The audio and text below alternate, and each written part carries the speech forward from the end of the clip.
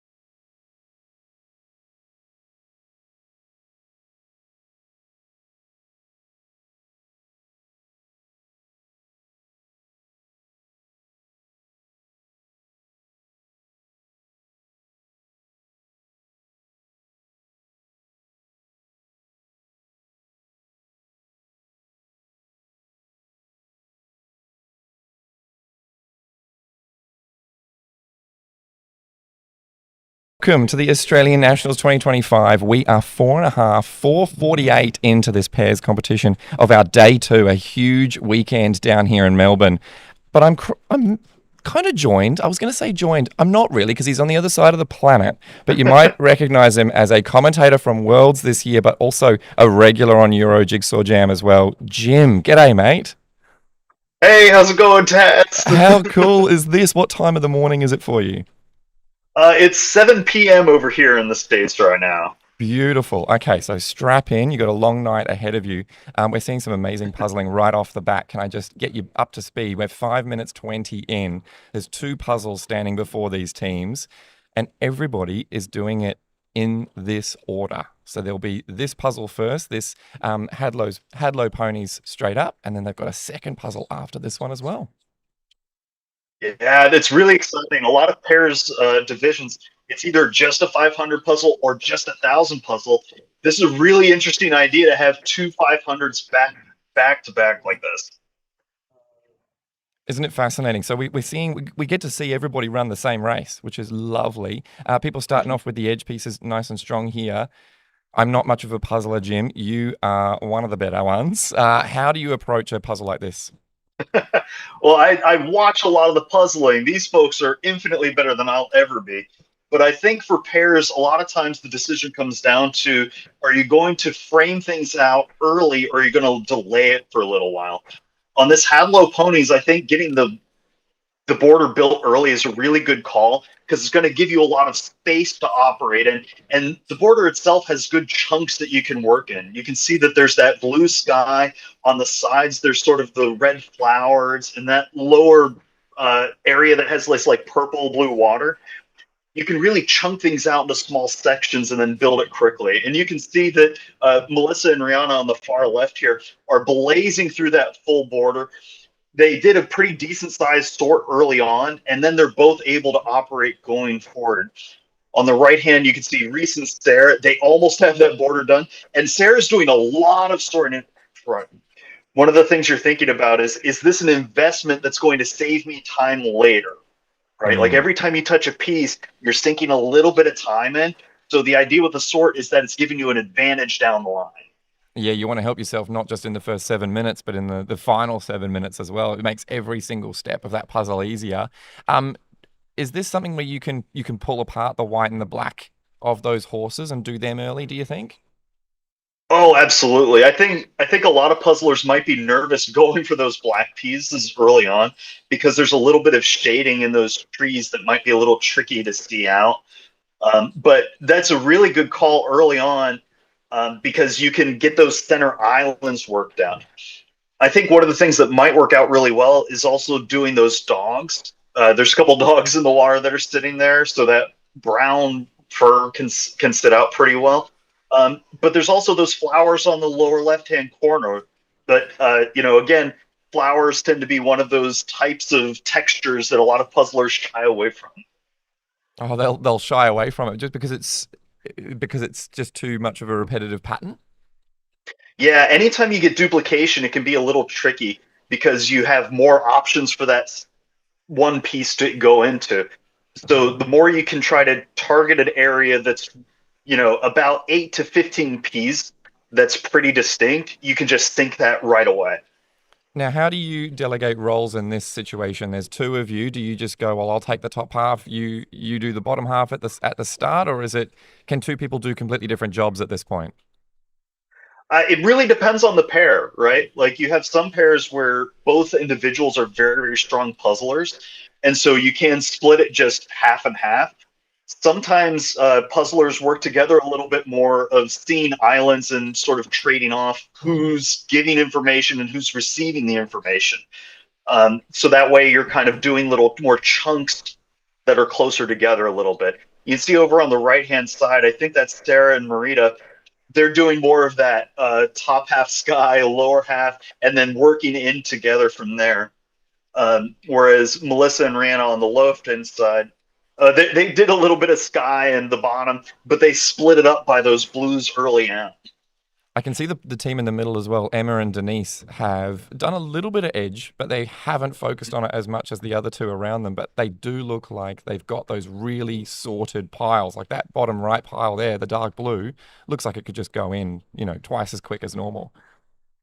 Oh yeah. Well, I mean that's the biggest thing with a puzzle is searching through the pile for to get what you want. Mm. A lot of times if you get a really good sort in the first 10 minutes, it can fly you through the second half. And this should be a pretty fast puzzle. I wouldn't be surprised if we see times that are under 25 minutes here.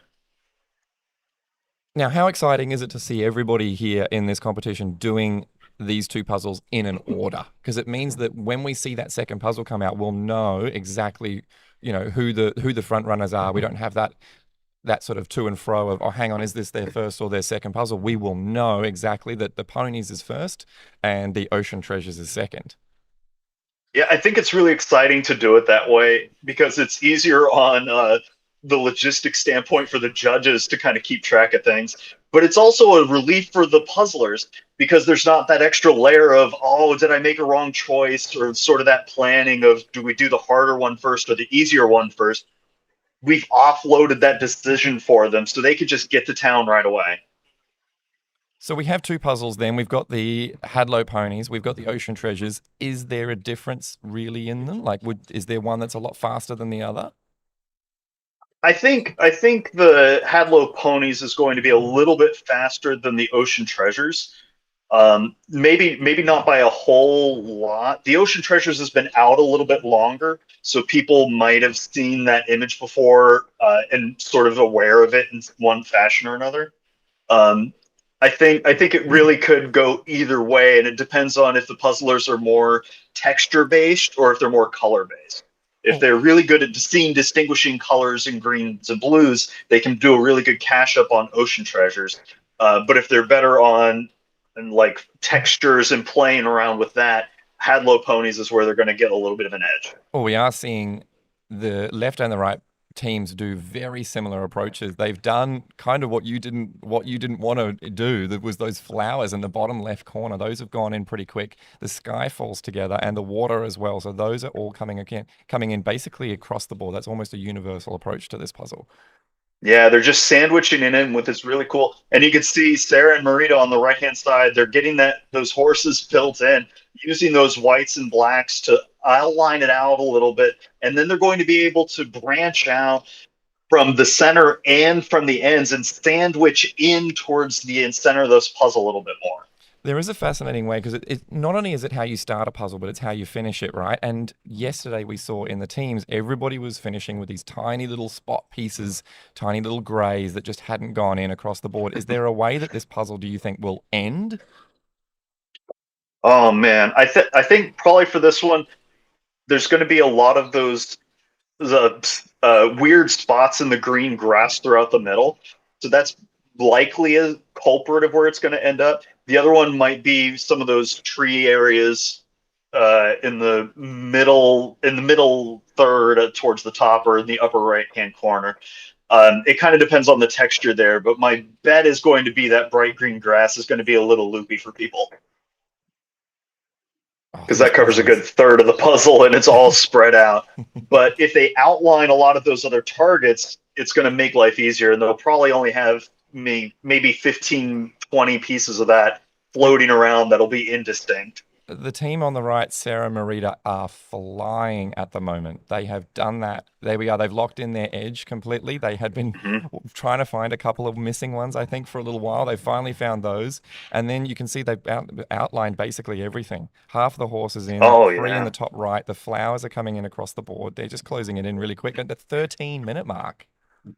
it's absolutely amazing. They might be able to go sub 20 here. They are going to come up on the speed bump of a lot of the awkward tree and grass region, so they might slow down here a little bit. But look at Bree and Jeanette in the middle here. They've also made really great progress from the sky in the blue water, and then they're going to jump into the middle. It's going to be really interesting to see how the puzzlers pick up in the second half of this. It's fascinating to watch. We're seeing, and I'll tell you what the room's like, Jim. We've got one side, that huge grandstand full of people just watching from above. Isn't it a great spectator sport if you can get up a little bit and then you can see everybody's puzzle? Oh, it really is. And there's so many little things that you can notice whenever you're watching. Like Sarah and Marita, they have most of their pieces closer towards the third side of the table where they can have both access to the same group of pieces, but then they sort just a little bit towards themselves so that way they can drop pieces into the middle. And there's other teams where they're putting the pieces closer towards the puzzle image itself and then building on the other side of that. I'm looking forward to you All saying the sunburst, Jim. That's my favorite. That's my favorite thing. You will go, oh, that's a sunburst that they're doing. So I'm hoping that the Hadlow ponies might become one of those with the horse in the middle. Um, Oh yeah. there we go. Sarah and Marita are flying at the moment. We're seeing, Oh, absolutely. but they aren't much ahead of any team that we've seen actually so far. They are. There's a lot of teams at a very, very similar point in this puzzle. Well, and really, just being able to knock both of these puzzles out in the time limit is a huge accomplishment. So, being able to get through one of these 500 pieces close to like 20, 22 minutes is a phenomenal feat, and it's really exciting to see what's happening. But I think a lot of these puzzlers are going to take a process of doing little island builds and then spreading out from there. You can see Sarah and Marita, they started with that sky and then they branched down a little bit. They did that sunburst down into the house area. Then they did the horse and they're starting to branch out from there. So we're going to keep seeing this expansion of the puzzle as they go on. And then hopefully they don't block the box too much and they can start using the shape of the holes that are remaining in order to wrap that up.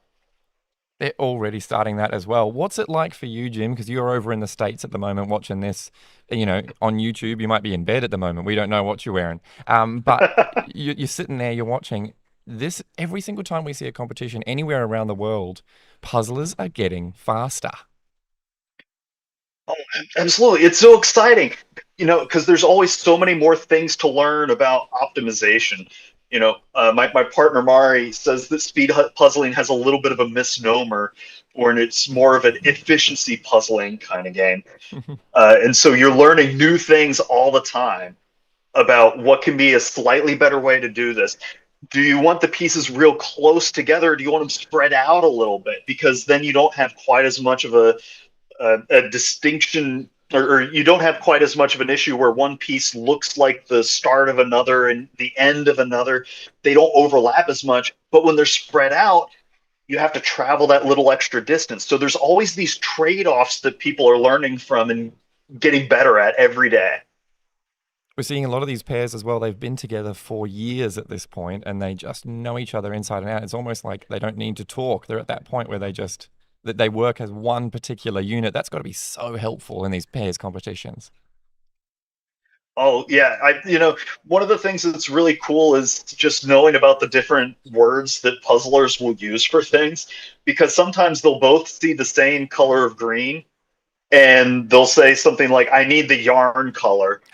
And when the pair's really locked in, they know what they're talking about. But to us on the outside, it's like yarn's not a color. Yarn is a kind of thing, but Yeah. it makes sense to them. So they can just say one or two things and really cook on it, which is great. Yesterday we had the Reuter sisters on, and they said they don't call it the edge, they call it the frame. And I said, "Oh, is that a US thing?" And they go, "No, it's literally just an us thing." And so that must be it. They talk about it as a frame. They've got an entirely different word for something that everybody else says the edge, but it works for them. Yeah, and it's really, really great. I like just learning what everybody else calls people calls the puzzle pieces and the terminology. It's really, really fun. I've heard the frame statement quite a bit, and I think it's really, really slick. But more people tend to gravitate towards edge and border off of that. Now we've got three really close teams on screen at the moment. Yeah, Hannah look and at Fenn Katrina in and the Greta center. just Oh, going to town.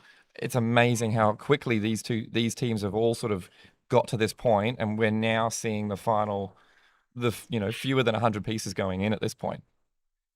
Oh yeah, I think Finn and Greta are probably down to the last 50 or 60 or so. Sarah Marita on the right hand side, or right neck and neck. It's going to be exciting to see which way this ends up going. It looks like Hannah and Katrina, really, really strong puzzlers.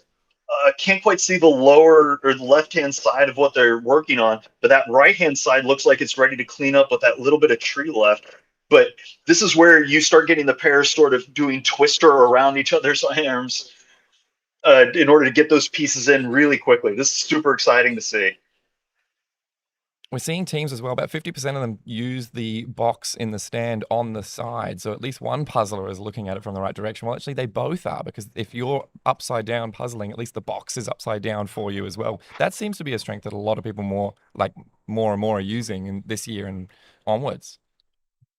Yeah, it's one of those things where if your brain doesn't have to do one extra rotation of the image in your mind, it's one less thing to worry about, and you can just drop pieces in.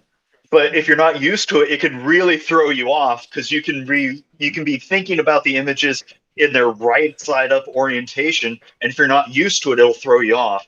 But you can see Finn and Greta here, they decided to go with this side by side setup rather than top and bottom. So they're both looking at it right side up in the same direction.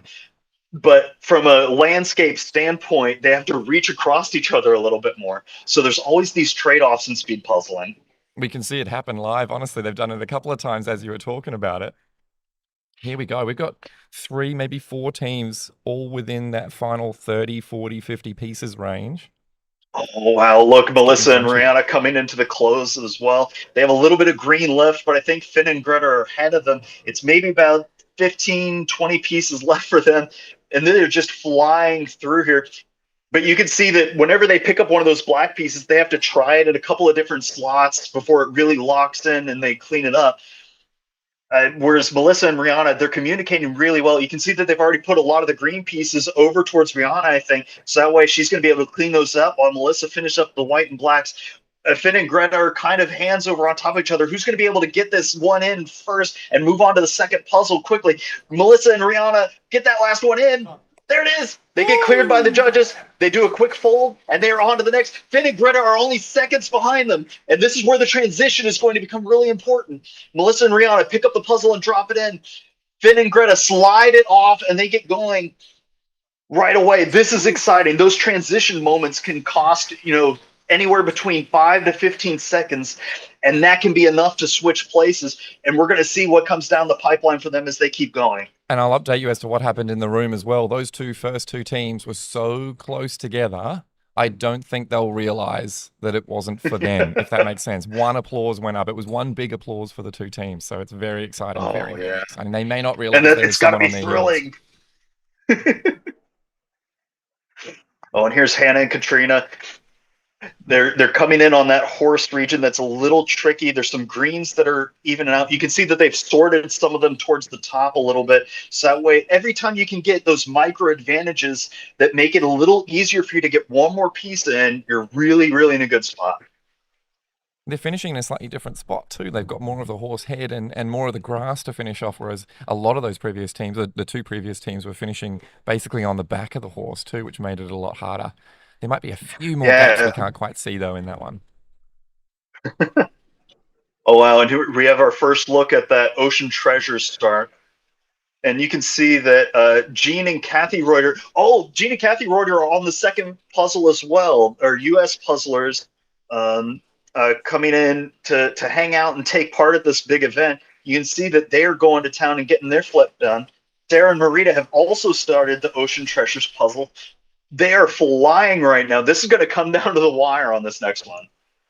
So every team you are watching today as well is doing the puzzles in this order. So every team across the board will be starting with the ponies and finishing and going to Ocean Treasures as their second puzzle. Very colourful, straight out of the box. A great fun, very obvious one because there's a lot of blues though, so it is sometimes a little slower to work out which ones are upside down, I guess.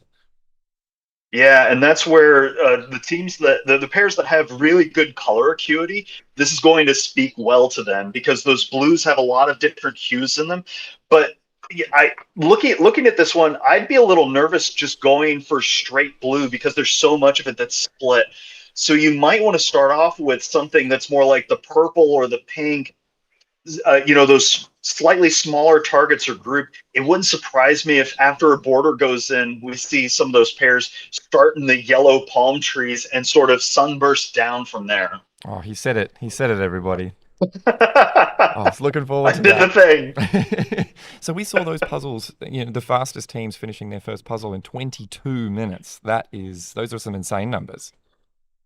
Oh, it's wildly impressive, especially if you haven't seen a puzzle like that before. And even if you have, just putting up that kind of time is amazing. So we're coming up to 25 minutes in. How important is it to stay mentally at the speed that the first 20 minutes? Oh wow. Well, the thing is, it's not just staying at the same speed. You want to be accelerating towards the end of that, at the end of the first one, and then you want to use that as a launch pad into the second one.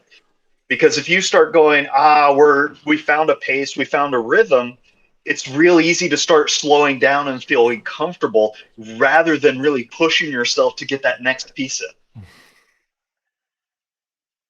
Now we're Yeah, seeing this them. isn't an easy puzzle at all. You think this second one is harder than the first?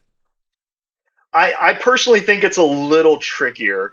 But I'm sure there's lots of puzzlers that are really, really good at seeing the color distinguishing would enjoy it a little bit easier. But we're coming up on 26 minutes here shortly. And as you were saying earlier, Taz, fatigue is going to start playing a role. Try to focus on something at high intensity for a half hour straight. And it's really difficult to do, even whenever you have somebody right there with you, cheering you on and doing the thing with you. It's not easy, and it's easy to fall into that little bit of slog. In the teams, you have three other people, so one of them should be flying. If it's not you at that moment in time, they can be the cheerleader for the team. But in pairs, there's going to be some gaps where both of you are like, can we do this? Can we keep this up? And you have to just sort of push through. Absolutely. And it's one of those reasons that pairs is really cool because you can be setting your partner up for success, right? Like if you hit a little bit of a roadblock, hey, I'm going to take a moment, I'm going to sort something out for my partner. Or if I notice my partner hits a roadblock, maybe I jump in on what they're working on and help them out a little bit. That way we can get the crank turning. I love seeing in the comments all the Americans in the chat because it's primetime TV for you guys, 7 o'clock, 8 o'clock, depending on which coast you're Oh, on. yeah. But a lot of love for Well, and who the doesn't sisters that want to flew all the way just down. spend the evening doing all the puzzling? Like, this is thrilling right here. Every moment, somebody is picking up a piece and rotating it, trying to figure out exactly where it goes, trying to use these little half-second moments of picking up a piece and figure out where it goes. This is absolutely thrilling. You can see Brianna and Rachel coming on the clothes in their horse as well. We're seeing some color sorting early from the Ocean Treasures. A lot of those pinks coming out straight away because that makes a majority of that bottom third. A lot of pinks already sorted there too. Oh, another team finishing. Here we go. That's Katie and Kitty finishing their first puzzle. Hadlow ponies. Of Yeah, course, every let's see team's the doing it in this transition order. here. We're going to do a pick up and drop in. A little bit of a crumble and toss. There we go. Okay. And now sliding it off into there we go.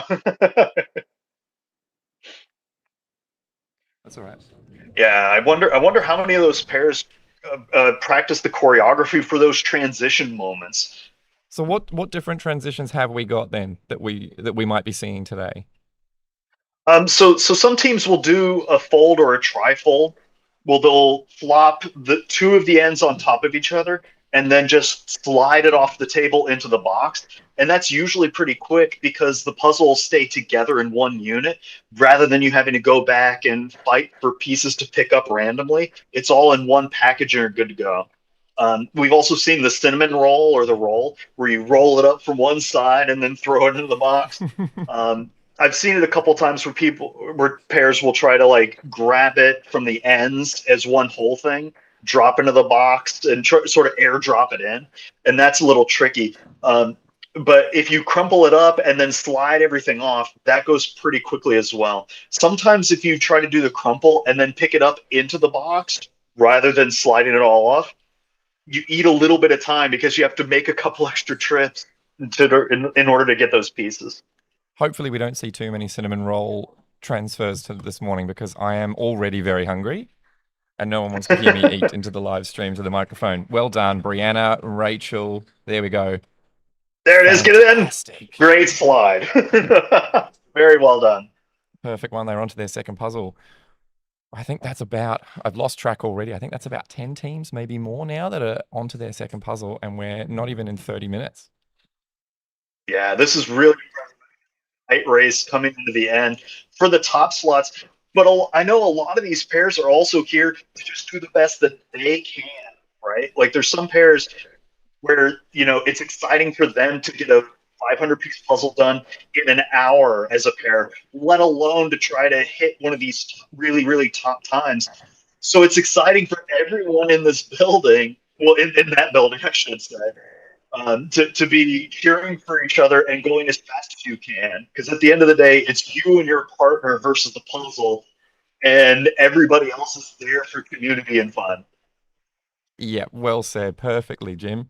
Yeah, there is still so much electricity in this room. Everybody is shuffling around. That unique sound of a room full of puzzlers putting a puzzle together. There is nothing else like it.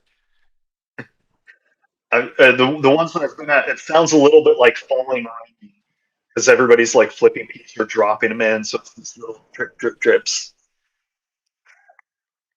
Another team finishing their first puzzle there. Well done. There's Ellie and Louise closing it out. Come on, get that in. There it is. There we go. Just under the 31-minute mark. Congratulations. We get one fold, a pickup, a drop. Very well done. Yeah, and you can see missed a couple of pieces there because of the pickup rather than a slide. And they are off on their second one. Really nice transition. There we go, straight into the really colorful ocean treasures for puzzle number 2. Here we go. We're looking on the right-hand side. Rihanna and Melissa were the first to complete that first puzzle, and they have started edge complete, basically. Maybe one missing on that far side, and then they're just getting those corals done early. Yeah, that center coral's a good call because that really deep purple is an easy color to distinguish, and that red orange is pretty nice as well. I'm really surprised that they're going for that turtle early. I'm hoping that pans out for them because that green is kind of split all over the place. But if they can see it really well, they're going to be able to make a really strong anchor to work off. Do you think that's a texture thing that they're sorting by at that point? Could the turtle look a bit different up close? Absolutely. Like if you really zoom in on it, you can see where there's this darker green with like wrinkles all over it, or some of the shell is in there. So it might be easier to see on the pieces than it is on the image itself. And that's always where I get excited about why are they making the decisions that they are? And I really hope that it pans out because it's super exciting to see. I think that they might have gone for the palm trees up there. Yes, that's what it is. They saw the texture of the palm trees and they're starting to get those in and using that blue background versus the pink orange background that's on the right hand side to distinguish between those two.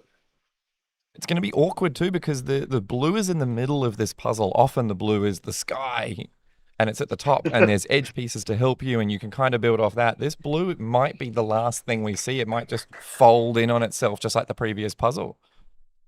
Absolutely. I think that middle section is where they're going to finish up because it's so split. A lot of those pieces have so much going on them at that level that it's hard to make a group of them that's going to be easy. So that's probably where it'll finish up.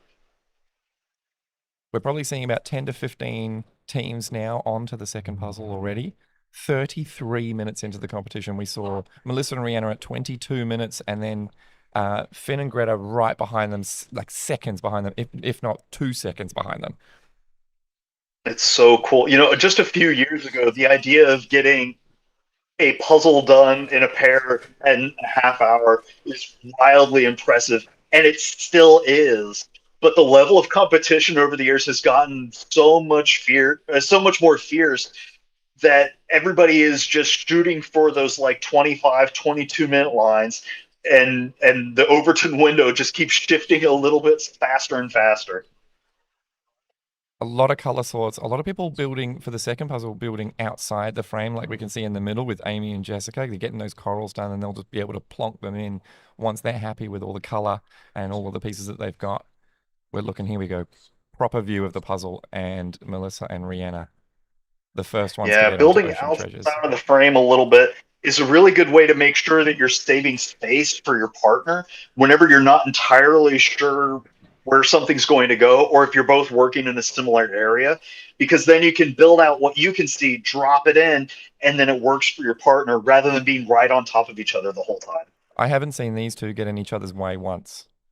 I might have jinxed them, Yeah. but they were like one, like one Well, unit I this don't think time. there's much that could jinx them. Melissa and Rihanna are just fantastic puzzlers, and there's not a hex in the world that could slow them down. They're just that good and that in sync with each other.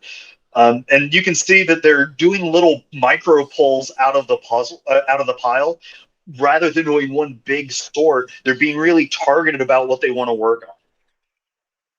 A lot of the color is done. A lot of those big purples, pinks, oranges, even the sky, the top right. It doesn't really see it on the box, but in the puzzle itself, there's a lot of pink in that top right corner. That's gone down early. What they're left with now is, as you say, those greens, dark greens, the turtle, the water. That is going to slow them down.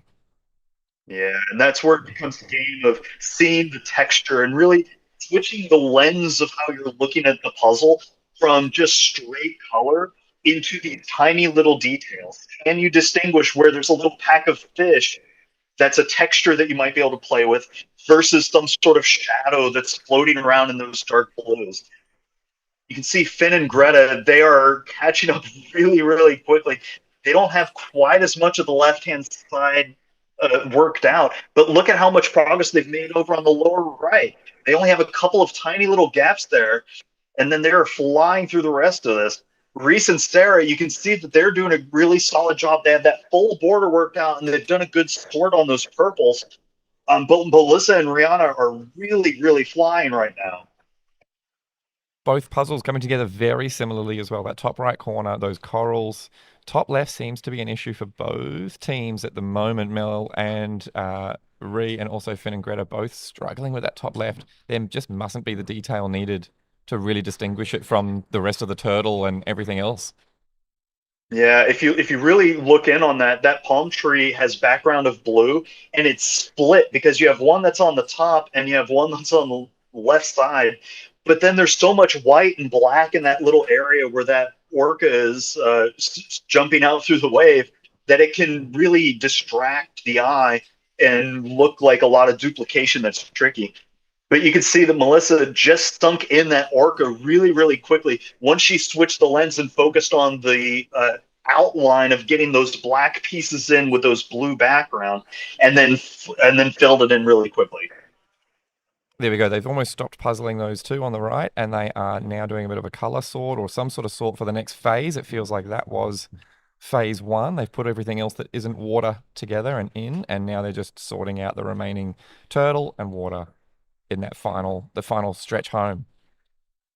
Oh yeah, and it's going to be really really cool to see what they end up trying to targeting early here in order to give themselves the best chances of success to really keep getting those pieces really quickly.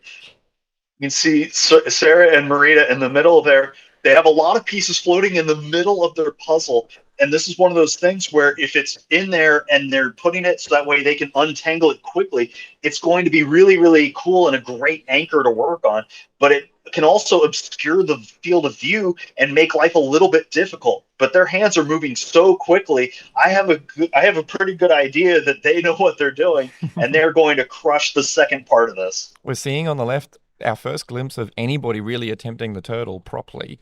There's a lot of white in there. It's definitely not as colorful as we would like to hope. That's probably why it's blending in a bit too much with everything else. Yeah, and that's what I was worried about earlier with because of the way that that green sits on those pieces and where those lines are. It might be really, really tricky to play around with.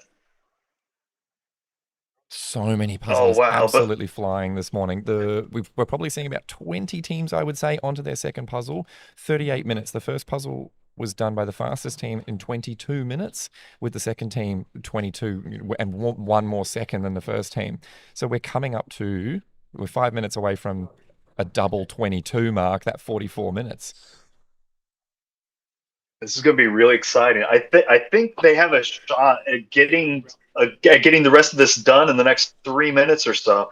They're just really going to have to push and make sure that they're communicating this whole time so that way they're not on top of each other. You can see Finn and Greta, they have mostly that blue remaining. They have a lot of that turtle worked out. But Melissa and Rihanna, they have that right hand side of that turtle already filled in.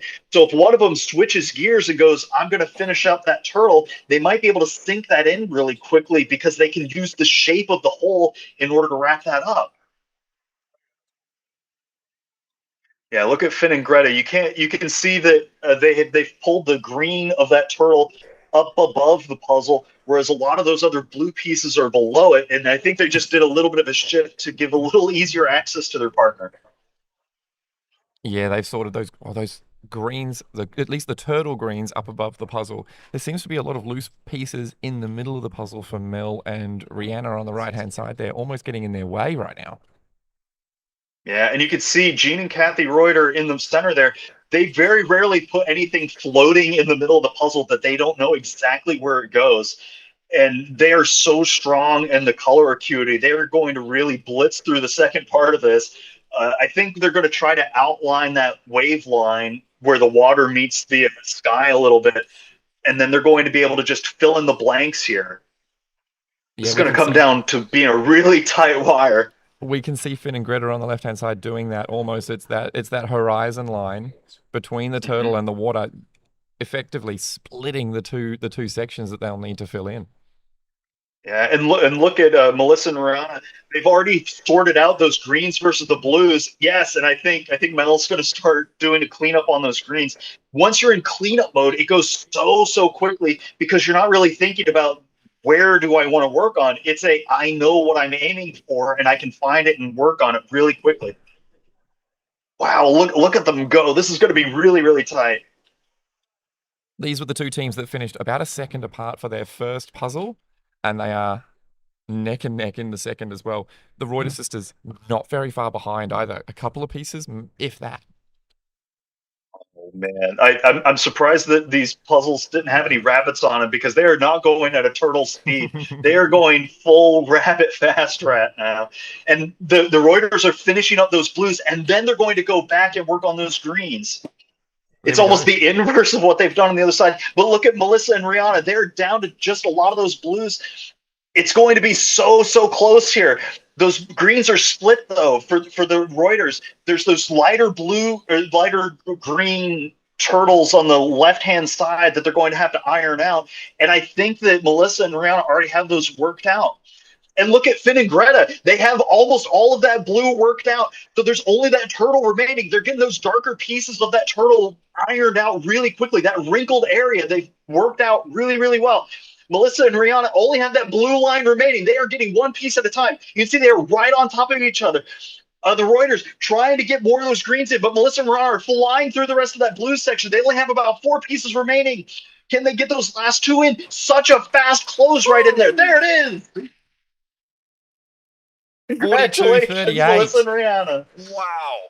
42.38. They did the first one in 22. They managed to do that one in about 20. And Finn and Greta right behind them. There it is. Congratulations. Such a fantastic close. 10 to 15 seconds between our two top teams here at the Australian Nationals 2025. Fantastic. And we're going to see the Reuters sisters. No jet lag. Oh, they're here, going thank to you. close this out so quickly. They only have about 5 pieces remaining. 1, 2, 3, 4, 5. There it is. Congratulations.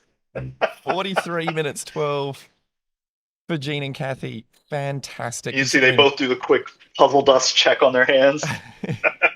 It took them 43 minutes for the 2 puzzles. It took them 43 hours to actually get to this country. We're so far away.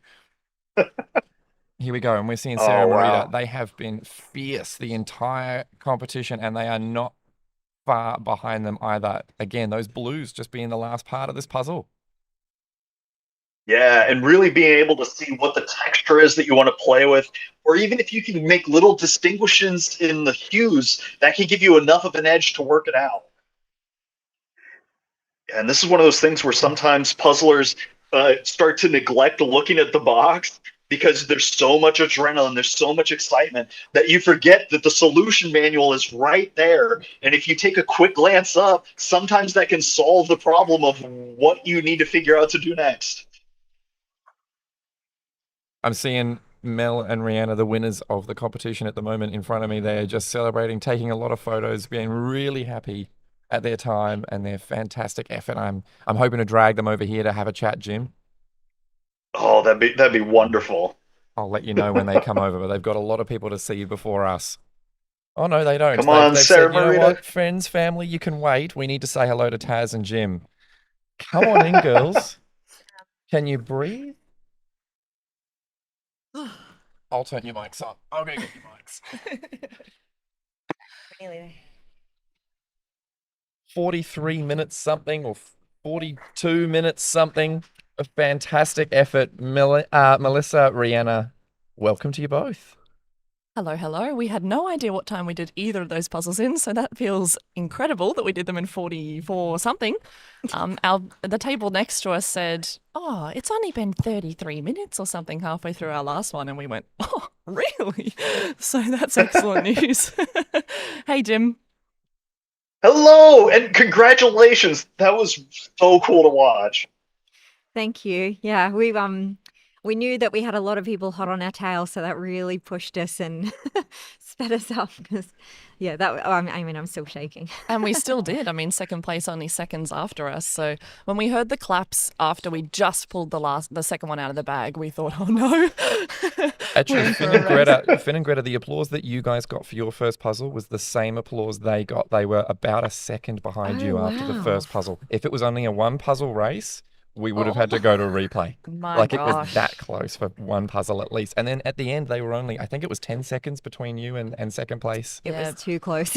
We saw Melanie and Finn had paired together and we thought, oh dear, they're 2 incredibly fast puzzlers. They're going to give us a run for our money. And they certainly did. There's a very, very well-deserved second place. And I wouldn't be surprised if this is actually the first time they've paired together and puzzled together. So, again, just 2 incredibly fast puzzlers have just whipped it out and smashed it as a pair.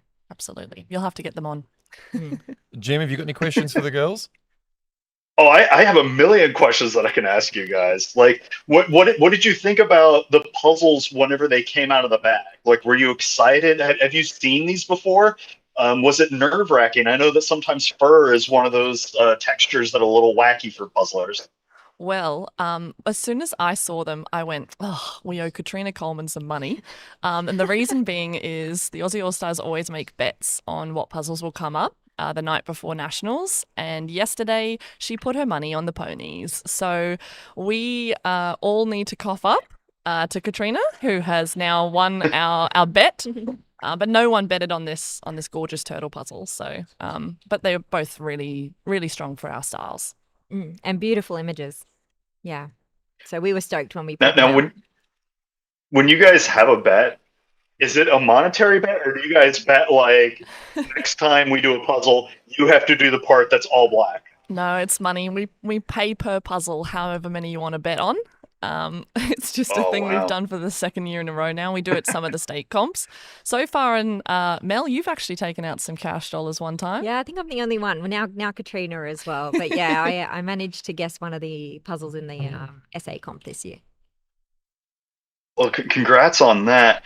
Tell me a little bit about what was going through your minds during that transition. Like, have you guys worked on putting one puzzle away and starting the next one really quickly? Because that looked very well choreographed. We have, just because we've competed as a team at Worlds where you do the two 1,000 pieces back to back. So we've managed to kind of perfect the, or at least we've tried to perfect the turnaround, and we just implemented the same technique with pairs, really. So yeah, luckily having that experience, we had a bit of a system. Absolutely. And I'm really glad it was still seconds between us and second place. But I said to Mel when we were unboxing the second one, I waited for the volunteer to write down our time before doing anything. And I thought I should have just said, as soon as she said yes, I could let her use her pen and paper. What am I doing? If it came down to like a couple of seconds, it would have been like, no. I would have been cursing. But But it often does with these comps. Like, that's how close everyone is. It does come down to seconds. So yeah, that puzzle turnaround in between really does help make up some of that time. We're seeing Hannah and Katrina there. The Colemans finish their ocean treasures. How good. Second puzzle. Again, a sub 50 run. Were you two happy with the order that these puzzles came out in? You had to start with the Hadlow ponies and then move on to the ocean scene. Were you happy with that? Oh, what would we have done if we got to choose? I would think we would have actually started with the ocean because I think it's harder. But then again, sometimes we start with the easier. I'm not sure. I really like that it was chosen. I actually think the puzzles are pretty on par with difficulty, to be honest. And I mean, I'll have a look back at our times, but they're pretty marginal, the difference between the two. So I feel like it would have been, if we got to choose, it would have been a hard decision, not an easy one. And like, I'm pretty happy with the order that we did them in. If you don't know the times that you managed to finish in, which puzzle felt better? Oh, ponies, I reckon, personally. Yeah, probably ponies. That was your slower puzzle of the two. Oh, well, there you go. It was 22 minutes, I think, for the first one, or 22 something, and then you finished in 42-ish. Yeah. 42:40. Right. Well, it's probably because we heard the claps and we went, off we go then. Adrenaline can be a heck of a drug, right? Absolutely.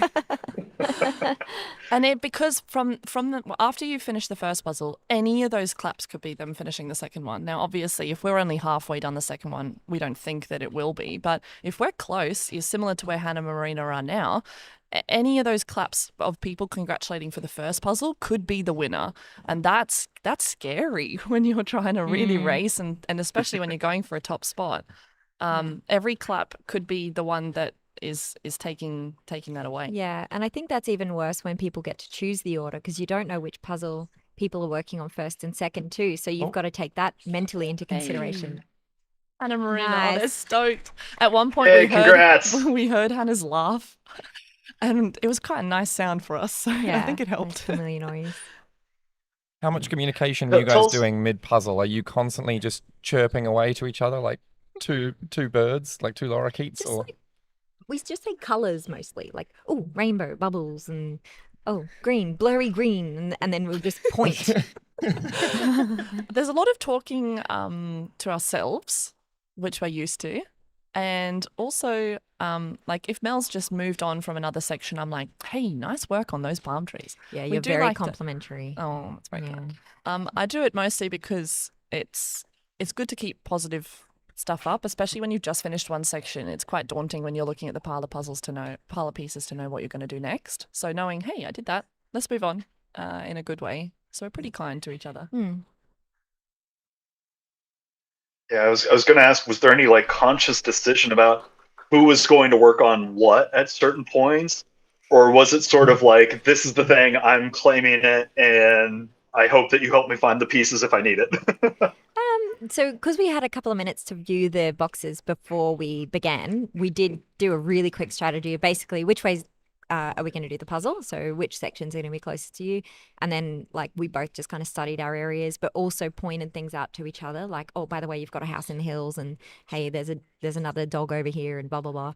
So that when we did move on, we were kind of aware of those little details. But yeah, no, we did have a rough plan before we started because we got those few minutes. But usually if we don't, we discuss that during the flip too. We'll just kind of glance up at the box while we're flipping and point out things and be like, okay, you've got coral, it's pink and orange, and you've got sky and there's a gradient and blah, blah, blah. Just kind of point out anything that we see stands out to us.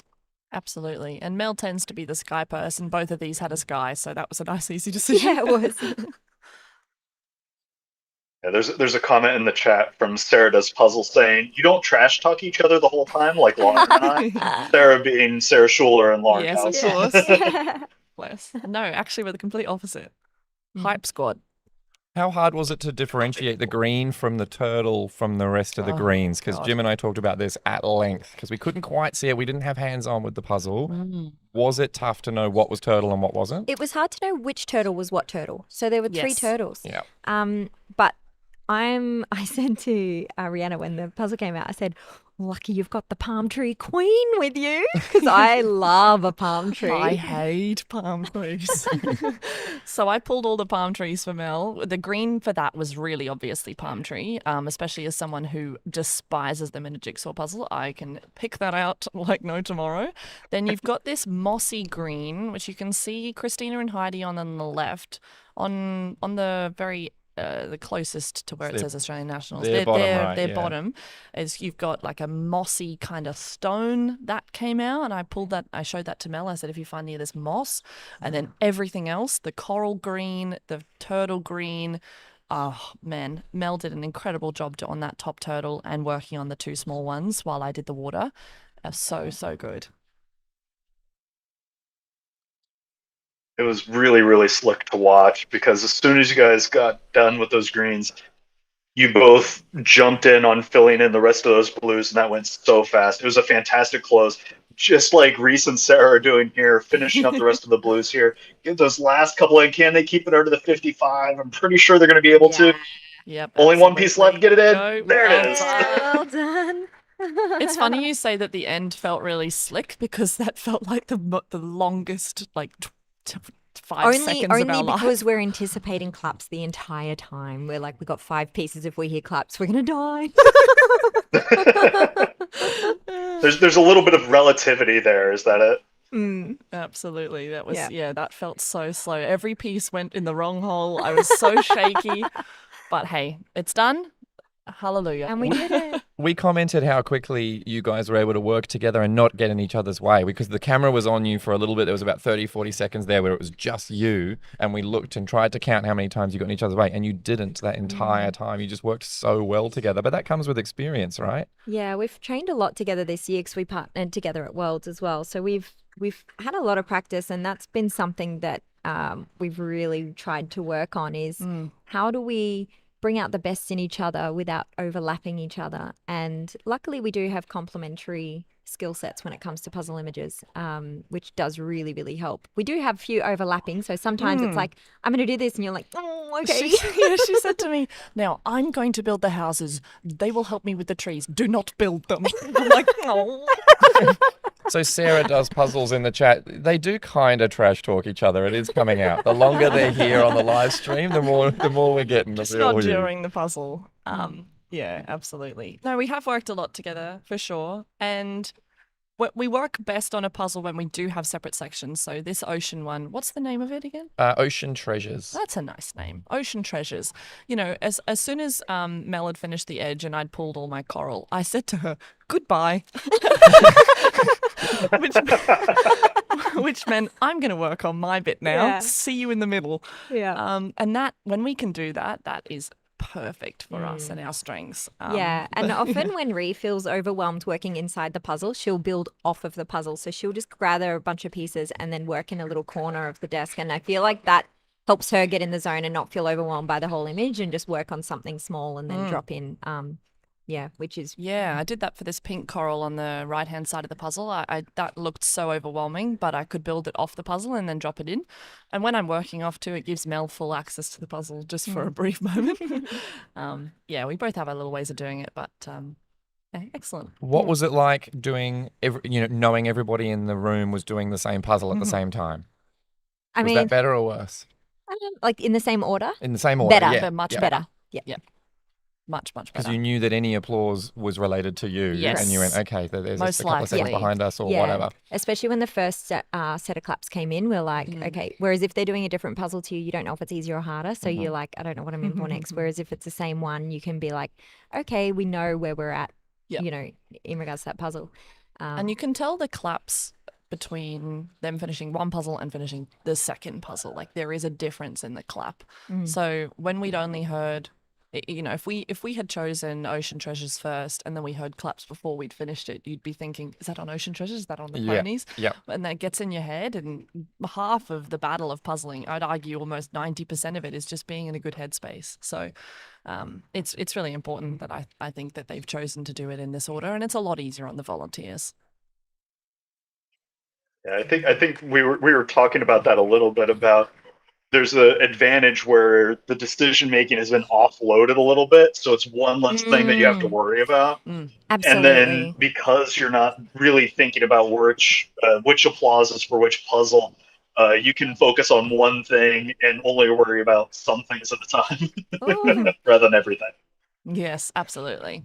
Yeah, and I think as puzzles, we like rules and we like being told like, okay, do it like this. And then when you're making the choice, there's always an element of that, that kind of doubt, like, oh, what if we did it the other way around? And so you get what that. if we didn't choose cow in a bathtub? Yeah. The question that will haunt many puzzlers for a long time. Oh dear. What do you think about doing 2 500s rather than 1,000? I know that doing 500s back to back is more likely to run faster than doing 1,000 typically. I love it personally. What I like about it is you have the option to do 2 different image styles. So with a 1,000 piece, you get one image, and whether it's your style or it's not, you could get bogged down by it, or you might feel like you're flying through it. But I actually think 2 500s that have maybe conflicting like art styles or image styles, I think that will test pairs in a really unique way that 1,000 won't. Unless you get something like a landscape that has like, a gradient sky and then a busy cityscape or something, then you kind of have the different strengths, that would utilize different skill sets. But 2 500 pieces does that by just testing you on different images. I also love it because we've been able to get double the participants in this room. So by allowing us to share tables, 1,000 is near impossible to do on That's half true. a table. Yeah. We would have half the people competing. That's and right. this division sold out, and the room is chockers. Yeah, we've got So- 300 pairs in the room today. Yeah. So that's really We couldn't do that with No. 1,000. So this has really given us an opportunity to not have a 20-minute competition, which is frustrating, but to have a solid competition, give people 2 images, as you say, and also allow 300 incredible pairs to be here today.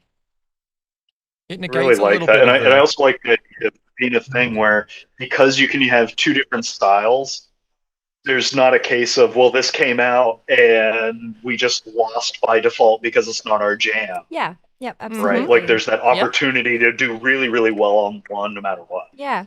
And even though these images, like both were like colorful with a lot of different details and features, but they did have different art styles. The ponies one was a bit more wish-washy, a bit more pastel-y in the colors, and this one's very bright and vibrant.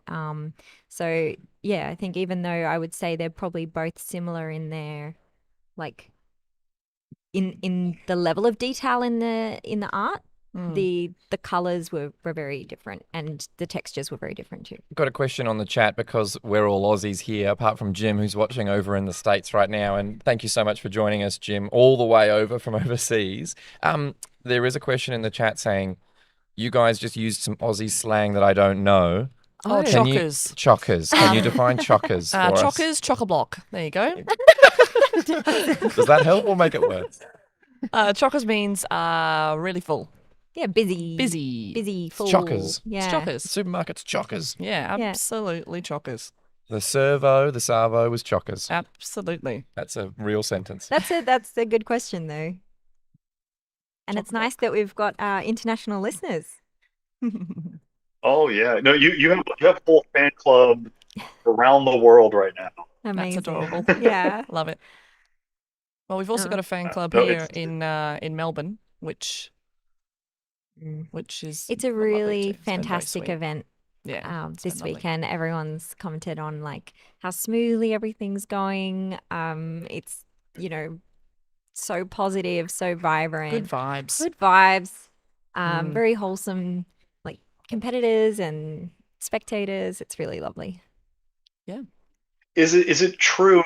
And I know that because I've been around for a little bit, but some people watching may not have been to competitions before.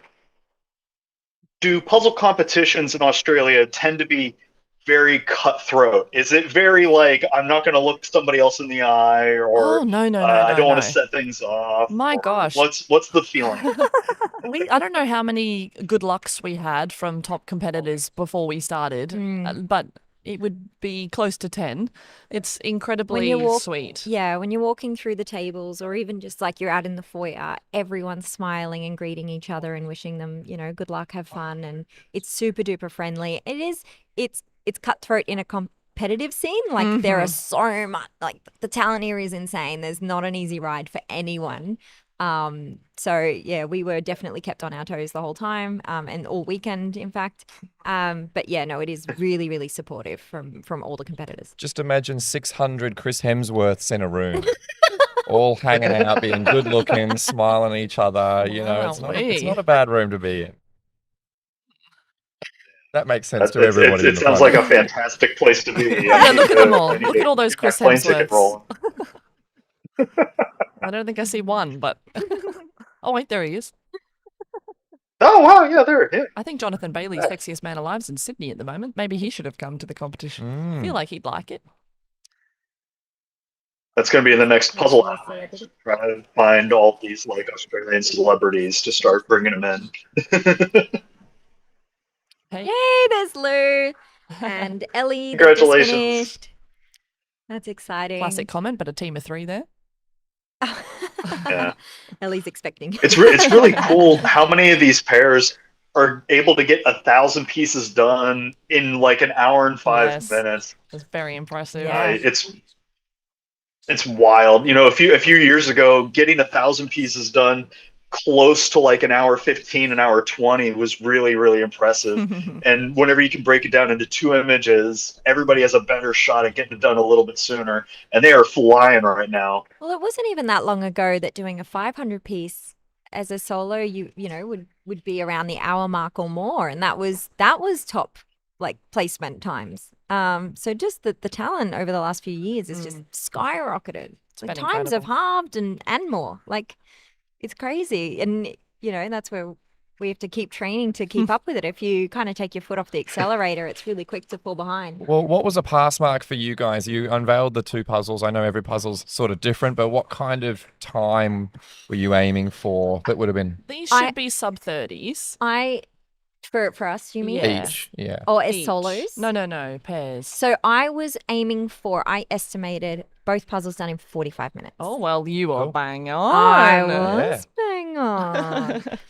Then you add that couple of minutes of excitement and being in that challenge mode. If you were sitting down at the dining table or whatever doing these 2, it might be a 45-minute puzzle. But in these conditions, Yes. with the cameras on you and everything, and the fear Well, of hearing looking another down applause. the aisle and seeing who we're up against, that'll speed us up for sure. Absolutely. Did you realize there was a team so close behind you after that first puzzle? Yeah. I didn't know that they shared the same lot of claps. Yeah, no. there was 1 second But between you. actually, the timekeeper was standing there and she kind of congratulated. Oh no, it was the second puzzle. She said, "Well done," and we still had like 10 pieces left, and I was like, "Don't congratulate us yet." yes. She's like, "Oh, well done," and then she goes, "Oh, wait a minute, those people over there," and I was like, "Stop!" Mel said to me, "Could they not?" Could she shush? Because I think Mel thought that there was going to be somebody coming in hot off the press. Yeah. Yeah. Speaking of Disaster. hot It's off all the good. press, Joanna and Carrie coming into clothes. Just a couple of pieces. Get those last ones in. There it is. Yeah, Congratulations. yeah. Oh, the hands were shaken. Well done to them. Well done. Well, thank you, girls, for joining us this morning. Go celebrate the victory. Well done. Thank Thank you you very so much, much. and good luck to everyone else still competing. And Congrats. good to hear from you again, Jim. Missed your voice. Yes. Nice to hear from you, Jim. Adios. Jim's in his And any- pajamas at anytime- home watching. It's about 8:30, 9 o'clock at night Oh, there, I think. perfect timing. Oh yeah, every time's a good time for puzzling, and you can see right now these puzzlers are just going to town. I know it's a lovely morning over that side, and what a great way to spend a morning in competition with a lot of other people that are all into this same hobby, and you're just working as hard as you can with somebody next to you to do your absolute best. It's really, really wonderful. We can see Annalise and Chris over here on the left hand side. They've gotten all of those corals and a lot of that sky built out. Now they're on that tricky blue and turtle remaining section. And Louisa and Laura, uh, I'm not sure if sisters, but they are doing a really, really good job. Similar situation, they're onto those blues and greens, and this is where some of those micro sorts are going to start coming in handy. Yeah, the remaining pieces look very, very similar. A lot of greens, a lot of blues, and everything in between, basically. So they'll need to do a color sort or something to work out exactly where those palm trees lie and where that turtle is as well. What a fantastic turnout. 300 pairs. As the girls said earlier before, it's a full room. It's a packed house here. And because there's two 500-piece puzzles, they are able to fit two teams on a table. And it just means that the vibe in this room is phenomenal. It feels like a teams event. It feels like, a solo final. This is equal as good as it gets. Oh yeah. Well, and it's easy to say there's 300 pairs, but that means there's 600 individuals that are here all around to do this kind of thing, and that is a huge number of people, right? Even at the Worlds event, there was, Australia alone has have about half of the total number of people that went to Worlds this year, and that's a crazy number for just one country to pull it up. That's got to be totally phenomenal. A lot of them have flown for hours to get here as well. We're such a huge country.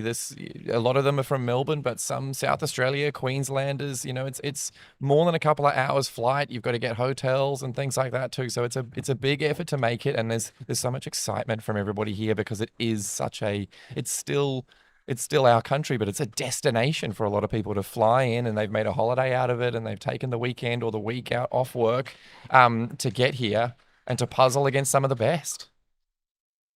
Oh yeah, well, puzzle against the best, and also do your best, right? Like a lot of these pairs, they're going to town right now. Like, look at Jacinta and Matilda in the middle there. They're only have those blues remaining. We're coming up on an hour 10 and 30 seconds. They might be able to keep this under an hour 15 if they keep that pace going. And it looks like Katie and Josh over on the right hand side, they just started that second puzzle. They're doing an excellent job. They already have that frame worked out. And over on the far left, Cal and Ningo doing a really, really good job. They have that blue line remaining. They already have the outline of that big turtle in the middle. And it looks like they have a little bit of that lighter green turtle that's in that left hand side, sort of planned out. So once they iron out those couple of things, they're going to be able to fly through the rest of that blue. I'm really hoping that they're going to be able to keep this under an hour 20 or so. But I wonder if we're going to be able to clear the room here. Are we going to have everybody finished? Are all the pairs are going to be able to get this done under the time limit? We would absolutely love to see that because it just means the caliber of puzzlers in this country is so good. We're seeing three teams at the moment all finishing that final puzzle, but they're all at different stages of it, but they are all working as quickly on Ocean Treasures. It's so good to see. Oh We've got yeah. the middle puzzle, as you say, they want to try and keep it under a minute 15. I think they're easily going to do it. It's going to be a minute 13 Oh maybe. yeah. Look at that. And you can see they're both using just one hand rather than using both and kind of getting on top of each other. They can kind of work around each other sideways rather than jumping over top of each hand where it's at. Now, Jim, I'm going to pass it over to, I think you know her pretty well. Her name's Lou from the AJPA, the Australian Jigsaw Puzzle Association. And do we know where she came in the pairs just before? Do we have? Oh, I don't know where I came, but I did Okay. 104 with Ellie Higgins. Oh, Yeah. beautiful. Yeah. Congrats. Hey, Jim, how are you? Hey Lou, I'm doing wonderful, and thanks for having me on. This has been an absolute blast to see how some of the best people in the world do this puzzle and set everything up. It's been really, really fun. Amazing. We're absolutely stoked that you've been able to join us. So I hope everyone online's been having a great time listening to you and Taz chat away. So what have you noticed so far about these two puzzles? I've noticed that these puzzle picks are really, really even. Like Mm-hmm. in my eye, the Ocean Treasures is a little more difficult. Yep. But the horse is sorry, the name of it I gotta double check. Hadlow ponies. The textures on that can be really tricky as well. So I really like how you're approaching both sides of what puzzlers can be really excel at and find a little bit of tricky, and how these pairs are going to work together to plow through. Yeah. Oh, that's really good to hear because the team does put a lot of effort into to choosing these puzzles and yeah, really thinking about the elements of particularly pairs. I find it such an interesting event, the way that you've got two people working together and they might have complementary strengths and weaknesses, or you might have a pairing where they've got strengths that are kind of clashing in the same areas, and it's just negotiating how you're going to tackle the puzzle with those skills in mind. And both of these puzzles, as you said, I feel that there's some sectionality to it, but there's also a lot of working over the top of each other, and it's a real coordination strategy that comes out. Oh, we've just seen was that Maddie and Helen finish in the middle there? Yeah, Yeah, it's just fantastic. under an hour, just over an hour 14. Congrats. Yeah, that's a great time. It really, really is. Well, to your point about the negotiation between the pairs, sometimes it's even little things like which way do we want to orient the picture? Mm, Maddie and Helen there, they've done that picture vertically yep, they've just changed it so around that for way it their matches the way they're going to yep, build it. yeah, they've just changed that around for their photography. But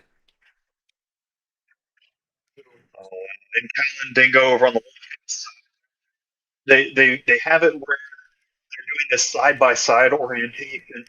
The box is a little far away. At any point, they could bring that a little closer to so that way we can see things. And it's so hard to do after that, like 30, 35 minutes, that fatigue sets in. And so little things start sliding away and you start getting tunnel vision on what you're working on. that's really, really interesting you say that, because I think that's probably how Ellie and I had our table eventually at the end, and there's so much space between the box and the actual and where you're puzzling, and those reorienting to the space and reorienting your space, the pieces in the space, is one of those things that I find, when you remind yourself, you're like, oh, okay, I've just made things a thousand times easier for myself than the kind of you kind of lose sight of that kind of organization quite easily. Jim, I'm going to sign on another commentator here with me live in the room. Heidi joining us. Hello, everybody. Hello, Jim. Hi, Heidi. Jim, have you and Heidi had a chance to chat on the live stream yet, or is this the first time you're chatting? This is the first time. Not We hung out a Okay, little yeah, on Worlds, but not on this one yeah, because then I yeah. missed everything Heidi did the other day. It was absolutely amazing. Yeah, yeah. Heidi, you did a fantastic job. I learned from the master, Jim. I learned from you. Oh, far too much credit. There was a great little spot last night on Channel 9, and they had a little bit of footage and audio, in fact, of Heidi saying, look at those fast fingers go. It was great. Bringing the real sporting vibe to everything. We've got a few pieces to come in here on the left with Cal and Dingo. Oh yeah, that's 1, 2, 3, 4, 5, 6, 7, 8, 9, Oh 10, 11, yeah. Yeah. maybe about 12 Oh, that's pieces gonna remaining. Are they going to be able fly. to keep this under 118? Come on, guys. Almost, Oh, I think almost. that yeah. Oh, they'll Yeah. definitely I found this definitely make. puzzle harder than the first one. I loved the first one. Mhm. Anything with sky and grass and buildings is my Mhm. jam. Yeah, I'm with you. This one for Yeah, and this is me tricky. is a bit trickier. It's sort of it still has that kind of, orientation, like it's not completely abstract. You've got a bit of depth, but it's still, oh, here we go. I'm gonna get a big Get it cheer. in. There you go. There it Fantastic. is. Yay! Yeah. 1729. But yeah, this one like a little busier than the first one. So on the left of your screen right now, you've got Elke and Gunther, and Elke is the AJPA's treasurer. So she's our money girl. And you can see that she's doing a great job focusing on those greens and sorting those out a little bit. So Yeah, probably a great position to be in. yeah, absolutely. Yeah, she's very organized. I was working on this puzzle. So I worked on the top half and Christina worked on the bottom half with all of the coral. And then I realized, I said, oh, work on the turtle. And then I realized there's actually 3 turtles. So I was building and I was like, why can't I figure out this? And then I looked at the box and I was like, oh my gosh, there's 3 turtles in this image. So that's probably why I was getting confused. Tip number 1, always look at the box, always look at the image. Yeah. Yeah. Lou and I were talking about that right before you came on, that it's so easy to get tunnel vision and forget that the solution manual is right there. Exactly. And one of the things I find really interesting is that a lot of good puzzlers, they've given themselves challenges over the years, to varying degrees of like not puzzling with the box and things like that. And there's definitely that kind of philosophy out there that like, oh, if you're looking at the box, you're kind of cheating, to not actually cheating, but just like a personal, like, oh, I can try to puzzle and learn faster to puzzle in my own personal time by not looking at the box. And that was something that I know a lot of people had to unlearn. I certainly had to unlearn it, that kind of get over that pride. I'm like, no, the answer is right in front of you. And it's just, yeah, it's a nice way to kind of shift your mentality when you find all those little things that are kind of holding you back, and then you make a leap and you're just optimizing. And I think speed puzzling is just optimizing one after the other. And we're kind of doing it individually, Absolutely. but also collectively as a community. That's one of the things I really love about it. Got a few more pieces. When you're Oh, always Right. learning new ways to yeah. work, right? Like sometimes you pull out everything that's blue rather than something that's a specific kind of Yes. blue. And that Yes. saves you an extra touch, right? Like the more specific you Oh, can be, the faster you can go. exactly. And there's Yeah. Noah and Rosalie. Yeah. Congratulations. It's funny And because Becky and Maddie are right behind them. They You can see them are. finishing up that turtle, getting those dark sections, then trying to use the shape of the piece to finish up. have you done this puzzle before, Jim? I haven't, but my partner has. It's been a little while. But yeah, I remember it being one of those like trickier than it looks initially. Yes. Well, one of the greatest tips Christina ever gave me is when you have a busy image like this, if you have a section on your table that's got a hole in it, like a section that you haven't completed, look at the box and say, okay, what am I building here? Oh, this is pink coral. And you can go and get those little textures. Maybe it's tiny little bubbles or tiny little fish. And it was the greatest tip she ever gave me. And it was only a few months ago. Yeah, the solution manual's Yeah. right there. You're allowed to use it. Yeah. Actually, the two of you, Heidi, and pairing with Yay. Christina. Oh, fantastic. Yay. Beck and Congrats. Maddie. Congratulations. Yeah, here we go. Isn't it a really beautiful vibe going on Yep, here? big Looks a venue. great scene. We've got 300 participants, 150 tables, full grandstand, and yeah, starting to see some of those front rows clearing out. Jim, I don't know if you noticed, but we've got the room oriented, like the tables are oriented kind of, what would I say, like 90 degrees to how Yes. we So last we year did they them were, last. they were Yep. facing the other direction. The stage was on the other side. Yeah. So that was something that Mel Townsend, who's, champion puzzler, as also a champion event coordinator, thought would be a really good idea. And I think it has improved the spectator experience, particularly those in our grandstand. So Yes. looking at our And that's got to be great because you can watch where people are starting from tactic standpoint, how they're setting up the table set, where they're putting the piles, even just little things like how puzzlers are holding things in their hands, and just seeing all those little details is huge. Yes, and you can see most people are doing the puzzle upside. One person's upside down. I haven't seen anyone yet do it sideways, but at this point, There's been a couple of side by sides as we've gone through earlier, I was a but side by a side. top and bottom is pretty Mm. common. yeah, Hmm. yeah. I don't know why that is because I actually have to turn the box and orientate the box so that it's the same direction as the table. So all of these ones here on the screen have got the box right side facing up. But they have to turn their head, and my brain just can't compute. This is in the top right hand corner on the box, but I'm looking at the table and it's over there. So I actually have to move the box so that it's. So I'm the opposite to you. When I'm puzzling with someone who likes to do that, it changes I'm like, it's not making any sense to me. The good thing about Christina is we complement each other. Great, And yeah. she can just do whatever my strength is. It's not her weakness. Like she's got so many strengths. Well, I was just about to say before did a bit of a throw to the room view there. You guys as a pairing, individually, but definitely as a pairing, are really excelling. You've really shown a huge amount of like gains in the leaderboard. And what do you think Where is did the we finish? Where did we come? top 10, top 20? Definitely Oh top gosh, 20. yeah. I don't know. We can start probably looking at the live scores coming through on our. But yeah, no, definitely. Oh, there it is. I just got it to. Oh, great. Let's see. I'll do rattle off the like top five real there. In first place was Melissa and Rihanna at 42.35. That's Just phenomenal. behind them, Finn and Grit at 42.53. Gene and Kathy Reuter from the US at 43.15. So in third place from Australia, Sarah and Marita at 46.06. There you go. Amazing. Well, And then you came in. Wow. it was actually Finn and Melanie because Greta is sick today, and Melanie Oh, is wow. the state champion of Queensland, and Finn is the state champion of New South Wales. So I'm not surprised they finished in the top 5 because they are both super super quick on their own. Yeah.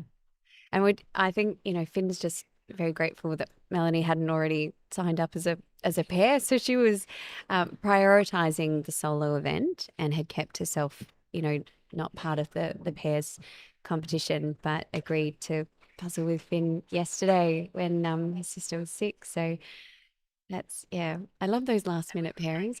I also really love the way that people are meeting each other at competitions and figuring out, different pairings and trying, I think we're going to see in 2026 some of the pairings that have been so strong this year at this competition in Australia. I think they're going to shift around. They're going to trial, different combinations. There's so much friendship that exists, particularly amongst the sort of the top sort of 20 to 30 puzzlers, and they're interested in mixing it up and exploring it. So I love that because it just throws, when you get a new pairing, it's a whole new element to the competition. It's so unknown and you just don't know whether they're going to fly or if it's going to, they're going to clash. And it's a really cool aspect, I think, of the pairs event particularly. We've got a couple of And questions. I've And talked to a don't couple of know. puzzlers saying the biggest problem that they run into is that they want to puzzle with so many people and there's just not enough time or not enough bets. Yeah, So it's that's very true. rare for like pairs to break up so much as we just want to try something different and play Yes. with this other person that's been on the Yes. list for a while. Yeah, absolutely. We've had a couple of questions come in. I don't know if you've already answered them, but someone's asked what's the time limit? It's 2.5 hours to complete both 500-piece puzzles. And somebody has asked what time is the solo race? And I believe that is at 3:30 p.m. or 3 p.m. Yeah, let me just consult my actual I official just schedule get here. told where to be and what time, and don't pay any attention to the schedule because I'm volunteering, running around like a headless chook. So is Lou. So we don't actually know what time the solo Do you starts. know, do you know what? It's been normally I'm the one who's like completely on top of the schedule. But because we have the wonderful Taz as our MC, he has really taken that off my hands, this event, and it's a dream. It's allowing freeing up my mental space to kind of, do other things, because there's always so many things going on at these events that it's amazing how, how it all comes together, because it's a really complex event to manage. Sometimes, even you think about the puzzle logistics, our Rubik's cubing friends don't have the same logistics that we we do with all these puzzles. So it's I'm quite envious of the organization. I'm sure it's complex in many other ways. I'm just double checking. Would you say it's a bit of a puzzle to put together? It is a puzzle to put together. Yeah. Exactly. In the middle of the screen, we have Elise and Amy Stevens. Now, they have the same surname. I'm assuming they're related in some way, maybe mother-daughter, or maybe mother-in-law, daughter-in-law. Could be sisters, but they are doing a sisters, great job yeah. here. Yeah. Getting the outline of that middle finished up.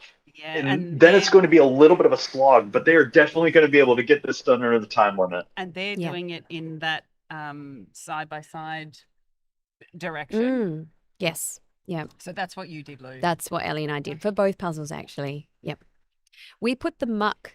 I don't know why we did this, because it was slightly different to how we normally puzzle.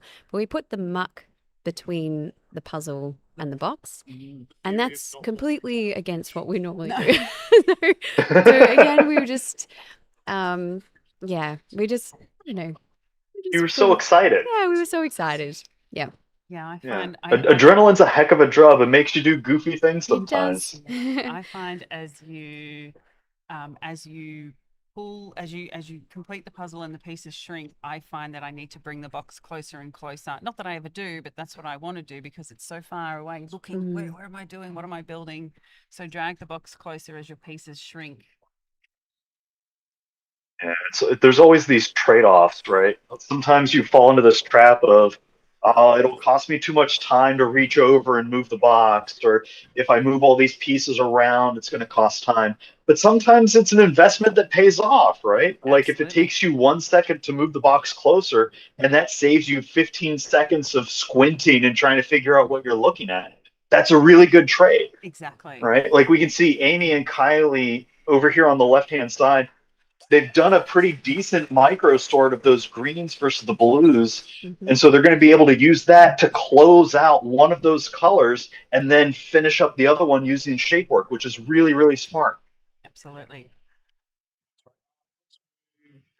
Hey, Jim, I'm going to introduce you to someone very special who's just joined me in the commentary box here. We have Lisa from Ravensburger, Australia. Hello.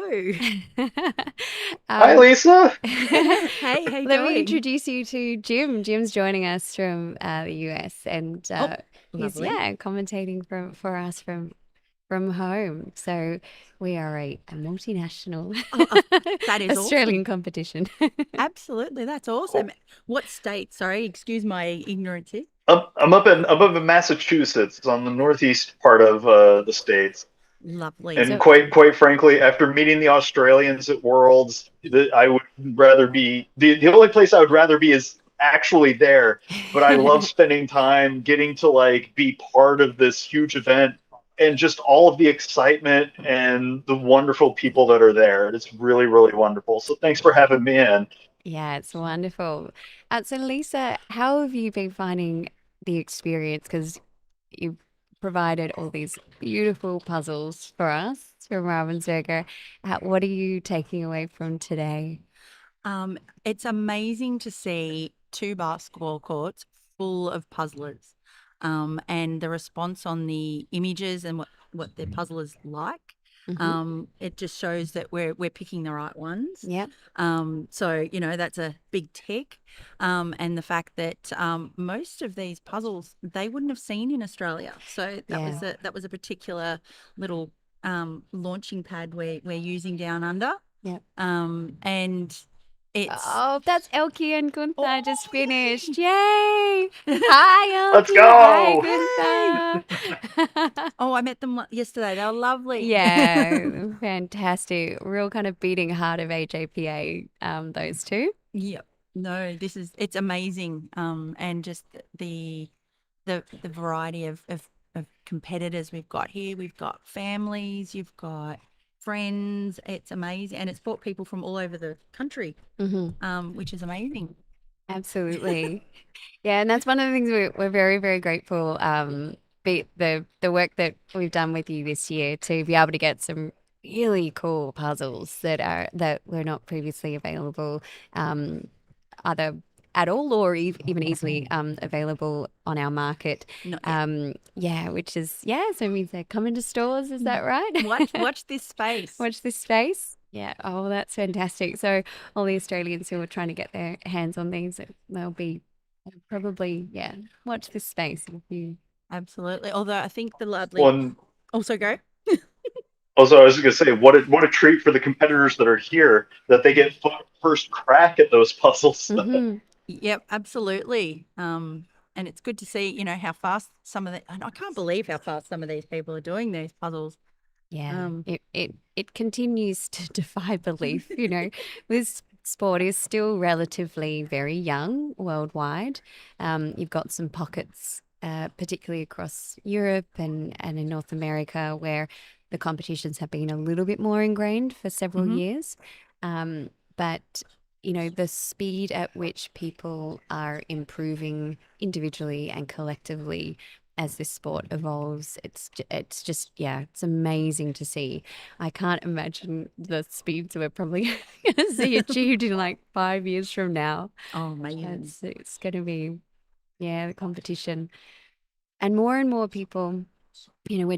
While we're also expanding the competition. So one of the things we've been really proud about this year is we've pretty much doubled our capacity in the solo event by having a dual round, and that's that's really been pretty. That was almost sold out, so only like a handful of tickets left, like 2 or 3 tickets left. So we know that was the right amount. But our pairs and teams, they sold out like lightning within like a week. So we know that there's still a lot of demand and capacity to grow there. So we might need a third court soon. I think so, or a third day. We just need Ravensburger to give us the more puzzles. I'll talk to Mum. Okay, good. You talk to who you need to talk to. Well, how exciting is it that you have so many people coming in to join on this, and even though they know they may not be aiming for first place, they're doing the best they can and having a great time. You can see Emma and Georgie here over on the right-hand side. They're down to maybe about the last 15 pieces or so. Are they going to be able to keep this under 136? It's going to be really tight, but I think they can do it. They're on that tricky green. Oh, they're going. You've got that turtle. It's like turtle shell. Yeah. And forcing it in. Yeah. You can see that they both got that little bit of physicality bump. Yes. They know the end is right there. They just got to keep moving. The patience of the other two, but they're just going and going. Oh, and their adrenaline is surging right now. They're like, we're so close. And they probably don't know how close they are to the time limit as well, because you lose all sense of time. A lot of, yay. Oh, there we go. Congrats. I just love how the room enjoys everyone's win. When they finish, everyone gets around it, and it's really good. Yeah, absolutely. As I said, it's like the basketball games that are played on the court. Because you're a basketball coach, aren't you, Lisa? Yeah, sorry for all the basketball references. Yeah, but so I mean, it's very fitting that we're on a basketball court, and we're injecting the sporting vibes. Absolutely, I'm here for it. Yeah, I think all of us agree that it's got all the elements of a sport. It does. Yep. As Jim just mentioned, there is actually a lot of physicality to it. I think most people who are relaxation puzzlers hadn't really accounted for until you come to see an event. And we particularly saw that at Worlds, where there was a lot of sweat going on. It became a very sweaty sport. In more ways than one at World. But even here, right? Like, you have some puzzlers that are sitting. You have several that have been standing the whole time. Anytime you have an event where your back can be injured in some way or end up racking up some pain, it's a little bit close to a sport, right? Yeah, absolutely it is.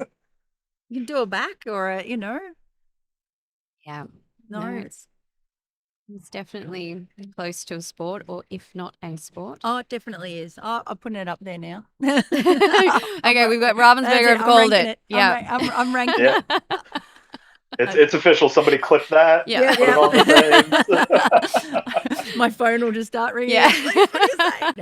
No.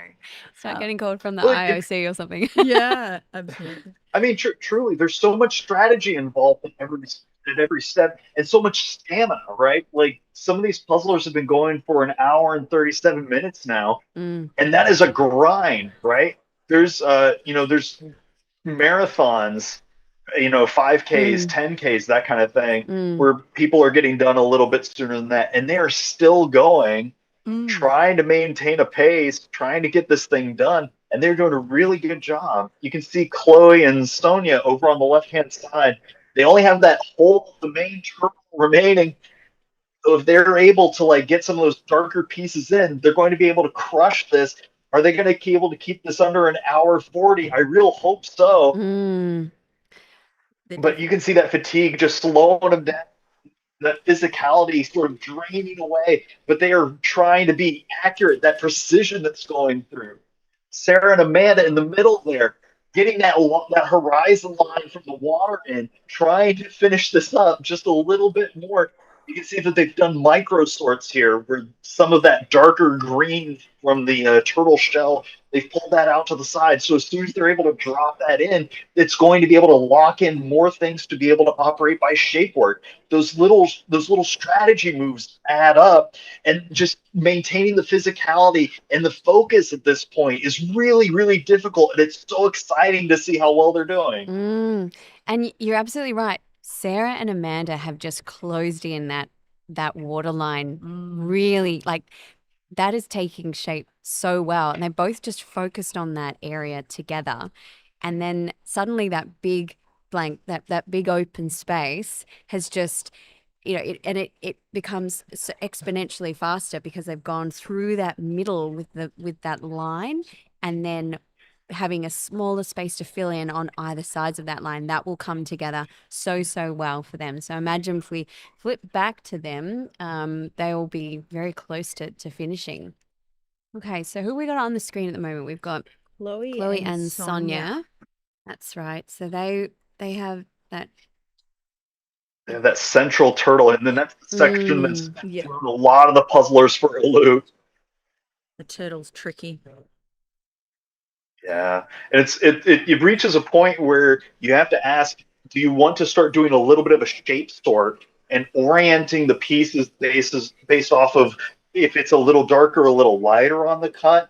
If you want to try to use some of the background where that light stripe on the shell is sticking in, or even just trying to do more of a pure shape work operation. Those options keep popping up, and how do you want to try to grind out the rest of this? Yeah, I said I'm still learning. There's so many strategic moves here and how to do it, and just the thought process. Oh, I think we're nearly. Oh, Oh yeah, Captain Jennifer coming into the close. You can see they're pointing yep, at where yep. a hole is, so that way they can Yeah. target it so slick. Great teamwork. Here we go. Here we go. There it is. Yep. Get those last ones in. Fantastic. Amazing. Oh, this is Sarah fun. and Amanda over here on the right. You can see they've done a sort between more of those blues versus those darker greens, and that's going to be able to help them finish up. Yeah, I think this is my favorite puzzle that I've seen so far come out. Yeah, it's very bright and colorful, isn't Come it? on, Chloe and Sonia, you can do it. Get those last couple in. You can see that There they we go. know the end is in sight, and they're trying to get those last ones in. That adrenaline is pumping to try to finish it up. Get that in. There it is. Yep. Congratulations. Hey! There we go. Oh, And look at how fast Sarah and Amanda cleared out what they had remaining. That was Absolutely. easily a good 15, maybe 20 pieces. And now they're down to the last 4 or so. Yep. Now they're down to 3. Oh, we go. 2. Here we go.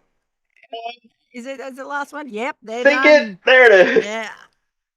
Great Just job. under the hour 41:30 line. Congratulations. And Alicia and Emily are also coming up to the end. There That we go. turtle is slowing everyone down just a little bit here. It's a sneaky turtle. Yep, I think they're done. Yep. There it is. Yay! I always like how the puzzlers put both hands in the air, It's like almost like a ta-da dance. absolutely. It's like Like, hands are off the ta-da! table. I'm done. I really hope we're going to be able to clear the room here. It's one of my favorite things. Whenever you have the entire field finish the puzzle in the time limit. In this case, this back-to-back 500 mini marathon almost Yeah, for these pairs to be able to get these through. absolutely.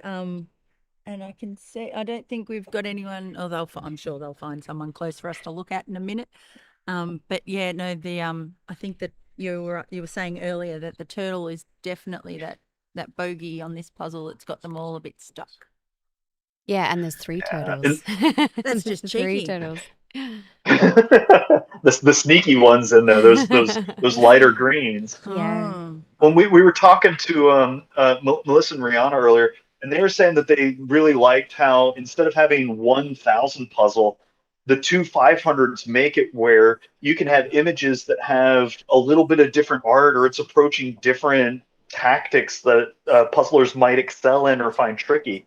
And I have to agree because that way there's not a case where it's a singular image, and if Mhm. it's not your cup of tea, that you just feel despair right away. Mhm. That other one is on the other side, and so you Yes. can feel success on at least one of them really well. Absolutely. And it might be even in the pairing with the two puzzles that you've got, one half of the pairing is loving the first puzzle mhm. and the other one is just And like a the big slog, fish but like for Jessica and yeah, and LaShawn. they're carrying the partner and then the dynamic shifts in the second puzzle where it's like, now I'm carrying you and and just hitting the mark in a couple of, ways for a singular event is amazing. So yeah, I'm glad. And I'm glad that seeing all the different formats that are going to pop up over time. yeah, Lou, you were saying it that the modern speed puzzling era it keeps growing and changing, yeah, and every decision that's made is just really exciting for the puzzlers and for the organizers on where we want to go with things, right? Like for a while, a 1,500 piece puzzle was sort of the standard for teams, and now that's been scaled down to doing 1,000 or two 1,000s. yeah, absolutely. Elise and Amy they're in that final stages where they're flying. Yep. They're Let's go, they're get 'em gonna in. If you go notice, they really did the turtle quickly. already. They were clever. Yeah, Yeah, yeah, they're finishing on the coral. and That's I Oh no! love interesting. Oh no! His mouth's Oh, it's still just out there. I a love few how one of them pieces. has moved to the third side of the table for a little bit, making Yes, sure that they can use the yes, entire space of the table different in order to get perspective. things in. Yeah, Yep. absolutely. Oh, they're gonna And get Oh, it. there's only Christopher two and remaining. Get it in. oh, yeah. 145. Can they keep it under the 10-second line? Oh, Come on, get it in. Quick, there it is. quick! There it is. Oh! Yeah. Oh, there it is. Congratulations. Oh, that's awesome. Yeah, Yeah. and Christopher And and hot on Fiona their are ears. very hot on their tails. Yeah. Oh, this is going to You know. come in Oh, the yeah. next They're going to be able to 5 blitz seconds. this in. Oh, look at that. Fast as. Yep. There we go. There we Yep, go. There we go. that's it. And Oh, oh, missing There piece. it is. Oh, oh, there's one Yes. missing. no, no. Oh, I'm I like, do no I do way. not envy the judges in any way because it's so difficult, especially in pairs, to estimate when a pair is going to finish because you can start reaching this point of, well, it looks like there may be 30 pieces away, they're going a little slow. You Hmm. turn around for 30 seconds and suddenly they already have 15 pieces in.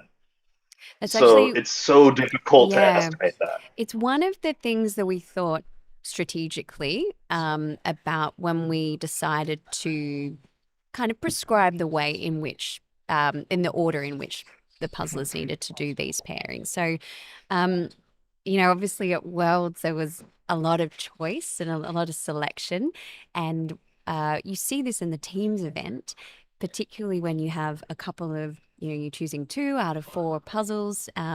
Lisa, if you're not familiar with the I'm learning. format that I'm educating you about the format that happens at the World Championships, where you have teams of 4 doing 2 puzzles, often choosing from 4, and that kind of has emerged as a concept in teams. And so it's an interesting dynamic from the point of view of volunteers, the timekeepers, and also the spectators to figure out where people are in the race if they're starting on a different puzzle, because you just don't quite know. You just can't compare, apples with apples in that situation. So we wanted to maybe, play around with this concept of keeping it a little bit more controlled, a little tighter. We also knew that this concept of 2 puzzles back to back was a brand new introduction to Australia. So we've never done this here. So yeah, we just sort of wanted to kind of do like a bit of a slow entry into this. And I think it's worked really, really well. It's allowed our timekeepers to be very effective on the floor. I think people are really happy that their times are being captured very accurately. I'm not seeing anyone who's having troubles with that. So these are the types of things that we're thinking about from the organizational point of view, as well as the experience of the puzzlers. And sometimes it is nice just to not have to think about it, not have to debate, oh, which one are we going to do first?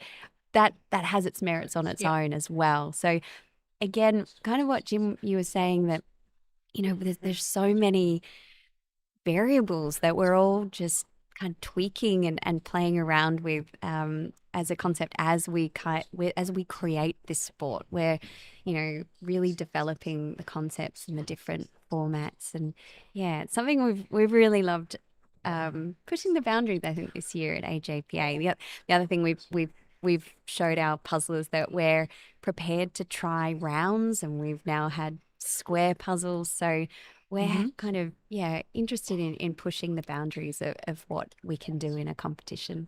As I can tell, a lot of other organizations are also thinking about those concepts as well.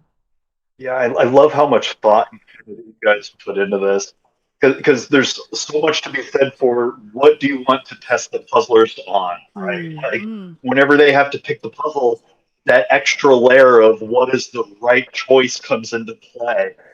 And that's exciting to know about, but that's also a ton of pressure. And is that a thing that you want to add on to what the puzzlers are doing, right? Like even with this, you prescribed the order for them, which several, as the puzzlers I've talked to so far have said it was such a relief that they didn't have to like plan that out a little bit. Yeah. But it also is a thing where maybe it could have given them a little bit of a bump, where they That's could true. say, oh, this is the one we know is faster. Let's do this and get the energy boost, right? So Yeah. there's always these trades off that are really fun. And now, Lisa, I know you're with Ravensburger. Yep. Were you part of the group that was deciding what puzzles were going to be options for the competition?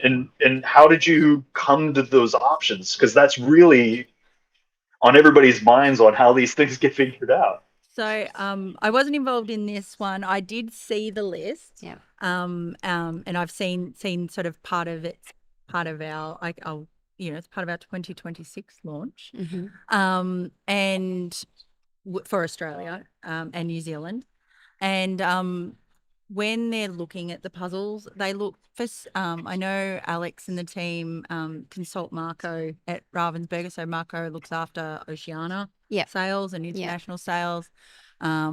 Really, he's part of our team down here. We've adopted him. He's an Aussie. He's Aussie Marco with his German, German accent. But, he's definitely, he eats puzzle pieces at fair to tell all the retailers that they're safe.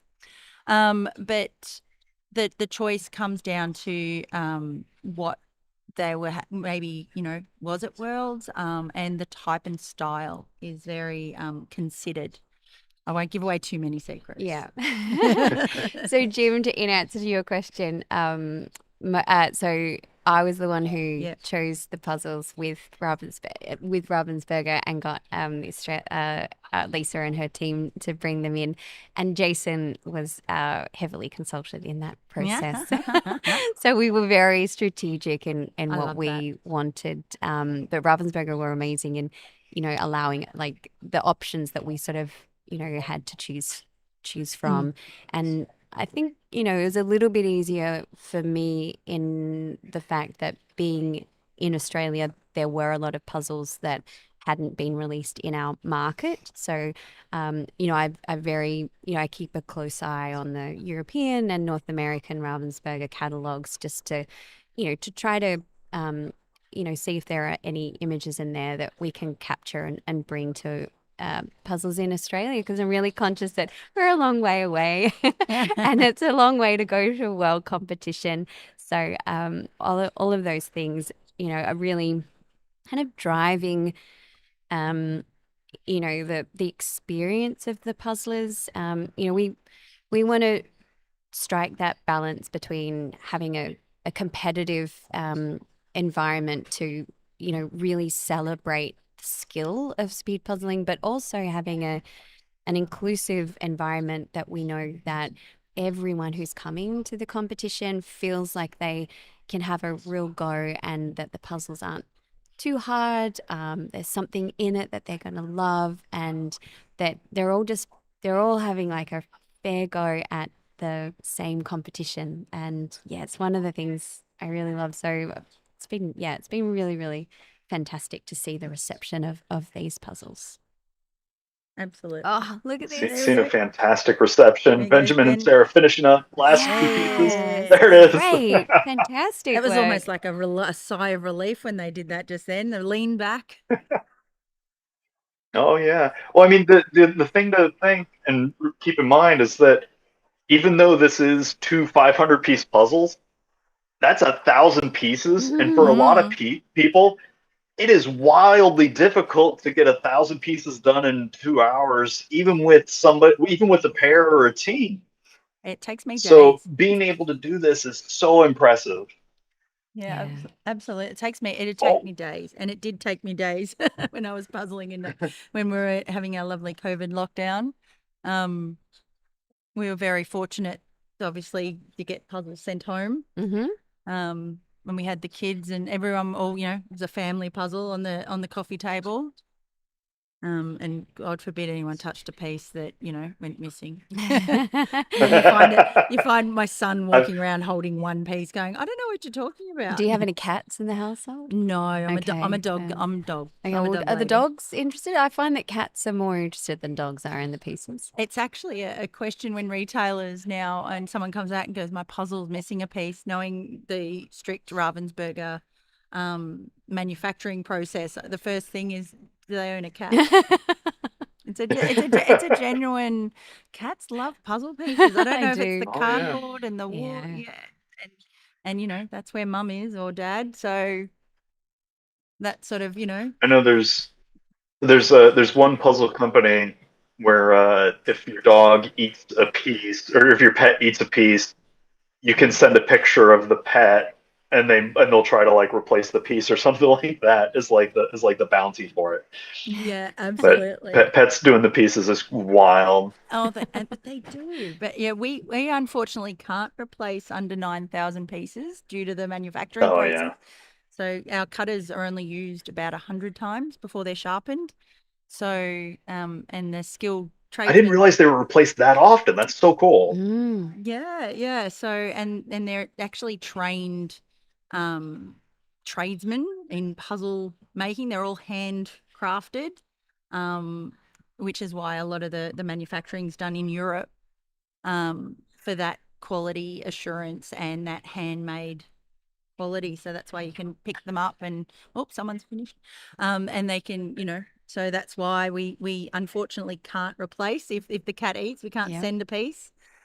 Which I think we saw in the school. Well, and that's totally understandable. And the quality is fantastic, right? Like everybody loves doing speed puzzles on Ravensburger puzzles. They just fit together so well.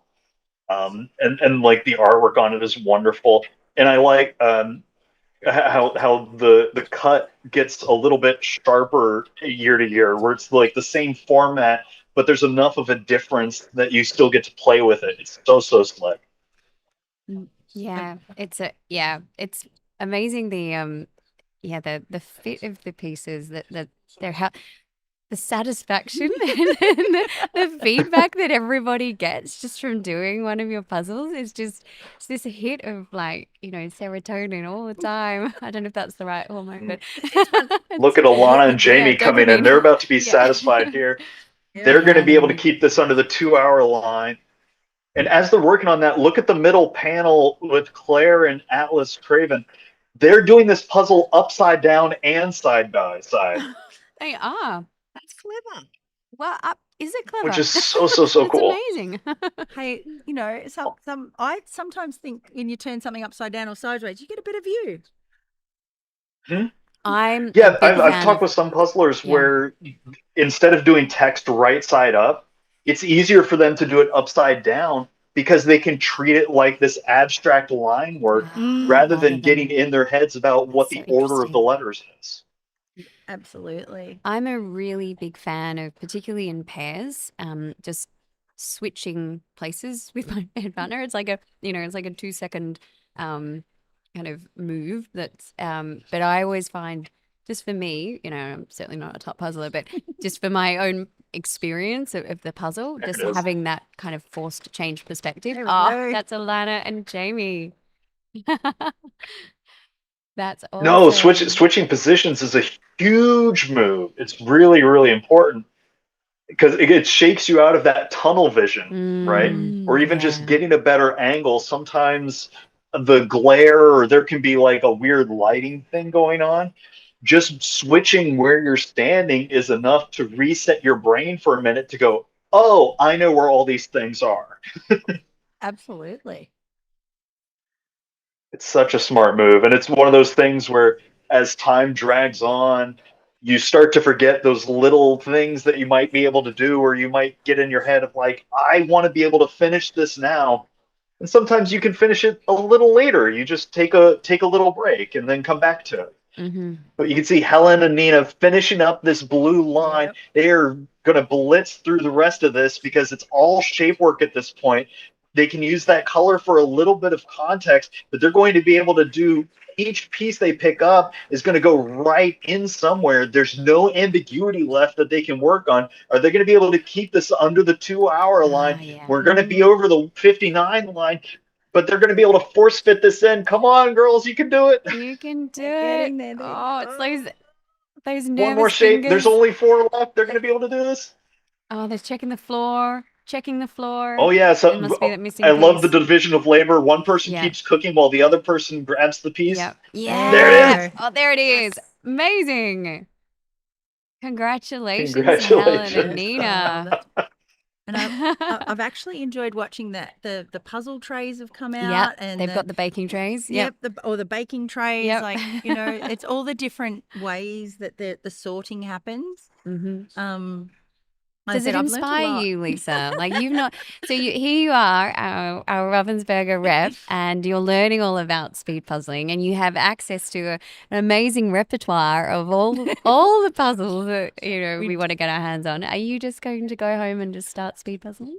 Maybe not speed puzzling. I don't think that's it. I think I'll need it as a calm down. Coaching junior okay. girls in a sport. Yeah. And you need that relaxation. So Okay. yeah, I'm more of a relaxation Okay. to deal with the stress of 12 and 11 and 12 year old girls. We accept all puzzles at AJPA. Yeah. And look, I said the diversity of the room is amazing. Yeah. And just the different personalities, and I'm just loving the families together doing Yeah. it. I think that's something definitely in this day and age, getting the kids off those damn screens. Yeah. One of the things that I find, I keep repeating whenever I talk to people who haven't explored puzzling or haven't heard about it, and they have that kind of light bulb moment. They're like, "Is that a thing?" One of the things I'm always emphasizing is it's just a true intergenerational activity that I think is so rare to find, where Absolutely. you can genuinely get an 8-year-old and an 80-year-old sitting down and being part of the same experience. Like that's so rare. It's just really, really remarkable. And then you take it to the teams event where you have entire families. You can have multi-generational teams there. It's just really, really great. No, it's fabulous, especially Emma and Alice finishing up. Yeah, 6 pieces left. amazing. Emma and Alice. Oh, yeah. those- That turtle will be in the slowdown. They're going to be able Yep. to close it out. They're going to be dreaming about turtles. They're going to be a little shell shocked for sure. I See what lined you did there. There you go. There you go. Lined you up.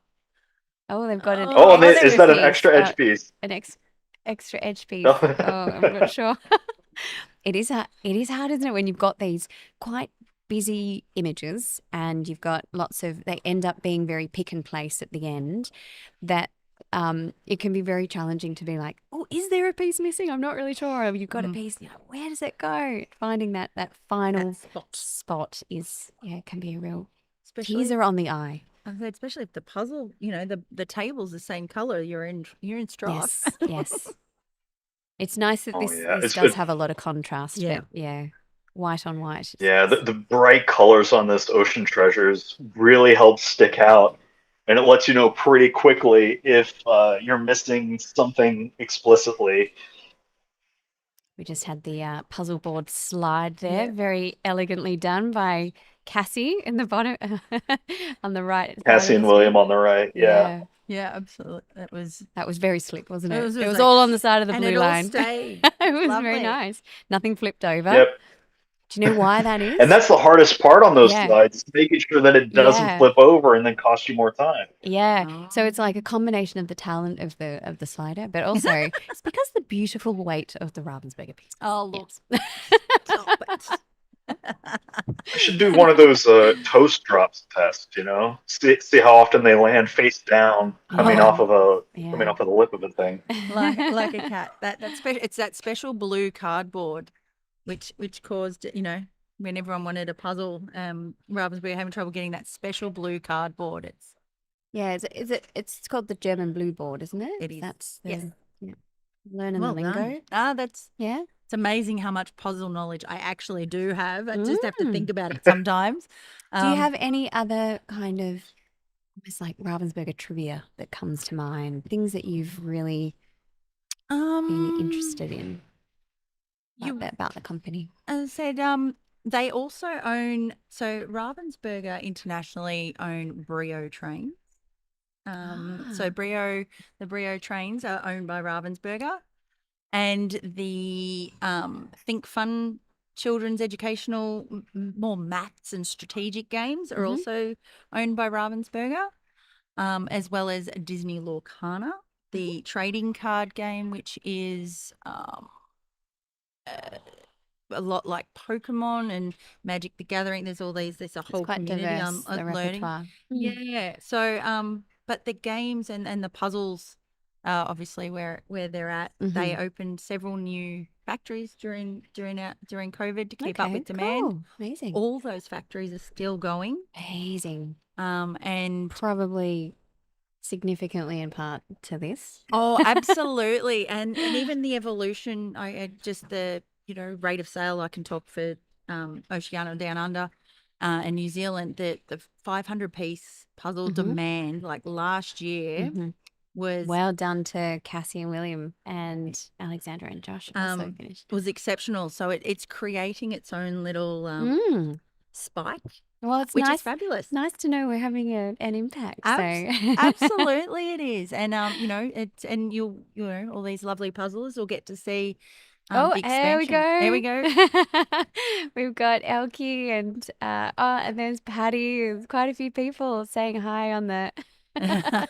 We love you guys. Shout out. Mexican wave started. Oh yeah, try and get that. Oh, Yeah, do the wave. that was. I don't think they can hear us. I think that's the problem. If I start doing the wave signal, Oh, maybe. some people I've got in the mood. Jason's panning.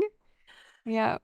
So there's I think it was the seats have emptied out a bit because everyone's on their lunch break ahead of. I can confirm the time is 2:30 start, so we're an hour and a half away from the from the start of the solos, which is very, very exciting. I think I'm going to cry when everyone sees the puzzle. So I'm excited because the solo puzzle is a unreleased puzzle, so nobody has seen it before except for the people who made it new. Yes, Mm. yes. So, um, yeah, I think it's a beautiful puzzle. So I'm really looking forward to the experience of everyone. I think I'll get chills just thinking about it. What I Really did enjoy lovely. yesterday was when the puzzle, like when they sat at the table for their teams and they opened it and just the room went, oh, and it was a collective, oh, Yes, yes.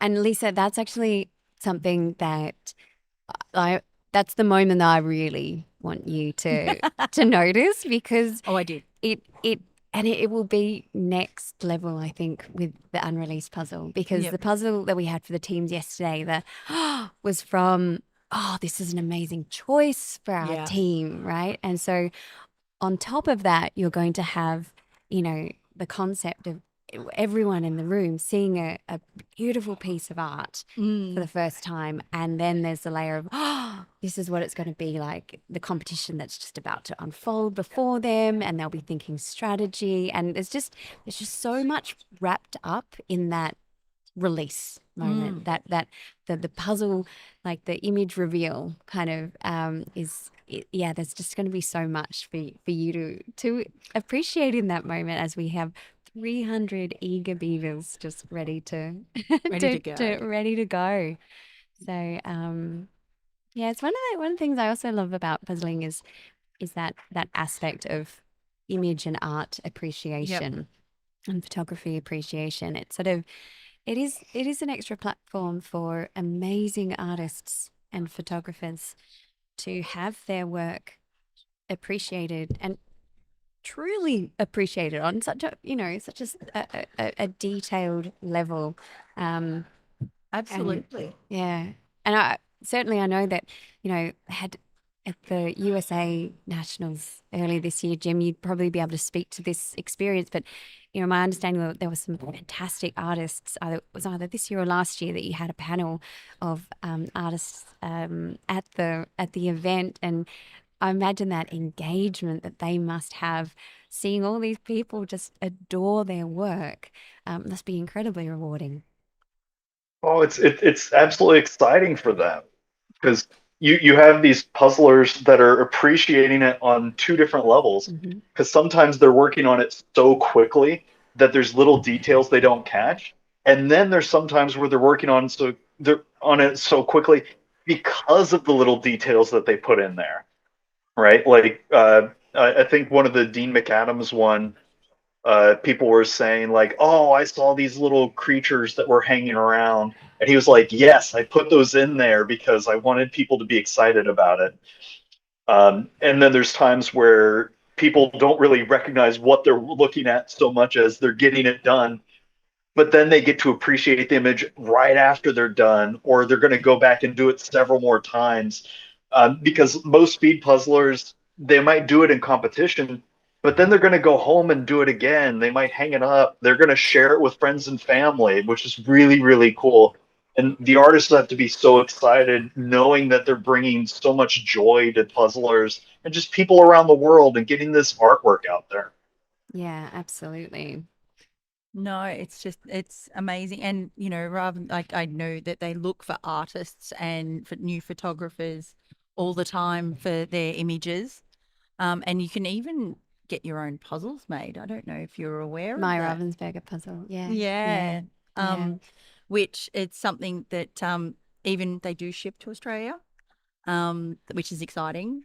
So, and Yeah. a lot of and some of those images have been bought or and then reproduced because of the artistry from Yeah. just either the photography or Yeah. what they've, Oh, they've come across. we've got Peter Here we go. and Here we Sahil go. coming That's in. it. You reckon? Oh, You can do it. There's maybe about 8, 9 pieces left. yeah. It's hard to tell when the Oh, a camera double goes shot. They're getting there. They're getting there. Oh, here we go. Is that two left? Yep. There's one. They And can do it. Just rotate it in the hand. and Sink it. yeah, One come on. more. Where is it? Where does it live? I love. There we go. Oh, one on the No. floor. Oh, there's one Oh, down. Are they going to find it? No. Part of the turtle. Yes. Yeah. Oh, there it is. I love how one located the spot and just let that finger there, and while the other found it. That was awesome. I love those kinds of moves with pairs where you'll see one person, like you were saying, point at where the hole is, so that way there's no uncertainty about where they're going, and it kind of cleans the field up for the other person to make the shot. And you'll see that in teams as well, where people target where the gaps are a little bit to make it easier to find those things. You can see Celeste and Sophie here on the left also coming into the close. Maybe about 15 or 20 pieces remaining. Oh, here we go. For a little while there, they're moving slowly, but now they're picking up the pace, knowing that anything they touch can go in. Yeah. That little bit of excitement, they know the end isn't close. You hear a clap in your room, you're like, okay, we'll look up where, which table was that? So we've got just over sort of 15 minutes to go. And Lisa, what percentage of puzzles do you think in the room have completed? Oh, sorry, just before you do, they're coming for those last two pieces. Yeah, they're Amazing. They're coming. Great. Celeste There it and is. Sophie. Work. I'm just sort of gazing across the room, and I would say over maybe 40%, 40% left? On the results page, we've had 180 finishers so far, and that's probably a little behind. Yeah. Wow. That's fantastic. Well done. That was a pretty good estimate by you, Lisa. I'm very impressed. I have to look at numbers a lot. Yeah. That's great. I do look at a lot of numbers, and a lot of the puzzles are just numbers in my head, and I'll actually walk into a store and go, oh my God, that's an amazing puzzle. No wonder I've sold so many. No wonder that's, one of the fastest selling ones. It's not all about the maths that I'm looking at in my spreadsheet sometimes. And then you see them, and that's, I think a couple of people heard me go, oh, I haven't seen that one. And it's just because it's just been a number. That quick estimation's a really good trick for speed puzzlers to have. Just throwing it out there, Lisa. There's no pressure. Yeah. You don't have to. No, but next time you do a puzzle, just turn the clock on, see what happens. Yeah, you should. Since you like numbers so The much. worst thing that could happen is you have fun. My and then you get addicted to it. Yeah. Right? That's the worst, That's the worst that thing could that can happen. Exactly. And I know I have an addictive personality. Once I start something, I'm in. Yeah. And my kids have finished playing, and I'm still coaching. So I started in toys, and I'm still here. One of the cool things on the screen right now, we've just had pop up Helen and Nathan Farthing. So Helen is Hannah Farthing, who you might have, who our viewers would recognise as one of our top individual and also pairs partners, and one of the members of the Aussie All Stars. This is her mum, and I think Nathan. I don't know if that's her dad or if it's a brother. We'll just have to see. Great airdrop of that water. Yeah, that was epic. Well that was done. an epic drop. No spatula required. That was that shoal of fish in the middle. I remember doing that. So I got to do that bit. It's funny, that was one thing that you just say, oh, those little fish, where do they come from? They're sneaky. They're very, very sneaky. And it looks like Anna and Marco on the left are, doing that, closing that in. So with Are they going to be able to keep this under the 16 minutes? I think so. I think it might. Oh, come on, you guys can do it. See, I said the room 20 seconds all left. of a sudden. I said looking up, they're working around each other a little bit. Yeah, they are working around each other. Oh, I like how Anna keeps checking the holes and then finding the pieces that she wants in order to sink them in. They're working around each other's hands really well. Love it. Yeah, there's always this sort of back of arms and limbs coming into the close, especially when it's all in the same spot. Come on, there's 5 pieces remaining. You're going to be able to do it. Rotate them and sink them in. One more. It's coming. There it is.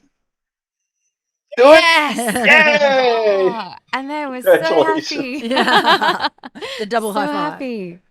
Oh, Big and we've 10. got David and Lisa entering this in the screen there, and they're closing in on that turtle, that classic turtle. Hey, that green. Yeah, he's causes trouble for everybody to tell you the truth. Yeah. He's sneaky. Very sneaky, these turtles. What I think is great about this puzzle, these two puzzles is that the vast majority are gonna finish in this 2.5 hour time. So Well done. yeah, that's really great news for the team in terms of just thinking about we'll take that feedback about puzzle and the complexity and the time limit, and we're constantly balancing all those elements of completion rates and having fun, and it's going to be really good for the team to reflect on, I think. I love how I'm sure it'll be more difficult over time as the puzzlers get better and as the community just learns more and keeps chugging away. it's definitely a growing community. Oh, David and Lisa. Yes. Oh, last No, one. There it come on, is. slip. There There it is. Yeah. I feel Dave. I feel 2:17:40 Lisa or whenever. so. We'll get the official clock Yeah. eventually. And I think Helen and Nathan are going to get there. Yeah. This point of the image where you've got quite a few pieces spread around the table there, but you've essentially got 3 very small areas that have got lots of features of the puzzle pieces themselves, like closing in on both sides. So this is just going to come together very swiftly for these guys, I think. The hardest thing to fight right now is just the pure fatigue going on. Yes. Right? You've been Yeah. sitting at this table focusing for 2 hours and change. Yeah. And this is where everything starts looking the same, right? So Yes. sometimes just taking a few seconds to like blink or look off into the distance for a few seconds can reset your eyes. Yeah. Or as you were saying earlier, Lou, switch The spots, switcheroo. move around, Yeah. something to reset yourself so you can see. Yeah, I often even wonder if the switcheroo move is not necessarily about like changing your position and your perspective. I think that's certainly one element, but probably a significant contributor to why it's so effective is it forces you. It forces your eyes to move from a close range distance to to a long distance, move around. You kind of you're Roll just your like shoulders rolling back. your shoulders a bit. You just you're Yeah. you're lifting your head up and just kind of just shifting it around. Some of the people that I've coached with, I had to remind them to blink because you get so locked in that Yes. you just forget to like water your eyes for a minute. That's so interesting. Yes, very true. Oh, but Yeah. Helen and Nathan are looking really strong here. Yeah. We have about 10 minutes and 20 seconds remaining for them. I think they're going to be able to pull it off. Michelle and Margaret are looking really strong too. They've all zeroed in on that same little chunk in the middle. Yeah. And Mimi and Kelvin over on the left-hand side, a little more split out. This is one of those moments where you would want to sort those pieces a little bit by greens or blues to make life easier, but they are chewing through it. No extra Yeah. pressure with the Just 10-minute the announcement. 10-minute announcement just been made by Taz. It's it's wonder like we wondered whether that was a good thing or a bad thing. The feedback that we've had from people is they really appreciate just being oriented to the fact that there is 10 minutes to go, because it then does give these puzzlers who are really, really set on trying to complete these puzzles in the 2.5 hours. It just, it allows them to sort of have a comprehension of how they're going in, in time and space, really, because you can lose all that sense. You don't want to take a microsecond to look up at the clock, and you just so I think most people do appreciate it. Absolutely. There's so many times where I've heard finishers say, I didn't realize I was that close. Yeah. I would have tried to gas it a little bit more if I Yeah. knew. I think giving that little warning is a really, really great call. And you see Michelle and Margaret flying into the end here. Yes. Very, very Yeah. well Oh, there we done. go. And Yes, one piece, yep, there it yep. is. Great. And the It's- tap to and make it's- sure. And it's almost like they're finishing on almost the exact same green turtle piece. As some of it, like it's like right in the center. Oh no, see, they've already done that Oh, little and hard bit Helen there on and the oh wall. yeah, Helen and Nathan, they've Yeah. closed this in really, really I well. think that announcement gave everybody a little physicality Yeah. boost and reminded them, Right. hey, we can get this done. This is Yeah, speed puzzling. Let's turbocharge go. them. Yeah, That's little. The, Yeah. the adrenaline just Oh. spiked. Oh Look at it. Congratulations. Oh, I really wish they caught that on camera too. That is it. Like, and they've just had a huge cheer squad. Like Hannah, Hannah just absolutely had a little posse in the stands, and they all yelled and cheered and stood up, and that was really sweet. It's so cool to have a cheering squad rooting for you. And Yeah. we're rooting for you too, Helen and Nathan. Congratulations. I'm gonna put a challenge out Oh. to people, spectators for next year. I want to see pom poms. I want to see pom poms. Oh, Yeah. do it. So Make it happen. Make it Yeah. happen. yeah. Absolutely, I could see that happening. Mhm. Come on, Mimi and Well- Kelvin, you can do it. Everything I've And seen, and signs. I want signs in the crowd. I want best sign. We'll have to do a prize. Best sign. Best cheering section. Yeah. Oh, now we're talking. Yeah, I think we can take it up a notch from our spectators. Oh, there we go. Here we go. Oh, Oh, yeah, we got interesting. some Peter and Karen here. We've got some They some have a lot cheering of the and heckling blues, in the but it's crowd. that pink coral that's left. Oh wow, That's a bit different. yeah, that is different, isn't That's it? so cool. They're going to be able to fly through They that, I will. They hope. will. But look at how quickly they're finishing up that blue, and now they just have that pink and purple left. Mimi and Kelvin have just that line of water that's left. They're going to be able to use a lot of shape work here. And Amy and Norma on the far right hand side, they're getting ready to come into the close. There's some of that green left, but they just got to cook the rest of it. Keep that physicality going. Come on. We have about 6 minutes and 30 seconds remaining. You all can do it. They're getting there. They're getting there. I reckon each of these teams on the screen are definitely going to come in Oh. under the 230. If you Yeah, think Mimi if and each Kelvin. person just gets one piece or gets 5 pieces in a minute, Yeah.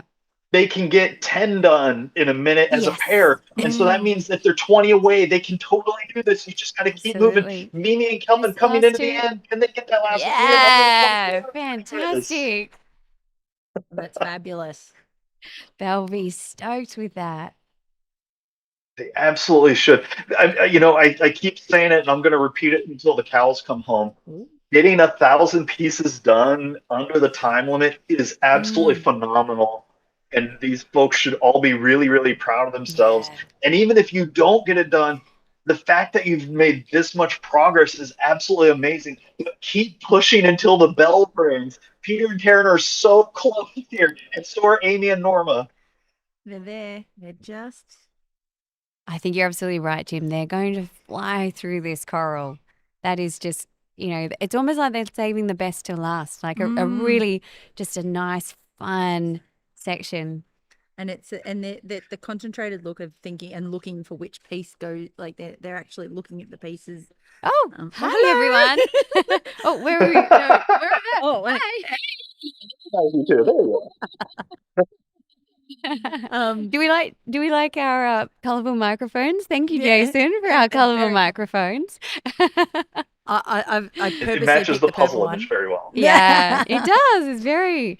I don't know if anyone online has been able to appreciate, but we've had different colored bags for for each round. Oh, did So you? it's just been a game changer in terms of the puzzle logistics for our organization behind the scenes. So for any other organizations out there looking for a hot tip to manage these big puzzle deliveries and bagging, I highly recommend multicolored, different colored paper bags. I love all those optimizations you Yeah. guys have thought of. That's Yeah. really, really wonderful. And they're just a beautiful Come on, pop of Peter and color as Karen. well on the tables. Oh, so absolutely. Yeah, so- I noticed it was one of the first things I They're noticed. so close. James and Tanya, I'm hoping Oh. they can get a little bit of physicality boost. They're 4 minutes away. Are can they do going to it. be able to pull this out? I really hope so. It looks like James is trying to do a little bit of cleanup further down. Peter and Karen coming into close. There's one piece Yeah. remaining. They're getting there. Can they get it in? Oh, there was another one hiding off to the side. Oh, Jamie. there There it it is. is. Yay! Yes. Congratulations, they beat the buzzer. Coming up on That's 2 so hours, cool. 26 minutes, and about 36 minutes in the Paris Australia Nationals Finals in 2025. Amy and Norma are coming in on the finish. Are they going to be able to come under the wire? So are James and Tanya. This is going to be really exciting. Amy and Norma, they have about 5, 6 pieces remaining, rotating them in, trying to brute force the rest of this out, using a little bit of color to try to figure out if it can slot in. There's only 4 pieces remaining. It looks like Norma's things went in. Getting down to the last 2. Here they're going to be able to keep it under the 26 line. Just spit it in. Yes. There it is. Hands up. Whoa. Congratulations. It's like a sprint there. Yeah, I love that. Gio, that's amazing. No, I mean, they're doing the amazing thing. Like, Oh, look at how Yeah. excited they are. They are locked in. James and Tanya coming into the last round here. A few minutes ago, they had so many pieces remaining, but now they are moving like one unit around each other's hands. You can see that they're starting to point at which spot they want to work on, and that makes it so their eye can focus in on what pieces they want to grab. They're coming in on the last 10 pieces or so. Yeah. We're 27 minutes and 35 yeah. seconds. She Are they going to be goes, able to yeah, keep it under 29?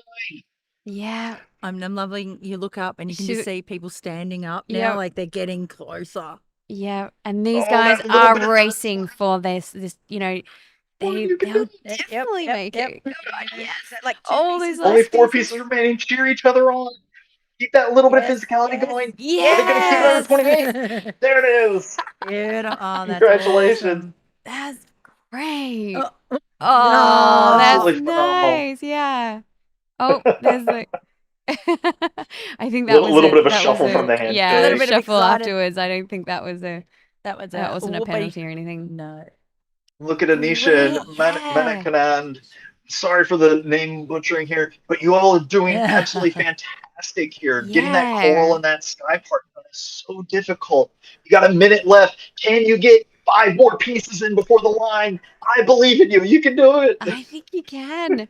And they've Yeah. done so well. Again, as you say, this is the 2.5 hour mark of doing nearly these guys have done Yeah. nearly 1,000 pieces. So to get this far in and there, it's such an achievement. It's such an achievement.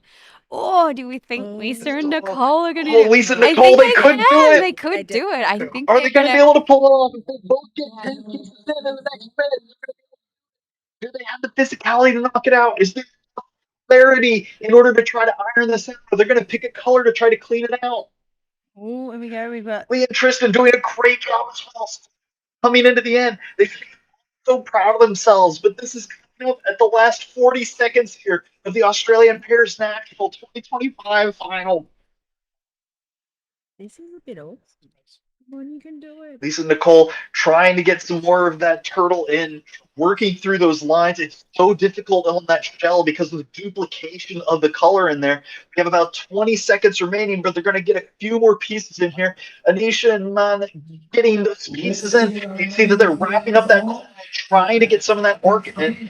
Lee and Tristan doing a great job over there. Lisa and Nicole, you can do it.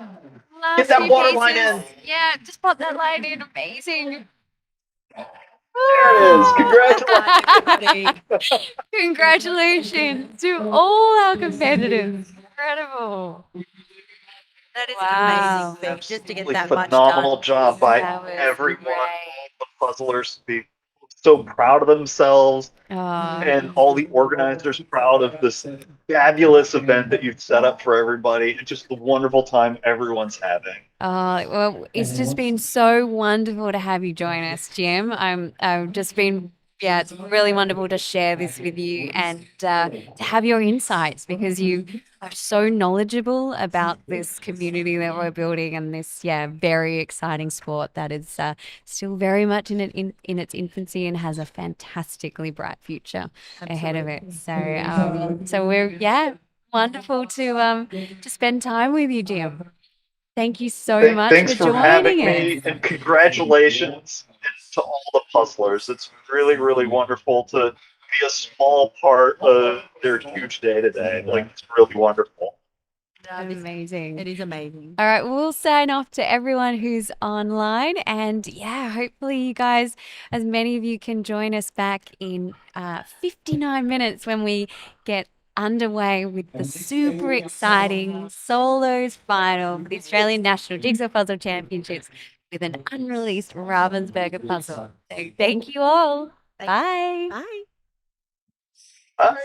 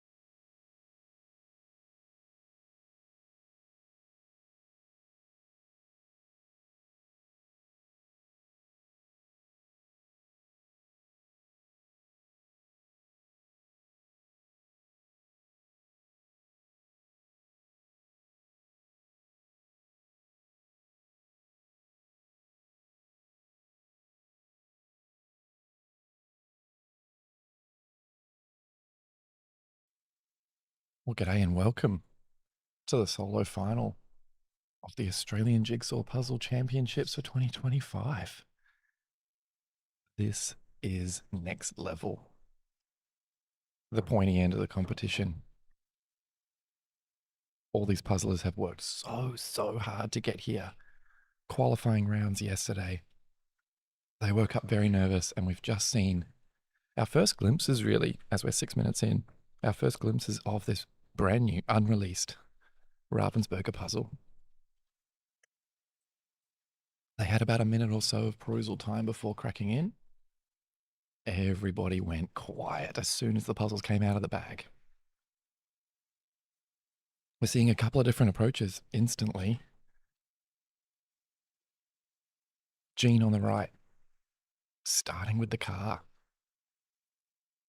Whereas you have Hannah on the left-hand side, who has already done the edge. She's popping away on the headphones. That's always a good sign when she does that. And now she's started color sorting that red car, which just stands out compared to the background. It is a brand new puzzle. And we'll see if we can get it up on the screen too, so that everybody at home can see what it looks like.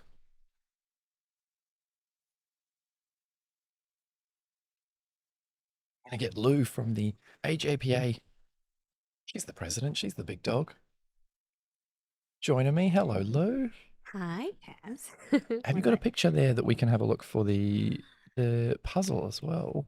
Yeah, let's see if Jace can get this image up, because it's a beautiful image. Yeah, brand new. Yes, amazing. We've already seen a couple of different approaches. We've got Hannah on the left-hand side, the edge done, and Wow, now she's yeah. sorting that colour sorted already.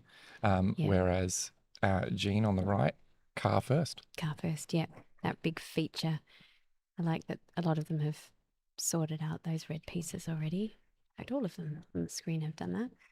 Yeah, I think that's just going to fly together for the most. It's so most hard to people. not yell into this microphone. I know. And it would throw off the competitors that are around us. That's what you normally do. You're yelling into a microphone I know. professionally, right? That's what I'm doing all day. And then, I come off stage and I'm like, let's go. 3, 2, 1. And then straight on here. G'day, everybody.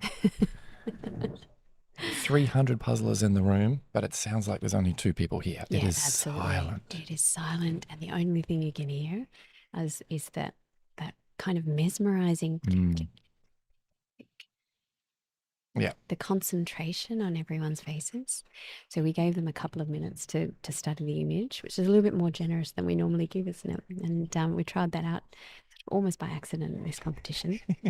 And the feedback, We were too efficient. We were very efficient. So thank you, Taz, for keeping us on track so much. And actually the feedback from everyone was that was a really enjoyable and important part of the competition. So Well, the stress kind of ebbs away in that moment, because if you pick it up and then you've only got 30 seconds, you go, well, I have to scramble here. I have to get as much information into me as possible. If you've got a couple of minutes, it calms you down. You go back into that flow state that you usually get into within a couple of minutes of breaking open the puzzle. So it's nice. You can actually receive that information properly, remember a lot more of the box, and then dive straight in. Now, Jean's one of our international puzzlers, so it means she can't win any prizes this afternoon. that's true. So we've allowed our international competitors to proceed through to the final round from the preliminaries, but our cash prizes are only for our Australian residents. We've got some very, very generous cash prizes from, from the AJPA. Yeah, fantastic good. amounts. For top 3 as well. Like if you're in the top 3, you are walking away with a whole heap of cash, which is lovely to see. Means more people are desperate than ever to grab those top 3 positions. It's a brand new unreleased puzzle. I wanted to make sure I hadn't even seen it before it was revealed from the boxes. I just went, no, I want to see it at the same time as everybody else. It's beautiful. It is beautiful, isn't it? Yeah, it's a real classic Ravensburger image. I was just talking to some people on the sidelines. It's got so many of those classic Ravensburger features with, a beautiful kind of like sunset landscape image.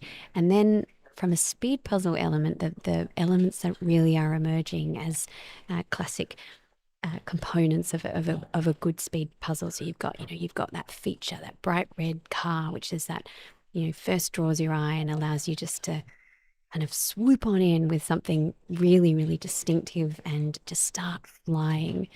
But then it does have that gradient sunset that will start emerging, and you can see that Jean has already done quite a bit of that. It's actually a fairly small component of the puzzle in this particular image, but nonetheless, a good gradient sky is one of those things that people either love or hate about a Ravensburger puzzle. So it's just a small touch in this one. I do like the small details as well. I've only seen it briefly, but there's some dogs in the back of the truck, I'm pretty sure, and some dogs, I think, in the bottom left too. Yes. So there's a couple of things. So if you want to build, if you're a little bit like me, I like to pick out a small area and go, just give me that. I'll just build the dog or whatever. Yeah. Leave me a small task. Yeah. Then you've got a couple of elements like that in there as well. I think there are about 4 dogs in this. So there's 2 in the back of the truck, I think, or 2 in the truck. And then there's 2 sitting on a pier, which is to the left of the puzzle. Do we know what it's called? The Yes, brand new puzzle. the name of this is called Summer Love. Yes, it's a really, really aptly named piece of art. Hopefully everybody today here summer loves it as well Yes. and doesn't learn to summer hate the puzzle. No, it's a beautiful one, and it looked like it was really well received because you open it up, there was no groans or, it was, okay, I can do this. It feels memorable, but it's also fresh. Yeah, absolutely. Oh, so there we have the classic Hannah dancing moves. So Hannah Farthing, who is one of our fabulous, you can see all her accolades there, and she's very renowned for having some fairly very techno heavy kind of music going on. So she's enjoying the puzzle when she starts bopping along. So it was either going to be, there you go, this is what she'll be doing, just look out for that. It was either going to be like electric music, like EDM or something, or Disney, Tarzan soundtrack. Like it was either going to be one of those two. I think I'd be doing the latter. Actually, I can't follow the music. I'm one of those ones who listens to white noise. So, there's so many different things that allow people to optimize their performance. So we've got really different components of the puzzle coming together between Hannah and Melissa. Now these 2 champions in their own right have puzzled together through 2024. These guys were paired up and they did some phenomenal puzzling at our state competitions, our national competition, and also at Worlds. They've kind of mixed up the pairings for 2025, and you can see how the 2 of them, have just gone for the complete opposite sides of the puzzle. You can tell that they would work together as a team. Like they'd almost be done as a pair. As a pair, they'd be completely done. They've just naturally gravitated to different components of the puzzle. Fascinating to watch Mel do the opposite of what we've seen most other people do. Yeah. She's gone, no, that sky stands out. I'm going to pick out all those yellows, all those whites, all those really bright colours, get that done. She's stayed away from all the reds. Everybody else has done some of that car at some point. And she's gone, no, that'll be easy at the end, or that might be an easy way to race through it. So she knows that red doesn't really appear in the rest of the image. It does just go there. It's not going to be confusing to maybe end with it or leave it a little bit later than it needs to. But it's lovely to see the different approaches to a puzzle that's brand new. There isn't a winning strategy for it yet. Yeah, no one's figured it out. Yeah. So I think some of our keen puzzlers who follow some Instagrams, I believe this image was available on one Instagram post, sort of a leaked image during Worlds, I believe, cool. But still hasn't actually hit the market. So in terms of actually completion, this is a really unique experience for all of our puzzlers.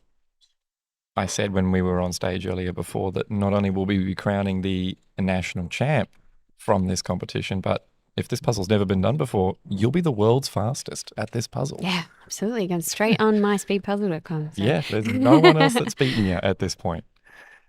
So just got a little bit of a labelling discrepancy there on the right side.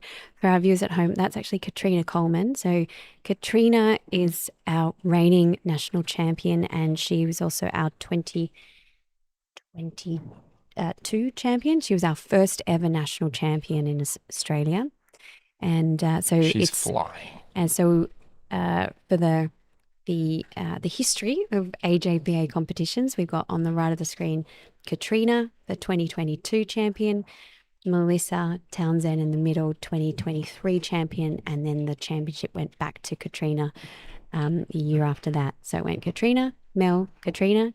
You think it could go Mel, continue a trend this well, year? Look, I mean, both of them are flying at the moment. It's not a surprise that they are ex-national champs. How good. Yeah, look at this. And a phenomenal talent who has made a huge impact on the Australian puzzling scene this year is Caitlin McGregor, who you'll see on the left there. She's a And ball of sunshine if you meet her in real life. She's so lovely. So true. She's so lovely. I mean, that's true of pretty much everyone in this room, but it's just it really does strike you her love for puzzling and just her love for this community as well. It's We were in the wonderful. way of how well she'd done, but they've just moved us out of the corner, which is great Yeah. because she's actually done that car. She's up there. Yeah, she has done that. Oh, Mel's starting to move on to that car. You can see that she's like, got a few of those red. She's held off as long as she could, I Yeah, think. yeah. I think she's like, maybe now's the time that it cut. Yeah. Oh no, she's pulling tree. The green rolling hills might be the end point. I like trying to pick the end point of a puzzle because everybody seems to fight over, no matter how you start, everybody seems to fight over the same end. And it looks like that bottom left corner could be, or bottom middle maybe, underneath the car. It could be that final bit where it's just, you put it in the too hard basket for too long and then you end up with it. My prediction is going to be the bottom right lily pond. It's a good chunk of the puzzle. It's at least a quarter. And it does have depth. So those lilies, like the flowers in particular, there's some in the foreground that are, really recognizable by their large petals. And then you've got that kind of a few scattering of them. And they're rimmed by a border of textured grasses. And so one of the things I really like about this particular image is you don't just have textured greenery, but you've also got textured greenery with depth. So there'll be a lot of features that the puzzlers will be able to really hone their eye in on. And so watching that bottom half of the puzzle come together, which I think we can all agree most puzzles are doing top down. They've really smashed out that sky for many of them. And a few furry friends have emerged. Well, there we go. Yeah, there's our first look, really, looking at Melanie's there in the middle. A couple of dogs showing themselves, staring off into the sunset. She is flying. I've seen her at the Queensland State Champs, and she is very, very quick. Yeah. Incredible. All right, so we're coming up to the 20-minute mark, and a lot of these puzzlers have done close to 50%. And now we know in the second half of the puzzle is always faster than the first, and the way that the physics of the way it closes in, and you get fewer and fewer options of places to put the pieces and more clues as those puzzle edge pieces start building. Are you frustrated you're not out there, Lou? Do you know, I'm not, because I've been holding this puzzle under wraps for about 5 months now. And I have like dreamed about this moment for everyone just to watch them and have this experience of seeing these incredibly talented individuals. To have this moment where they've got a puzzle that they can really feel like it's an even playing field. And, the caliber of puzzling talent in this country is something that I'm constantly amazed by and incredibly proud of. And so, for us as a group, as a community, to be able to create this opportunity that's far overriding desire for me to be out there. And I don't know, I might not have qualified. Well, It maybe was- not. You had to be pretty quick. Yeah, you do. You have to, you have to be in it to win it. Well, 2 And, rounds combined into this one. So there was a round A and a round B yesterday morning, 150 from each of those. They both completed square puzzles, Yeah, yeah. which delighted some and annoyed others, of course.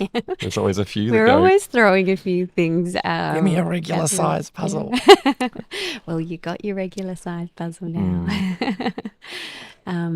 Finn, there we go. Finn Parker is our New South Wales champion. He's had the trifecta of championships in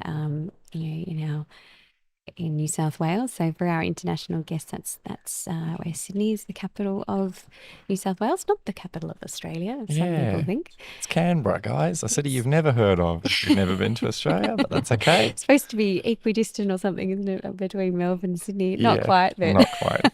That's what they say. it was supposed to be a compromise. Yeah. If you're watching on the YouTube at the moment, let us know in the comments. We might be able to shout out where possible if you're supporting somebody in particular. Yeah. Tell me what you think. absolutely. Tell us what you think of the brand new puzzle as well. Did you see the leak and you recognize this image, or is this Yeah. brand new and you can't wait to get your hands on it? All right. I'm just going to hook into the A few live comments and stream. stuff coming through, just people going, you know what? I've only just got into this sport. Only a couple of months ago did I realize that speed puzzling was a thing. People have been doing it for years. They grew up with it. If you had a puzzling mum or dad, maybe you had puzzles at home when you were a kid and you've kept going through until adulthood. You're still doing those puzzles and you go, well, hang on, there's actually a community of people that are doing this as well.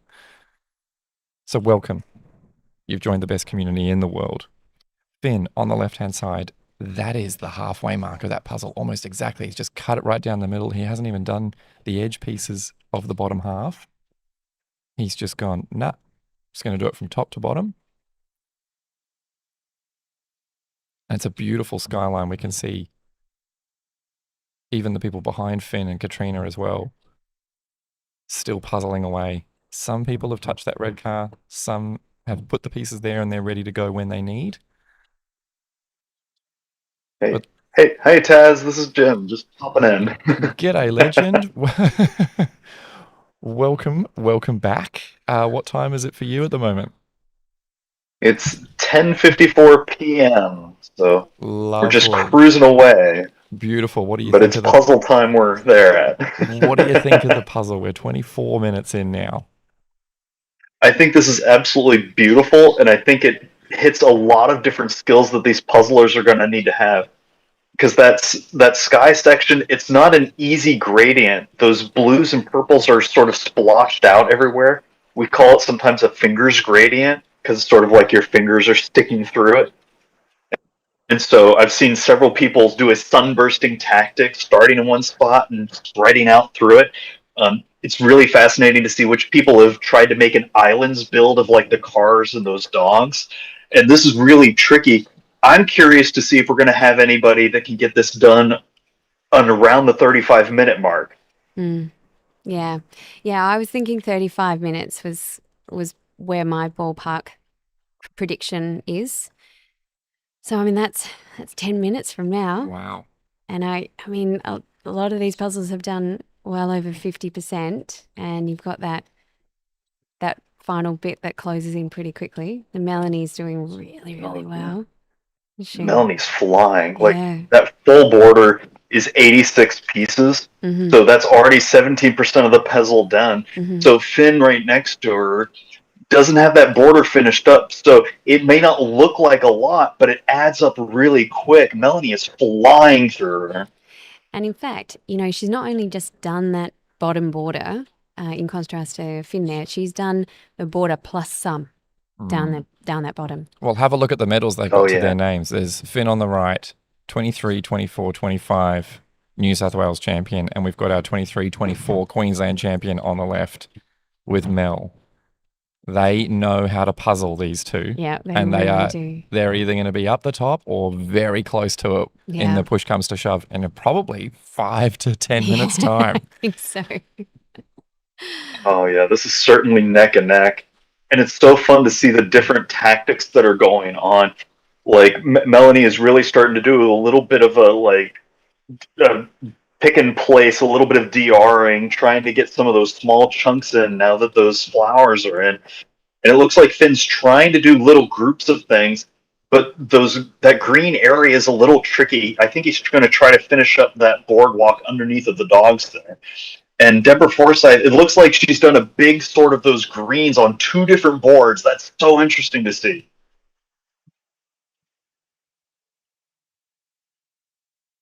Yeah, Finn really likes doing this like chaotic style of puzzling where the pieces are split out both above and below and to the side, all around. And you can see Melanie very, very controlled and very kind of clean and tidy feel. It's so fascinating to see how people's brains work and operate on this. But Finn's hands are moving very quickly. Melanie being very precise in the actions, finishing up the entire top half. There's no hole. There's maybe one little piece in that top half that needs wrapped up. But she has some of those islands built out where that ray of light is hitting into the water. And if that's placed really well, it's going to be a great anchor for her to keep branching out from. We've just This had the is- rain Love come in that as well. lower We've had, left-hand side of the puzzle. we've had great weather all weekend, but then all of a sudden the heavy rains come in. It's making a heap of noise on the stadium roof, so the atmosphere in here has changed quite a bit as well. Typical Melbourne weather, you get a bit of everything in one day, but it does mean the vibe changed a little bit in here when the rains come in.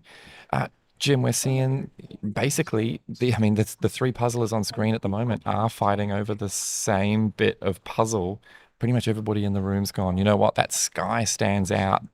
And they've all unified, never seen this puzzle before, but they've all agreed that this is the best way to approach it. Yeah, absolutely. I mean, a lot of times you're going to try to pick sections that are maybe about 8 to 15, 20 at most, that are easy to pull and work out quickly. So I'm not surprised that some people went for the car, even though that's a little big. But doing that sky is really direct. It doesn't have the duplication of that grass that's in the lower half of things. You can see in that image all of those lilies on the right hand side, those little lily pads. That's going to be really tricky. And Lou, you mentioned it earlier that the depth perception is going to be a huge boon. And some of the puzzlers that really understand that and can see it, it's going to make their lives way easier coming into the close. Yeah, we sure are. And we're heading now towards the 30-minute mark. We've got 29 minutes in. Lou, what Yeah, about you can see the remaining Melanie pieces and there? Finn are on the same table Yeah, there. I have. So we've just had a bit of footage taken along the entire front row, like 20 puzzlers, and they are neck and neck. And so I've just done a little bit of scrambling around, making sure that all the volunteers are aware that there are going to be seconds between like the top 20. Wow. So it is going to be absolutely crucial. They just take a time and they just move to the next table. Take a time, move to the next table. It is phenomenal. And they've all done the exact same portions of the puzzle, Yeah. and they're all just going to finish on that. Luckily, I do think these water lilies are going to slow them down a little bit. And I say luckily just because I'm saying that from a coordinator of like all the timekeepers point of view. So, but this is just phenomenal. There are so many people in addition to what you're seeing on your screens right now. Well, the camera operators are working their butts off this weekend. Yeah. They're going to try and get as many as they can of those finishes on the screen. If they do miss one, we do like to try and, show them at least waving to the camera after, but we try our best to get around to everybody. And we have, some international guests as well that are also doing really well, Yeah. adding to the number of And there's those so many people. They're still shouting out in the comments, like Penny Jackson and Katie Withers are getting shout out. Amazing. Finn is getting a shout out from his sisters and Julie Trutz. Oh, love This it. is so exciting. And look at Brie Ribeiro on the left hand side. Has the full top worked out, the bottom worked in. There's getting that left hand side of grass ironed out, and it's so cool to see her using both of the box parts in order to try to tease out those greens a little bit. And Melanie has pieces on the left hand side, but a big gap on the right hand side. So I wonder if that's going to be a transfer thing where the little extra movement is going to cost time. But look at Mel Townsend in the middle Yeah. now, Yeah. just flying away here. If she can get that line locked in from the top of the water down to the base, she's going to be able to sandwich from the middle to the sides and use shape work to try to wrap this up. This is going to be so exciting. We're coming up on 31 minutes and 30 seconds here, and they are flying right now. It's going to be a world first finish of this puzzle. They've never seen this puzzle before until 31 and a half minutes ago. And they have jumped at this chance. This is the best puzzlers in Australia, a few from around the world that have joined us as well, flown all the way down under, and they're joining us, and there's not going to be much in it. Oh man, but you can see the neurons firing at everybody right now. You know, as you start cooking along, that adrenaline hits and you start second guessing yourself. Did I do this the right way? Did I grab the right greens? Am I going the right pathway?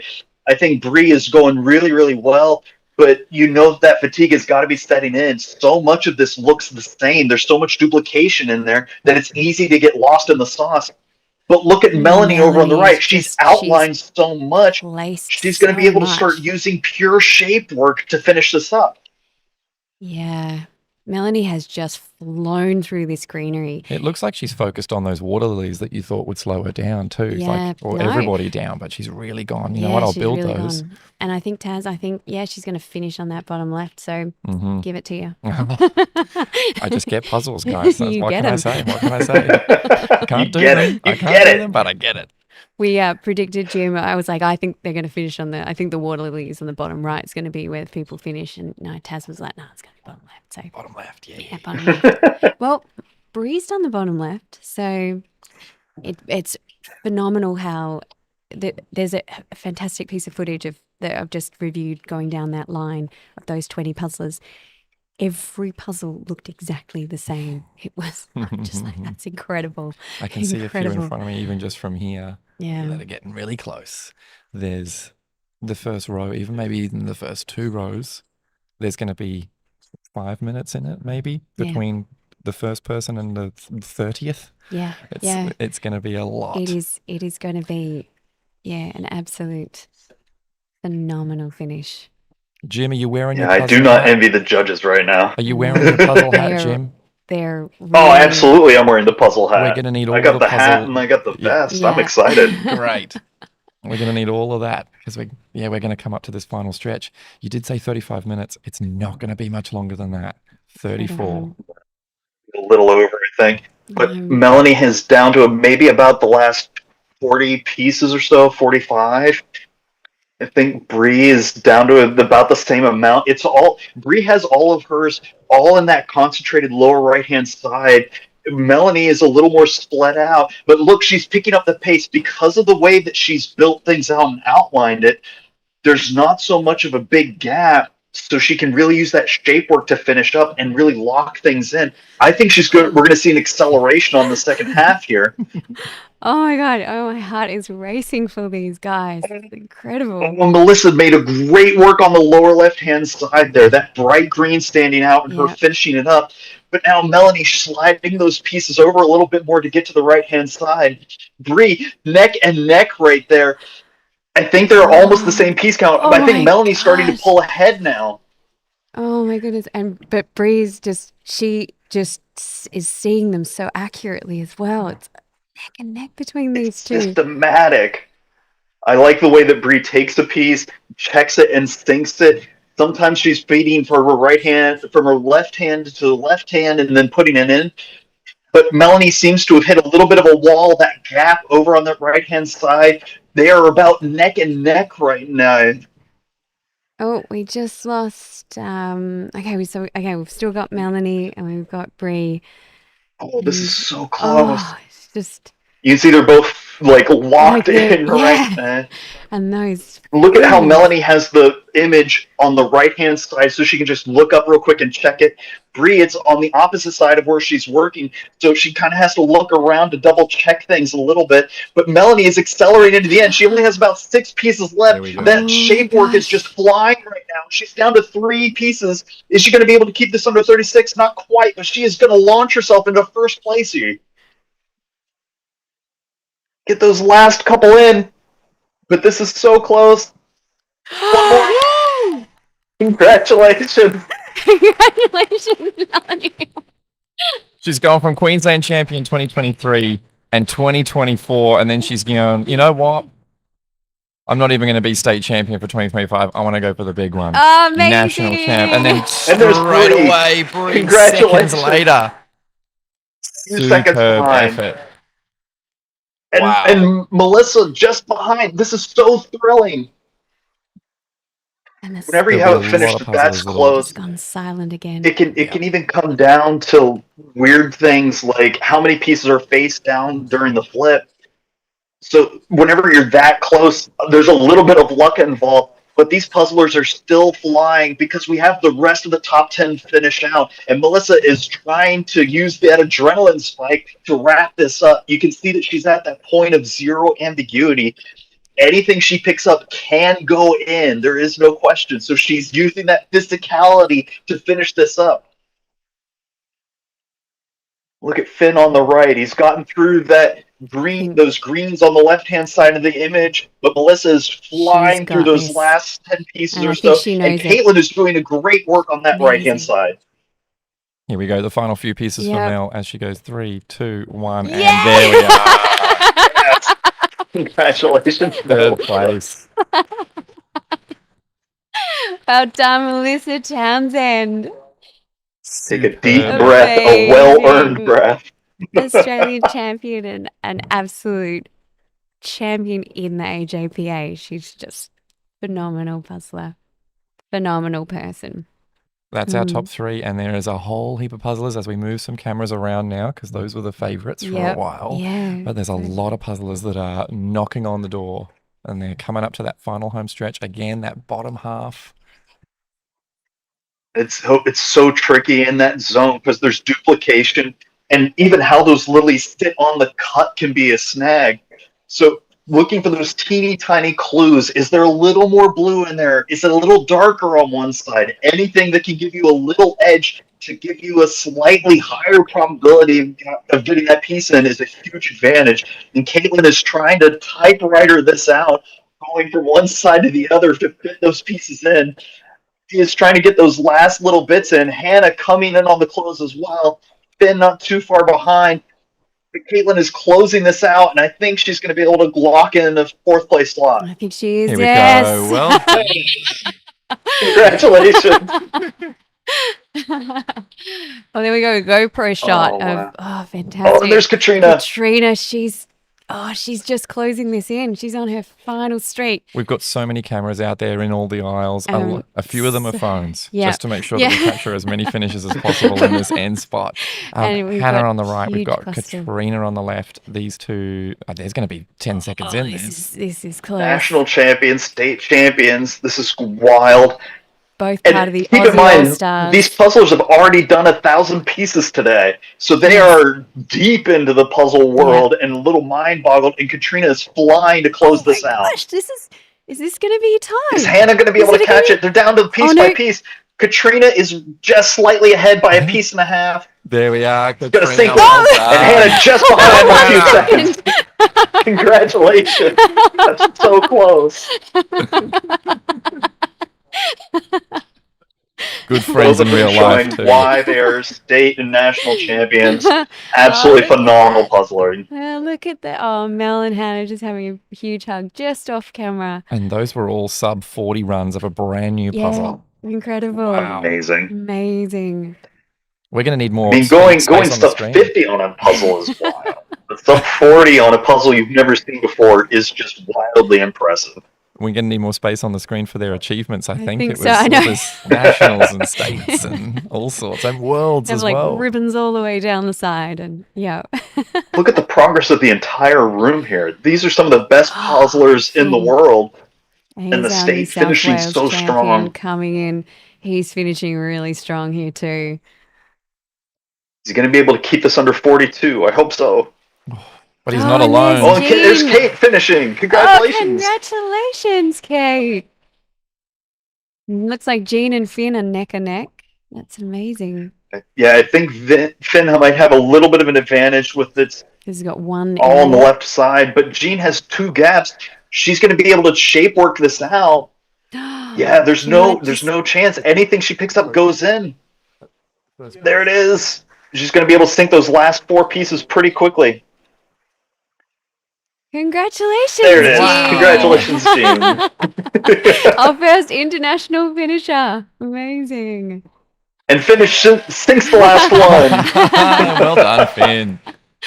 Oh, actually, I can just see. I don't think we caught on screen, but Kathy's also finished. Kathy Reuters. So the Reuters beautiful. sisters have finished. Yeah, they were just next to each other. One was on screen. The other one. So there's this is actually Sarah. Notes that the caption hasn't been updated just yet.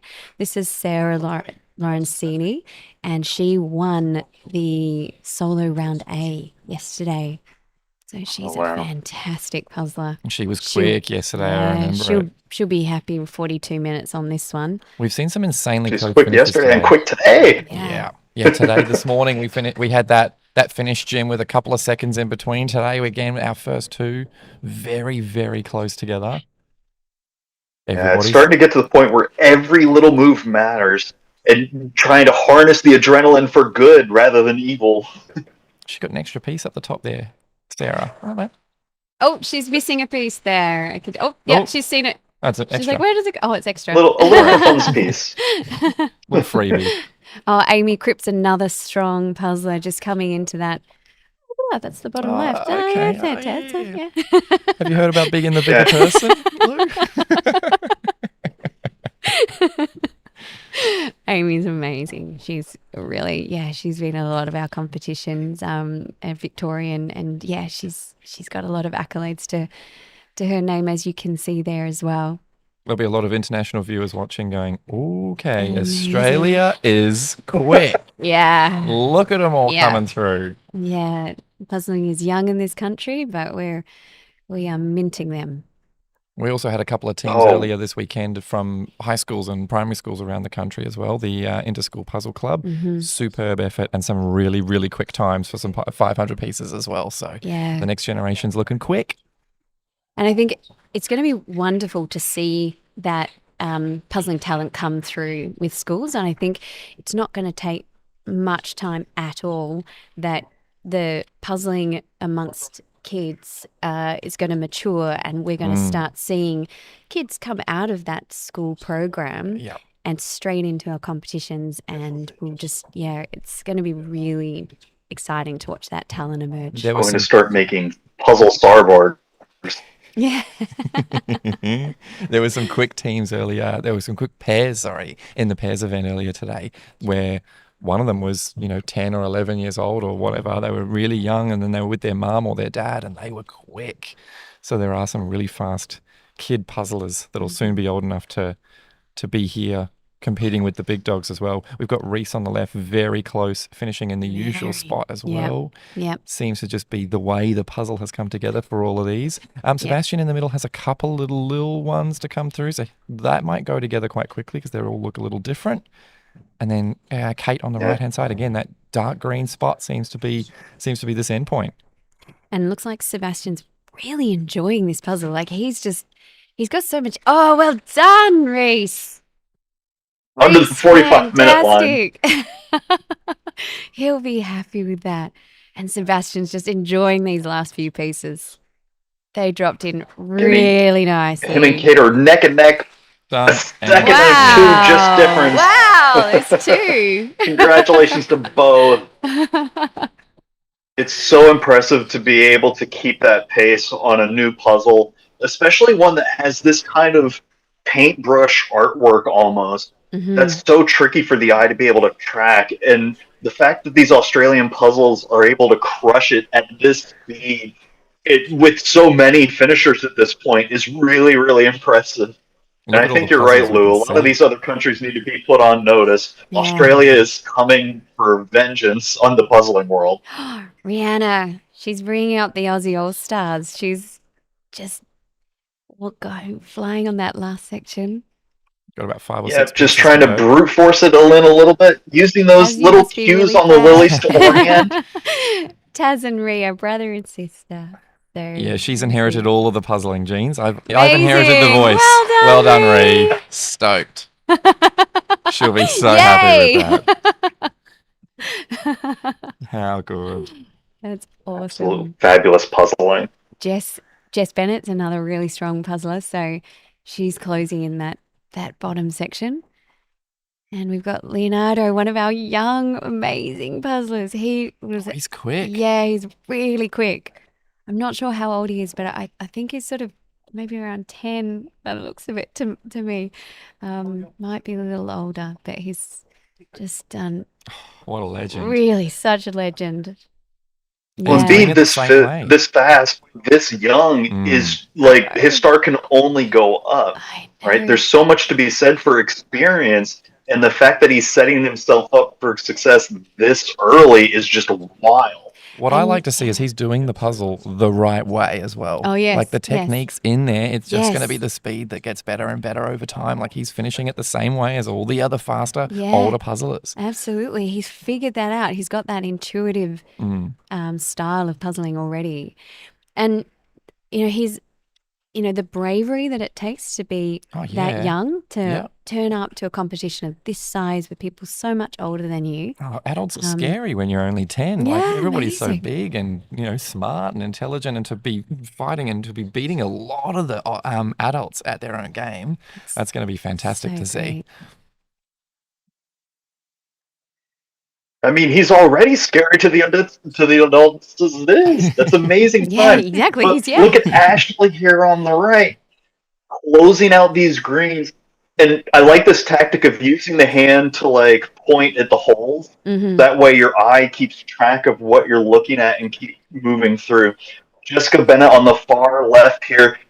Yeah, it has a big gap on that right-hand side, but it's starting to grind through it, getting those flowers lined down. And Tina in the middle here has that line already built out, and it can now do shape work on the bottom line and just typewriter the way through and use those little hints in that upper gap that's left in order to fill this out. We're getting to the point now where the cameras are starting to go, okay, there's 15, 20, 30 people on the horizon that's getting really close. They're getting to that pointy end and they're coming through. So the places are starting to fall now in this brand new puzzle of our solo final for the Australian Nationals of 2025. Lou, can you believe a couple of minutes ago we crowned a brand new national champ? I know. It's so exciting. It's absolutely incredible. And Melanie she's been a fantastic puzzler, so strong in Queensland. She's really focused predominantly on the solo competitions. Yep. So I know she'll be really proud of her achievement. And I again, think they were top 3 in pairs though. That's I'm right. pretty sure she was up there. actually. Yeah, that's right. Yes, she was.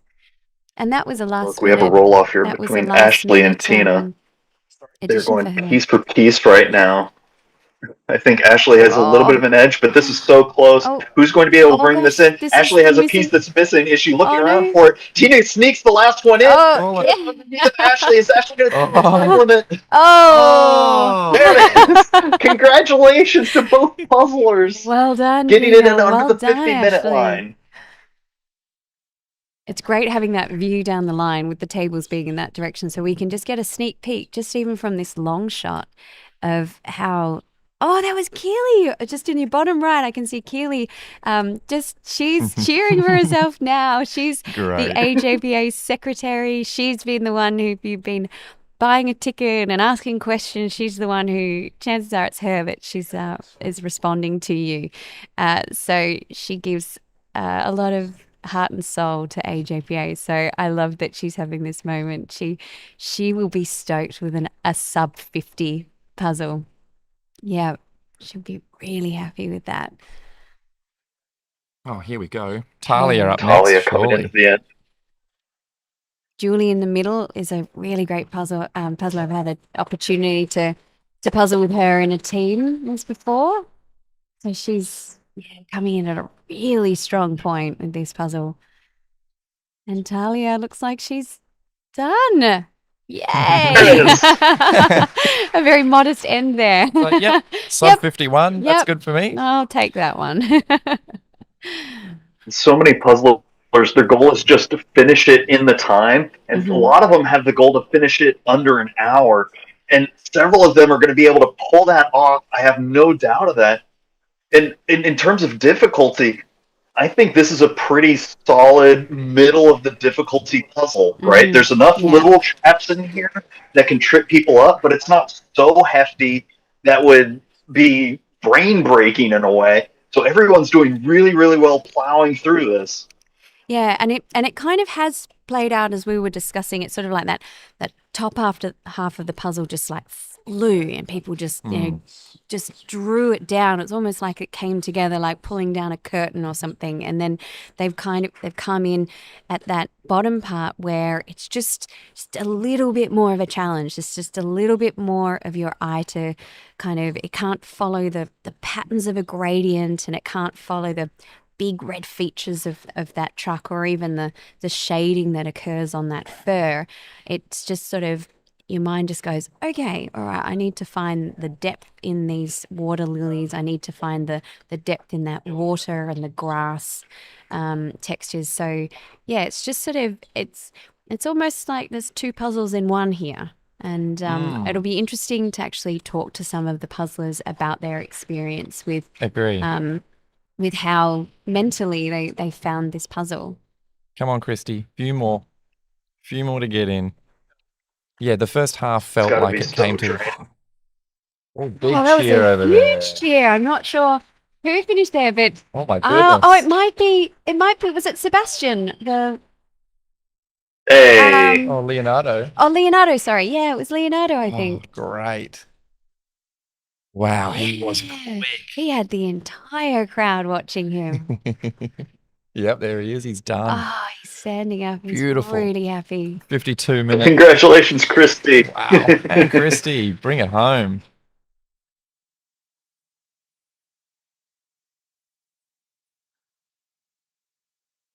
Yeah, I think that lower right is the trickiest part of this puzzle.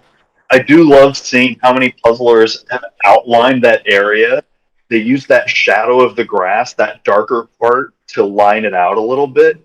So many puzzlers will reflexively shy away from darker puzzle pieces because it's usually the thing that's real tricky. Mm-hmm. But whenever it's concentrated like that, it's a great target to pull and throw together really quick, and then you can move on to more complicated things. Yeah, absolutely. Yeah, I did feel like it was a tale of two puzzles, though. That first half, Yeah. no one really struggled with the sky because it stood out compared to everything else, as you say, Jim. And that sky went and revealed itself to us really easily across all of the different puzzles. As we see Emma there finish 54 minutes and 2 seconds, 3 seconds. And then that second half, it feels like it was a bit of a slog. Mm-hmm. Everything, you had to fight for every little bit that you got through in that green and the lilies and the water in there. That just did not come easily to anybody. Yeah, and like that's where the achievement was made in this puzzle. It was, there was the top after the half of the puzzle was almost like a gift to the puzzlers, and they just get on a roll, and then that bottom is where that's where you just that was where it separated everyone really. And yes, it separated you, but not by much either. Like it was, we almost needed that to kind of to actually start, clocking people in. Come on, sorry, keep it under 55. Oh, There we go. Oh, There we go. oh, yes. Oh, I there's was still a just piece missing- down. side piece. Yes. Bang Oh, there it That is. was on 55-0-0. Oh, that was so scary. That was amazing. Love it. We just saw Karen finish earlier just before, and well done to Sarah there too. Surely a 54-59. Come on. Can we see? Yeah, 54-59. She's got on the time slip. That's awesome. Probably, but don't call me Shirley. And And here we our go. Sorry, it Meg's was drink just a water is just flash. finished. Megs is going to be stoked with that time. And then we've got Jake. Yes. Boom. Fabulous. There we go. Look at that. Fast finishes again. He was dressed There's up as a nothing in snail it. yesterday, but he was quick. He was quick Yeah. today. He was one of the snail team. Yeah, he had it was very Psychological warfare on Yeah, that. I think there's some reverse psychology It going was. on. Lulling people into a false sense of security. And Yes. Ellie, my pairs partner Ellie, she's just finished. She's front of the screen, and she'll be happy. She'll be happy with a 55-minute time. Oh, doing it less than an hour. You've never seen the puzzle before. You know, you go in, you're having to make all those decisions. You don't know your usual path through this puzzle. You haven't seen anybody else do it and go, okay, if I was to ever do this, I'll start with the turtle or I'll do this first. You're having to make it up as you go. Maybe take a glance up at the little live stream and go, okay, some people are starting with this Yeah. or doing that. But basically, you're in control. You're making all the decisions. You don't have any prior knowledge of it. Exactly. And you just got to come in, try your best. And the Aussies are smashing it. And Christina, very special person on the screen right now, just coming in to finish. She's missing a piece, so she's got there. She is. No edge. Great. Amazing. Christina is. Well done, Christina. Yay. Christina is one of our volunteer coordinators. She gets everybody together. Does she have an off switch? No, she doesn't have an off switch. She's a powerhouse. I love it. She is a powerhouse. And you'll see her right now. She gets straight up and she'll start coordinating everybody and making sure they're taking times. She's an absolute asset to AJPA. And in fact, she's had a huge impact at the World Championships as well, being hours of volunteering there as well. I can't thank her enough for everything she did at Worlds.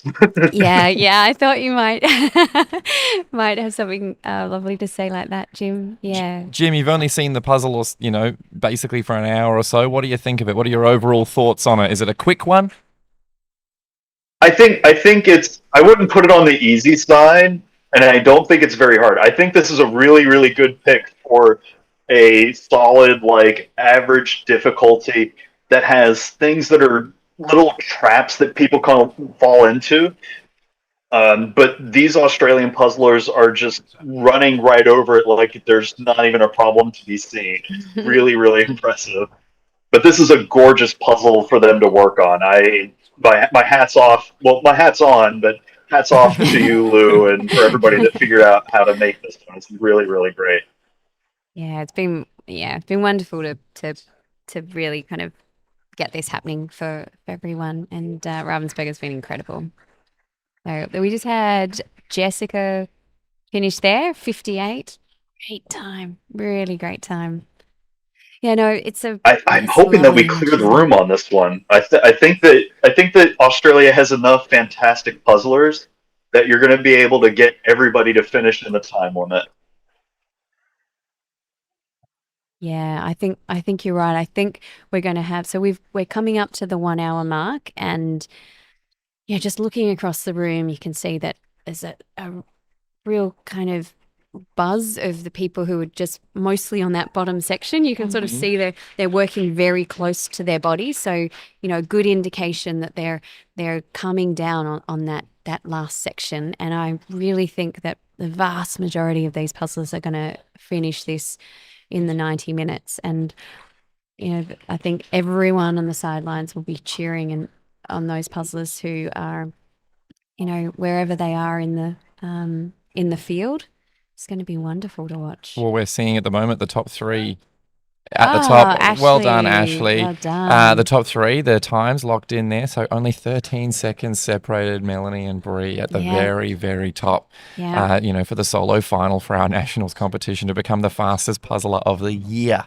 13 seconds. That's two pieces, Incredible. 3 pieces that didn't go in. That's all it took, really. Yeah, absolutely. And then Melissa, about a minute or so behind Melanie, which is just superb. Yeah, incredible. Maddie Rivers is going to do it. Yes. There it is. Congratulations, Maddie. Yeah, she's sub 60. Incredible. So on the right, you can see. Oh, here we go. Can she keep it under an hour? Oh, we just lost her. That's all right. Okay. On the right there, we've got another special international guest, Adele Bryson, who's the New Zealand president, and looks like she's really enjoying this puzzle. Congratulations to Sarah, who's just finished in there. But Adele's joining us across the pond, which is lovely. Yeah, the Australian Nationals is definitely a destination for puzzling. A little easier for Adele to get here than a lot of other countries. That doesn't mean that people don't want to get there, right? Yeah. Like you guys have done such a fantastic job of making a welcoming environment and just being so thoughtful about how you set everything up. It's no wonder people want to get there. And it's no wonder Adele is going to finish this strong. I hope she's going to be able to keep it under an hour too. There's maybe about 15 pieces remaining. Yeah, if there's any international puzzlers out there, I mean, not only will you have a competitive nationals, but also, we've got, I mean, Australia is the best country in the world. I've always said that. We got Yeah. the animals, we got the climate, we got the everything. The people are amazing. So, yeah, come down, be a part of nationals next year.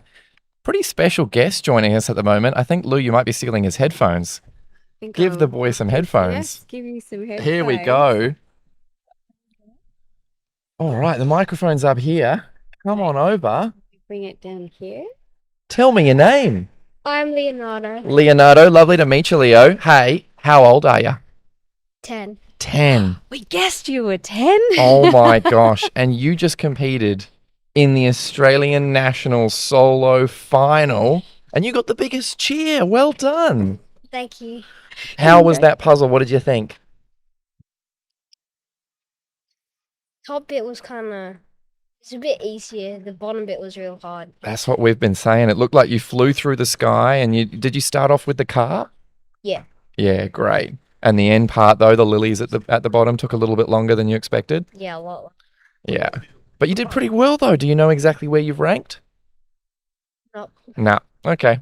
We can find that out for you, but you crushed it. Mm. Like, it was very, very impressive to watch. Thank you. You look like you I had think a it's fun time. 33.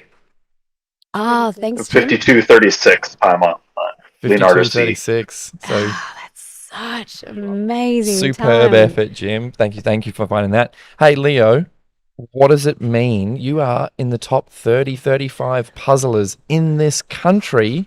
You're only 10 years old. Well done. Are you pretty proud of yourself? Yep. Yeah, you look pretty happy and proud.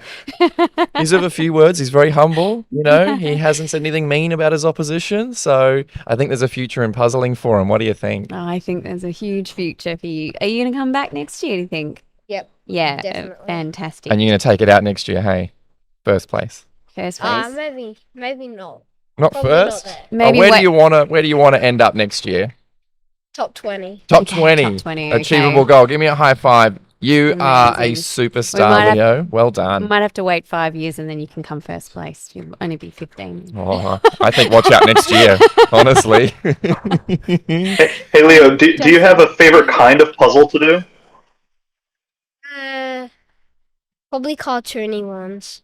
Okay, all right. What do you have That any makes a lot of sense. Yeah, do you have any cartoon characters that you like the most?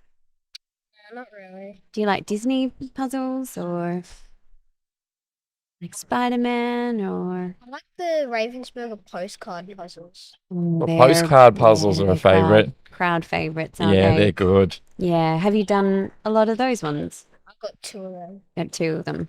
Yeah. Have you done them really fast? Yeah. Yeah. What's your fastest time? 50 minutes first try. Wow. 50-minute first Wait, try. what did he say for? 50-minute 50. first try. Yeah. 55. Leo, do you keep any like matches around while you're puzzling? Because I'm worried that you're going to set something on fire at that speed. Too quick. No matches around when you puzzle, all right? You need to promise us that. No more matches. Safety first. Yeah. Yeah, Yeah. good. Yeah. Yeah. Leo, thank you so much for Thank you joining us, so mate. much. You are a superstar. Well done.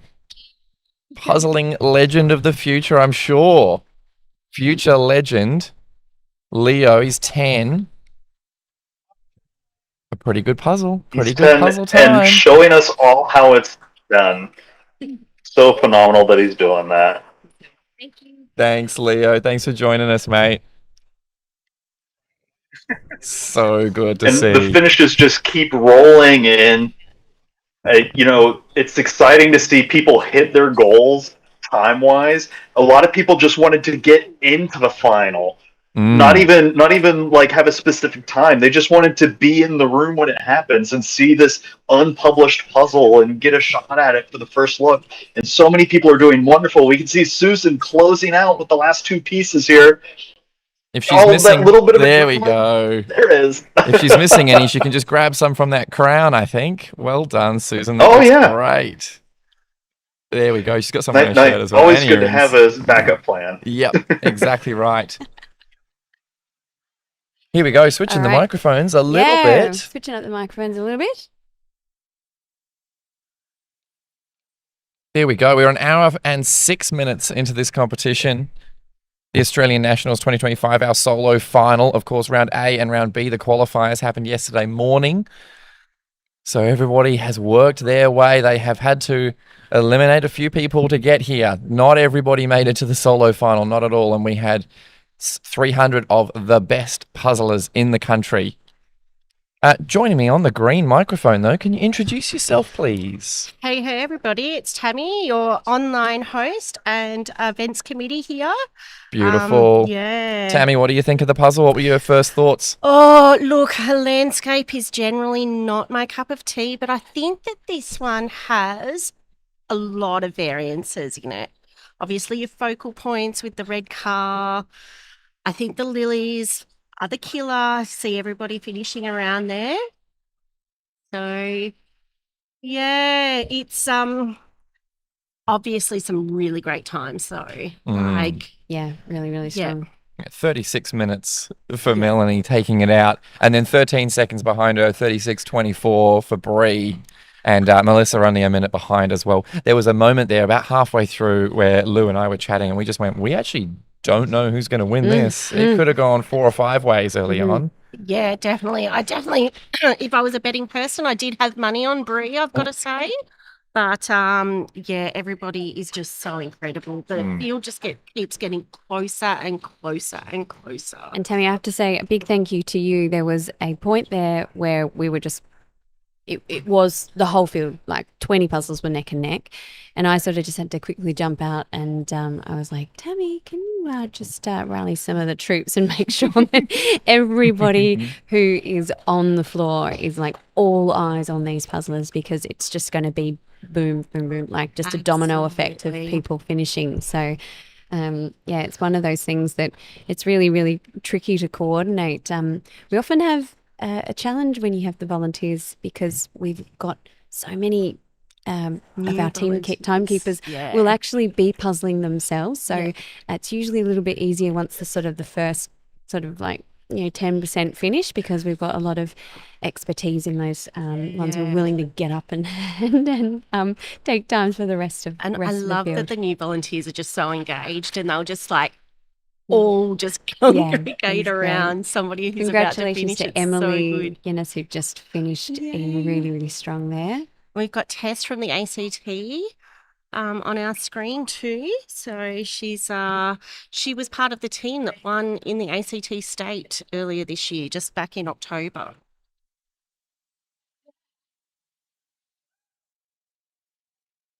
Yeah, seeing a lot of finishes that are not being captured on camera. A lot of people are just flowing in. Well, we're coming up to 20 minutes to go. It's a very thin looking field. There we go. Another one there, Gail. Well done. Half the room is already finished. I don't know if we can get a bit of a room shot for everybody at home, but it is just incredible how many people have already finished. And what a weekend it's been too. Like, we're coming up to now the final 20 minutes of the solo final, but also of the Nationals for 2025. What a weekend it's been. I'm so sad it's over. Like, it went way too fast. Can we just keep going? Should we just keep going? I think I think so. we- Have we got more puzzles that we can do? I'll Let's see just... if I can talk to the Ravensburger rep. Make it happen. If you build it, they will come. That's right. Well, I'm sure the event might be over, but everybody's still going to like hang out and share puzzles with each other, and just keep that energy going. Like, Tammy, I know I've heard that you're a great community builder and do a lot with everyone there, and that's got to feel so good to be part of bringing so many people together for an event like this. Oh, look, the community brings itself together. All you have to do is say, hey, guys, there's a puzzle thing happening, and it happens. It's just so natural. Like, it's not hard work at all about building the event. But speaking of events, if you are in the ACT next weekend, we are having a little Christmas party get together and puzzle race on Saturday. Oh, Come on beautiful. down. Nice. There we go. Well done, wow. Tess. Congrats, Tess. Yeah. Good job, Tess. I'm sure Tess is going to be at your event. Yes. Tess has a ticket. She's very deep into the ACT puzzling community. Yeah. Oh, the ACT puzzling community is just like my favorite thing in the world. There are just so many great, awesome humans. Yeah, and we've got Monica. I love that shirt that Monica has Yeah. on there. The just like the puzzle styling is phenomenal. Yeah, we've had some pretty good looking costumes throughout here, throughout the event. So people Very really good, turned it on for teams and pairs. Oh, congratulations, Monica. Monica's been, yeah, so she was the Queensland champion in 2021. It's been great. Monica has been with AJPA like pretty much since its inception. I remember meeting her at that 2021 Queensland competition.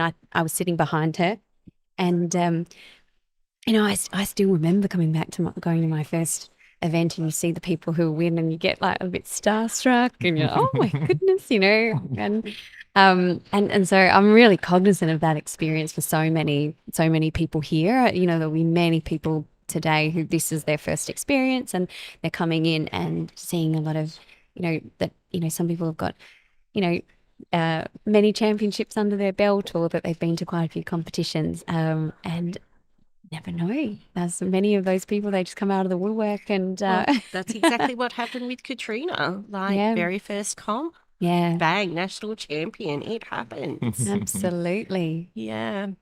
Oh, it's so good.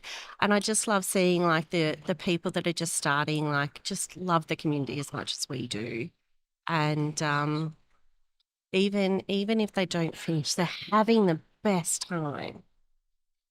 So good. Tammy, we've had a lot of people in the chat say that they don't know a lot about speed puzzling, or this is the first event that they've watched. What sort of advice would you give to somebody that might want to dip a toe into this world? I'd say come to my online races. Like seriously, they're such a good way to get your foot into the speed puzzling world. There's no pressure. You can do it from the comfort of your own home, and it's just a real friendly environment. We have like people like Bree who come, and people who also don't finish, and and they're also encouraging of each other. But I also say just rock up to the next state event or local event that's happening and give it a go. It's just, yeah. Well, I talked to a couple this morning and they literally came up to me and they went, "Oh, I saw it on the news yesterday and I just had to come and see it for myself because it looked so good." So I think there was 3 or 4 different channels yesterday that came down to do little bits and pieces of interviews and shots and so it went up around Melbourne and around the country last night, and that resulted in people going, "Yep, I want to be a part of that." Yep. I love that so much. And it's still like, as somebody who's been part of the Australian Jigsaw Puzzle Association for so many years, I remember how excited I was when I went, what? There's a puzzle community? It's a thing? And I absolutely adore that even after all of these years, other people are still having that. Oh my God. Yeah. It's so such a talking point all the time. And it's so relatable for so many people. And just the way people's like eyes light up and they're just like, it's a thing? Wow. Gosh, I'd never thought about it. And like, it's so rare to find something so fresh and new that most people can relate to. So I think that's, I think a lot of people are like, how did we not think of this like decades ago? Yeah. Like, how are we doing this in 2025? How am I finding out about this? And I love that it's being, people are discovering it at a time in history where, it's such a deeply analog pursuit and they're discovering at this point where we're just this inception of a very digital lifestyle. So it's just, it's a clash of two worlds that is beautifully happening, like a really nice junction. Yeah, it's I don't know. I'm just lost for words right now. It's just the best. I've made, and the friendships, like the real friendships that are made in this community.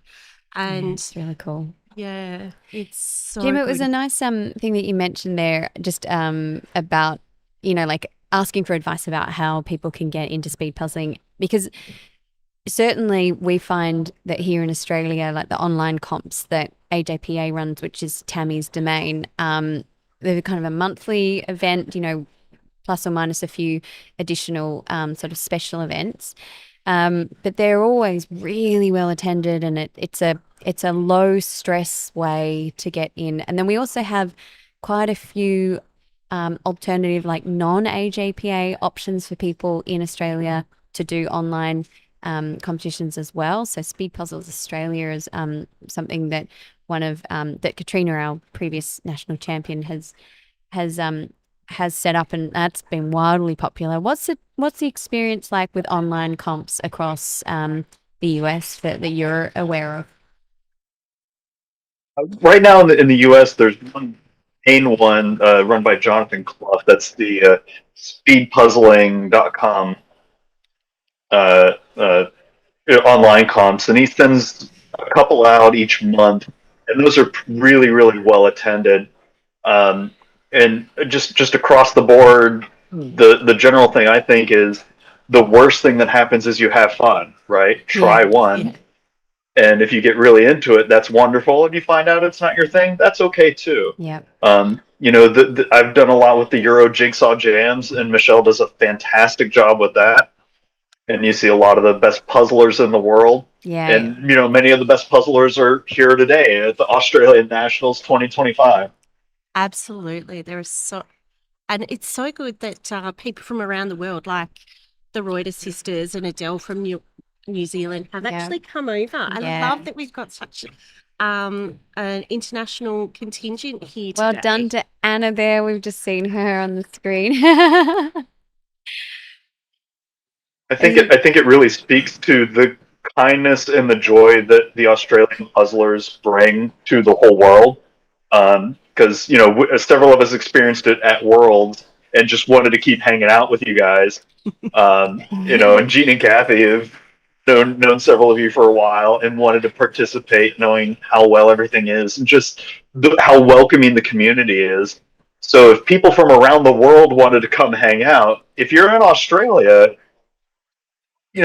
check out the state events, reach out to the Australian JPA and learn more. Like, give it a shot. Yeah, we do, because I suppose what's unique about AJPA is that it's actually the same team that's running each of our state and national comps. So we're learning a lot as a team because we're basically doing one a month for about 6 to 7 months of the year. So we're sort of giving ourselves a bit of break over between November and March. And there we go. Really, hi to Metro Hobbies. They've been doing our pop-up shop. Yeah. They've been selling Ravensburger puzzles all weekend, and they have very much thinned out their store. They had to go back to the warehouse. There's a fairly insatiable appetite. Oh, what a great problem to have. Yeah. And if you didn't get what you wanted today, go and check them out. Was that 267 Burke Street? I just saw and they have an online store as well. Yeah. So congrats to Adrian on that finish. Yeah, congratulations. So we're just over 10 minutes left in this competition, and it's very exciting to see if we can get 100% of this field finishing. There are so many cheers and claps going on that not even being captured on camera.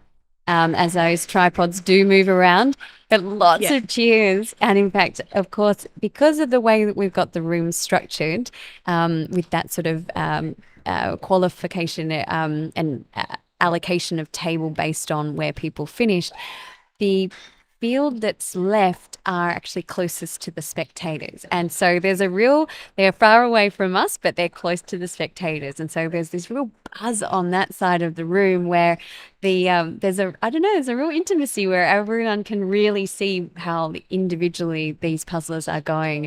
Is that Jack? And a great finish for Claire. Is she? And Alex accelerating into the end. Oh, great. Look Just over the hour 20 and line. there goes Sabrina. And Sabrina not too far behind.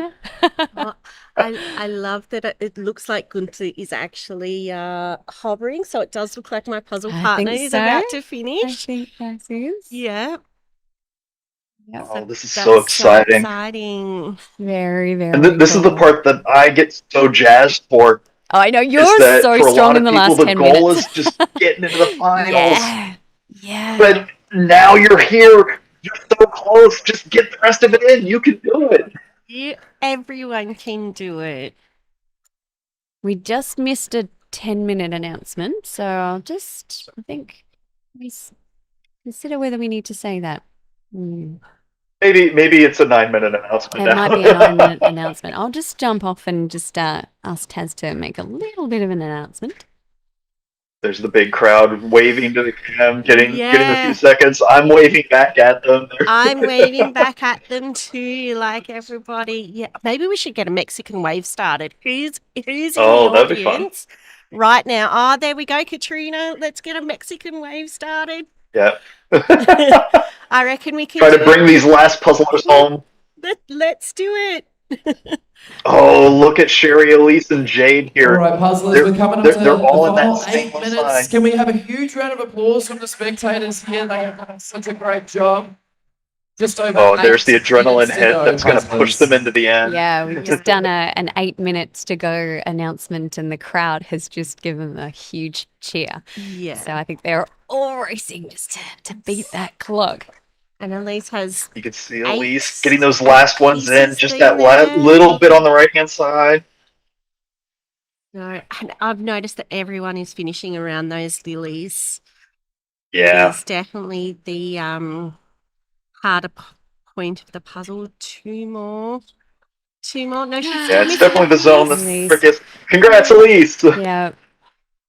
We've got Sherry. All right, Sherry and Oh, Jade. yeah, she's Sherry got just got that amazing. huge boost. Just She shape did. work left. Can get Yeah. those last 3 in. 2.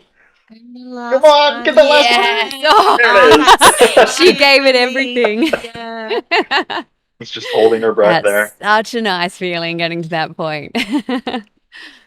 I know sometimes whenever you're towards the end, it feels like there's a lot of pressure and there's all the eyes on you, that kind of thing. Mhm. But it's positive. Everybody is cheering for you. It's Mhm. not a like, oh, we're worried for you. It's a we are hyped. Like, look Very at much. Sonia here, has worked it out to those 2 little gaps. So now can just rotate it in and almost brute force it if you have to, but use those teeny tiny little clues to wrap it up. Yeah. There's Camille There on we the go. far left. Yes. Yes. Satisfying. There it is, Sonia finish. did great. And here we go. And go, Jade. And Jade Yay. right there. Yes.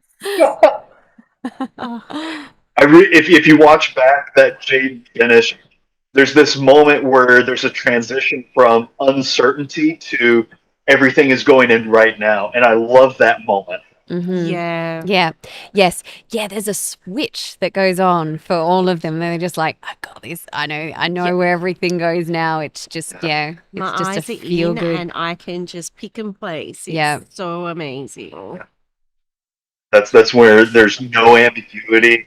You can use shape, you can use color, you can use just vibes and get those last ones in and feel that energy going. Oh, we've just got so many people with just that handful of green, and with 5.5 minutes on the clock to go, we know that these puzzles are going to get this done.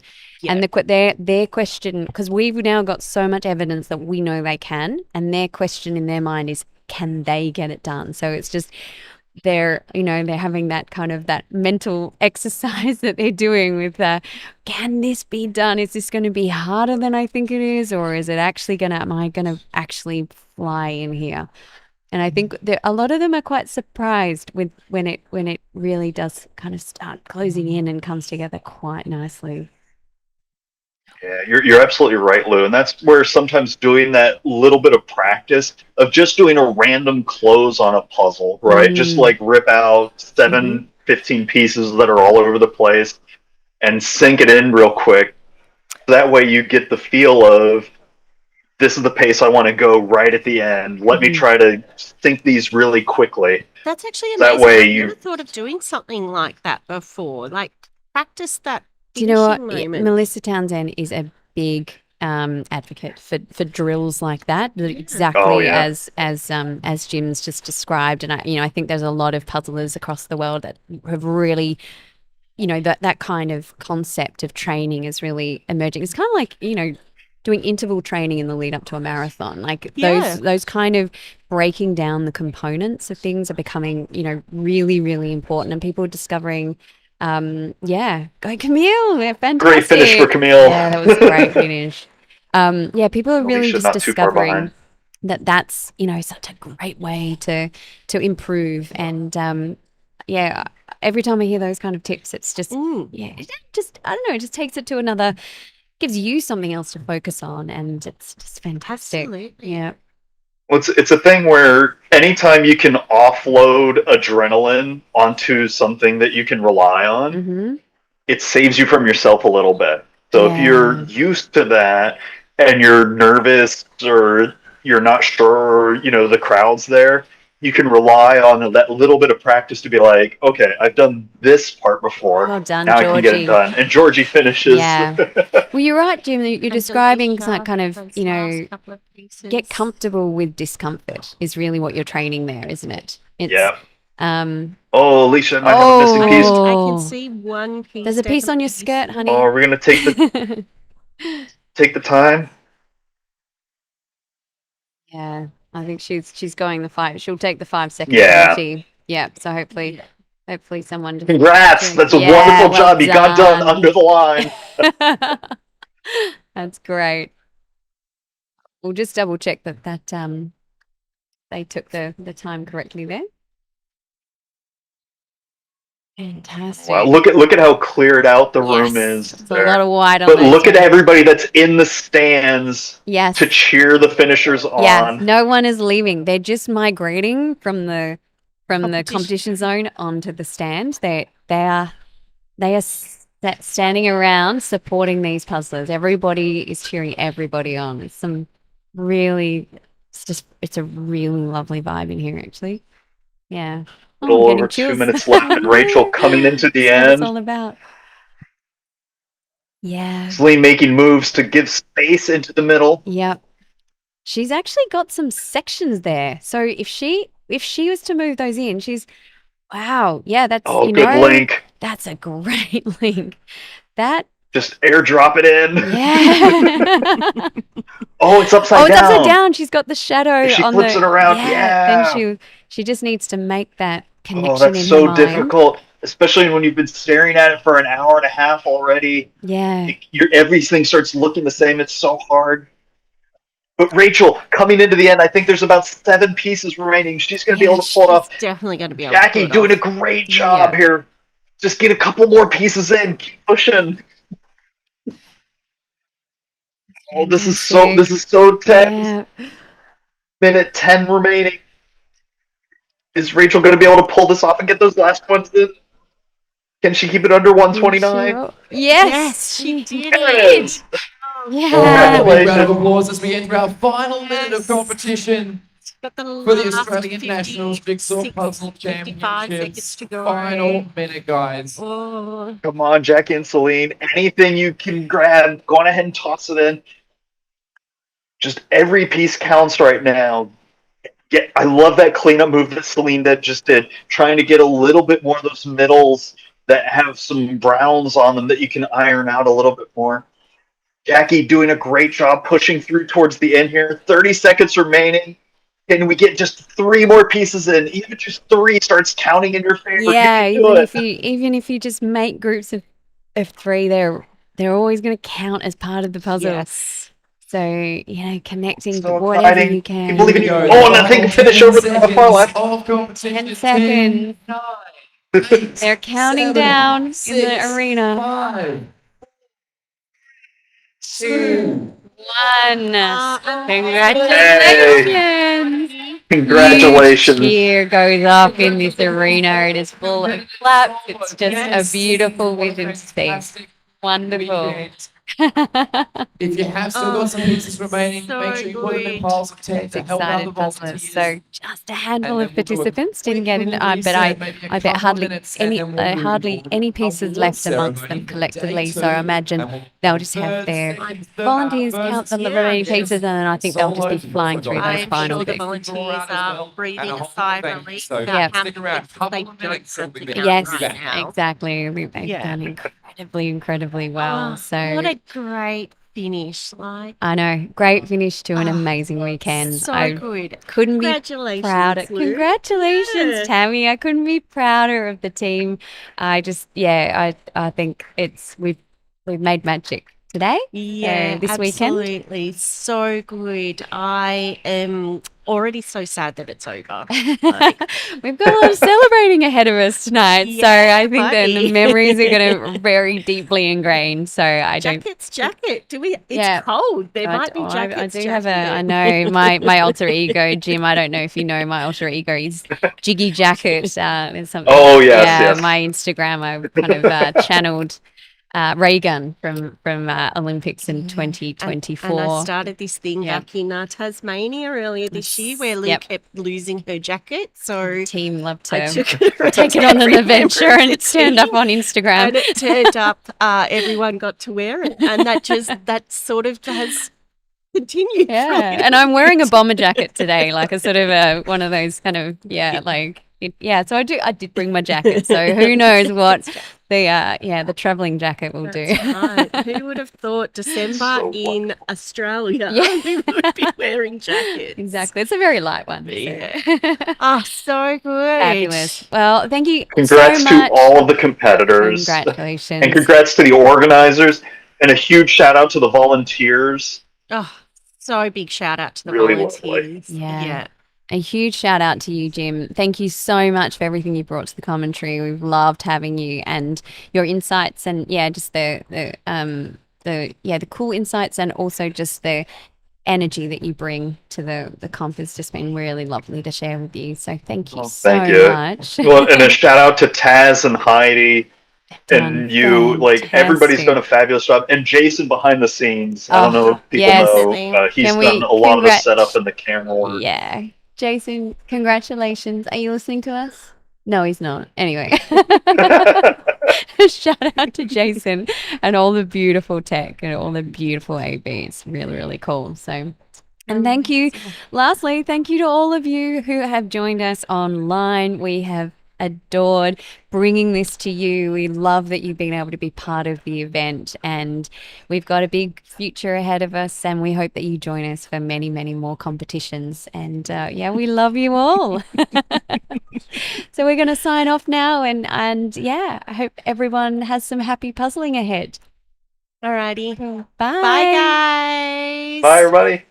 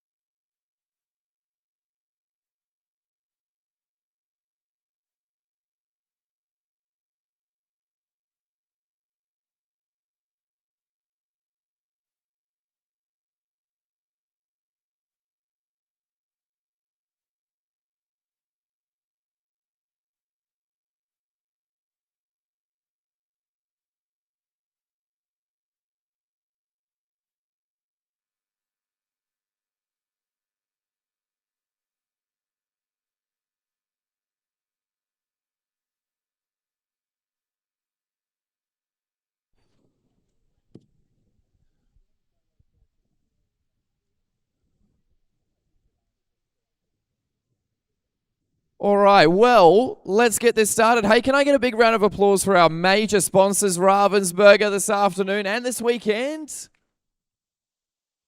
Superb puzzles, fantastic prizes here to win this afternoon as well. We're going to start off with the raffle. We've tried to make it a little bit more streamlined than yesterday, so let's see how we go. We're going to draw a couple of names here. We're going to read the names out and the ticket numbers as well in groups of 4. So if you hear your name and you hear that ticket number, they both match up, the name and the ticket number, come on down and we'll get you our puzzle here as well. So let's get it started. So draw a couple of names out. Here we go. So here we go. So can I have Anita M for red B19, Melinda for green C86, Bobby for purple D83, and Katrina for blue A24. So Anita B19 red, Melinda green C86, and Bobby purple D83,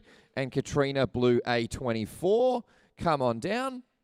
We've also got 2 for Renee. She's bought so many tickets. Renee for green C19 and 20. We've got Karen for red B10. Trish, purple D21. So come on down, puzzlers. Yep.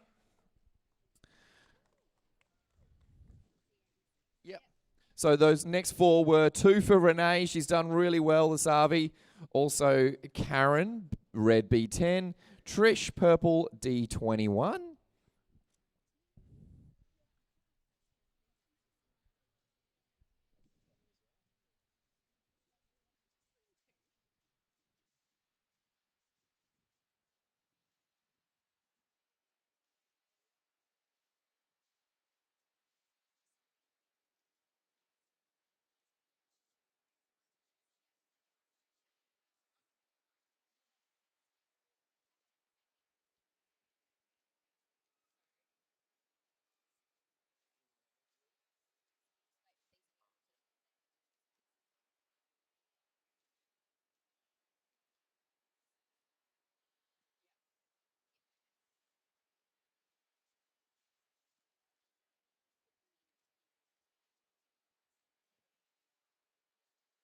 We've got Ella for green C59.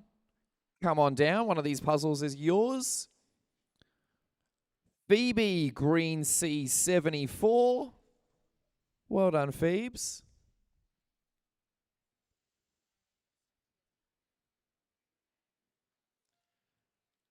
She's come all the way from NZ. Adele, green C18. Come on down. You've scored a puzzle. And also Rachel, red B32.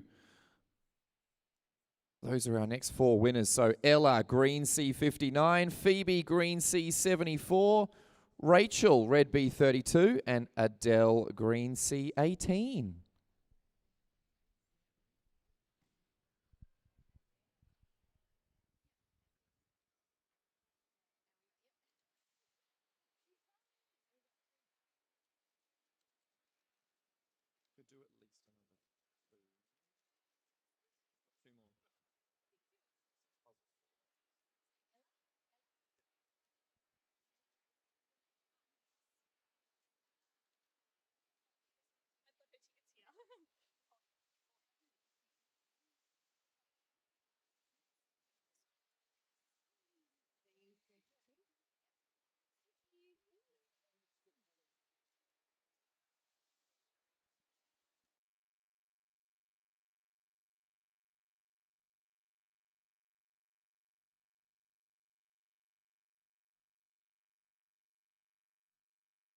Here we go, 3 puzzles remaining. Phoebe, purple D72. I heard that from here. Well done, Phoebes. Come down, Phoebe. That's purple D72. We've also got Michael for purple D35.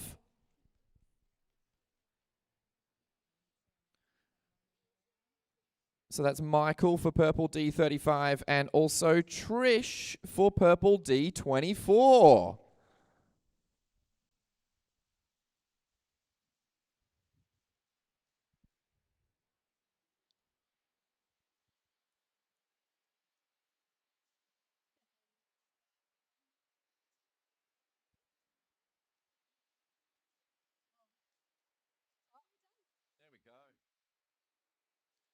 Awesome. Thank you so much for getting involved in the raffle this weekend, yesterday and today as well. Now we've got to get into some pairs winners. We've got to award some novelty checks, puzzles, and cash prizes as well. Top 3 places walking away with either first place, $1,500, $1,000 for second place, $500 for third place, and that's in both the pairs and the solos as well. So a whole heap of cash and puzzles and checks up for grabs this afternoon. So let's get into our pairs winners so far. Third place, can I invite to the stage Sarah Lorenzini and Marita Broberg, please, with their time of 46:06.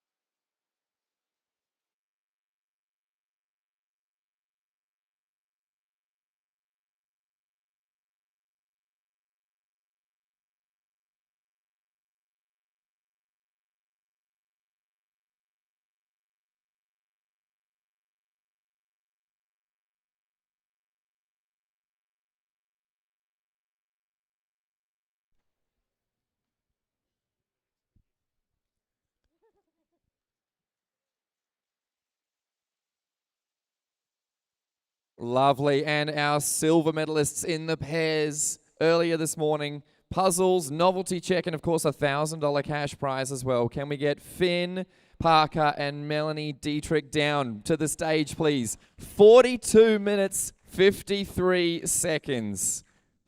Super quick.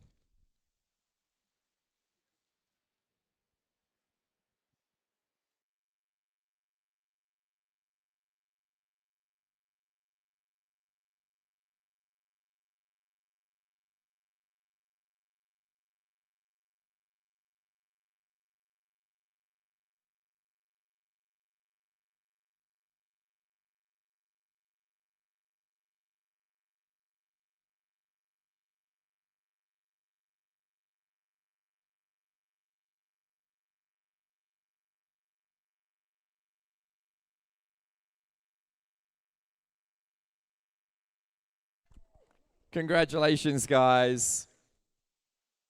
All right, need a big round of applause if you're ready. First place, winning $1,500 plus puzzles and a photo with the novelty check. About 18 photos with the novelty check. Can we get Melissa Townsend and Rihanna Erickson? 42 minutes, 35 seconds.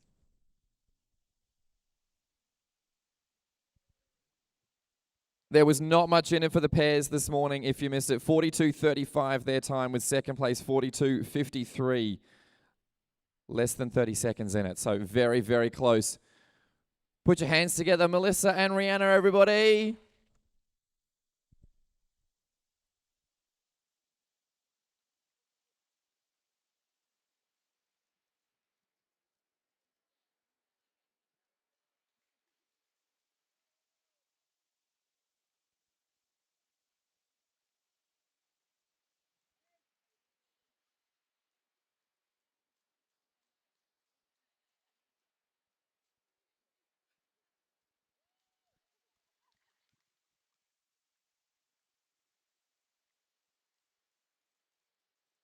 Fantastic. All right, now on to our solo winners, our fastest puzzlers in the country as of 2025. Again, $500 for third place, $1,000 for second place, and $1,500 for first place. We're going to need to invite Melissa back on stage. Melissa, third place. Melissa Townsend, 37 minutes, 35 seconds for that brand new unreleased puzzle. Thank you very much.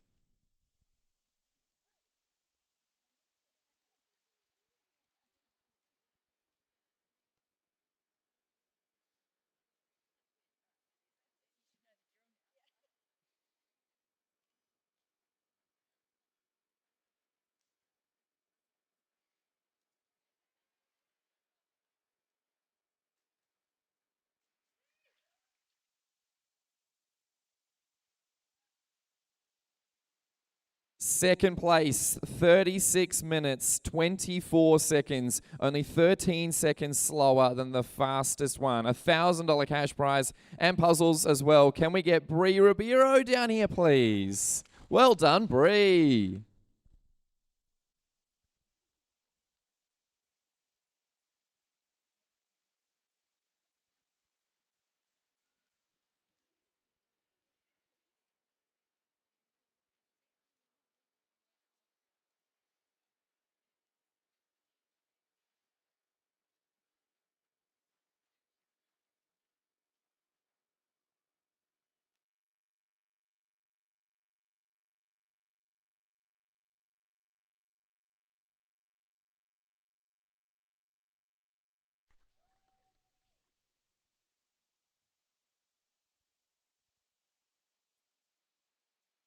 Are you ready for the fastest puzzler in Australia? $1,500 cash prize.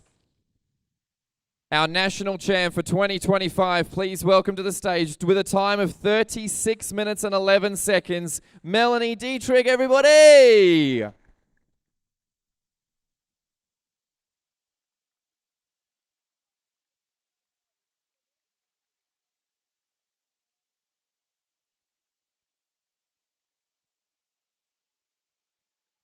Keep that round of applause going, guys. Come on, she earned it.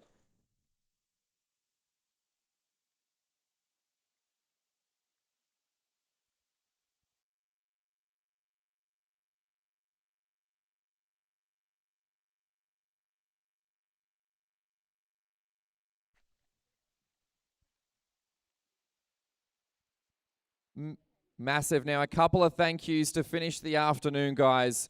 Firstly, our major sponsor for this weekend, we got to dream big, we got to deliver even bigger because of these guys getting on board. A huge round of applause to Ravensburger this afternoon.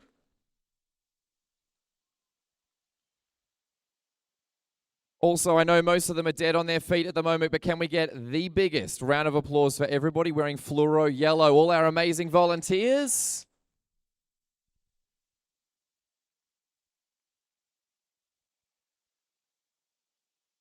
Now, I've got a bit of an announcement for 2026. Are we ready to go? It's pretty exciting. It's pretty exciting. You might think, well, 2025, that might be as good as it can get. No. It's going to get even bigger. Please look on the screen. We got the calendar dates for 2026. The state events next year. So take a picture, zoom in. I'll stand here. I'll take a selfie with it. But those are our big events for next year. They are locked in, the dates, the locations, everything. So we can't wait to see you at all of those locations next year. Nationals soon to follow as well, which will be very, very exciting. Also, I've thanked the volunteers, Ravensburger. We've all done a fantastic job. But now, huge thank you to every single puzzler. Can we just do a huge congratulations, all the puzzlers today. You made it to the very top of Australian puzzling. That was the 2025 Australian National Jigsaw Puzzle Championships for 2025. Well done, guys. We love you all. If you'd like to help out, we are going to be packing this all away. Claire is going to supervise. She said she was going to stand near there we go. She's over there. She's waving her arms like a lunatic. If you can help us out this afternoon, go see her. She's going to coordinate the whole pack down. But thank you so much for a fantastic weekend. We couldn't have done it without you guys. Well done.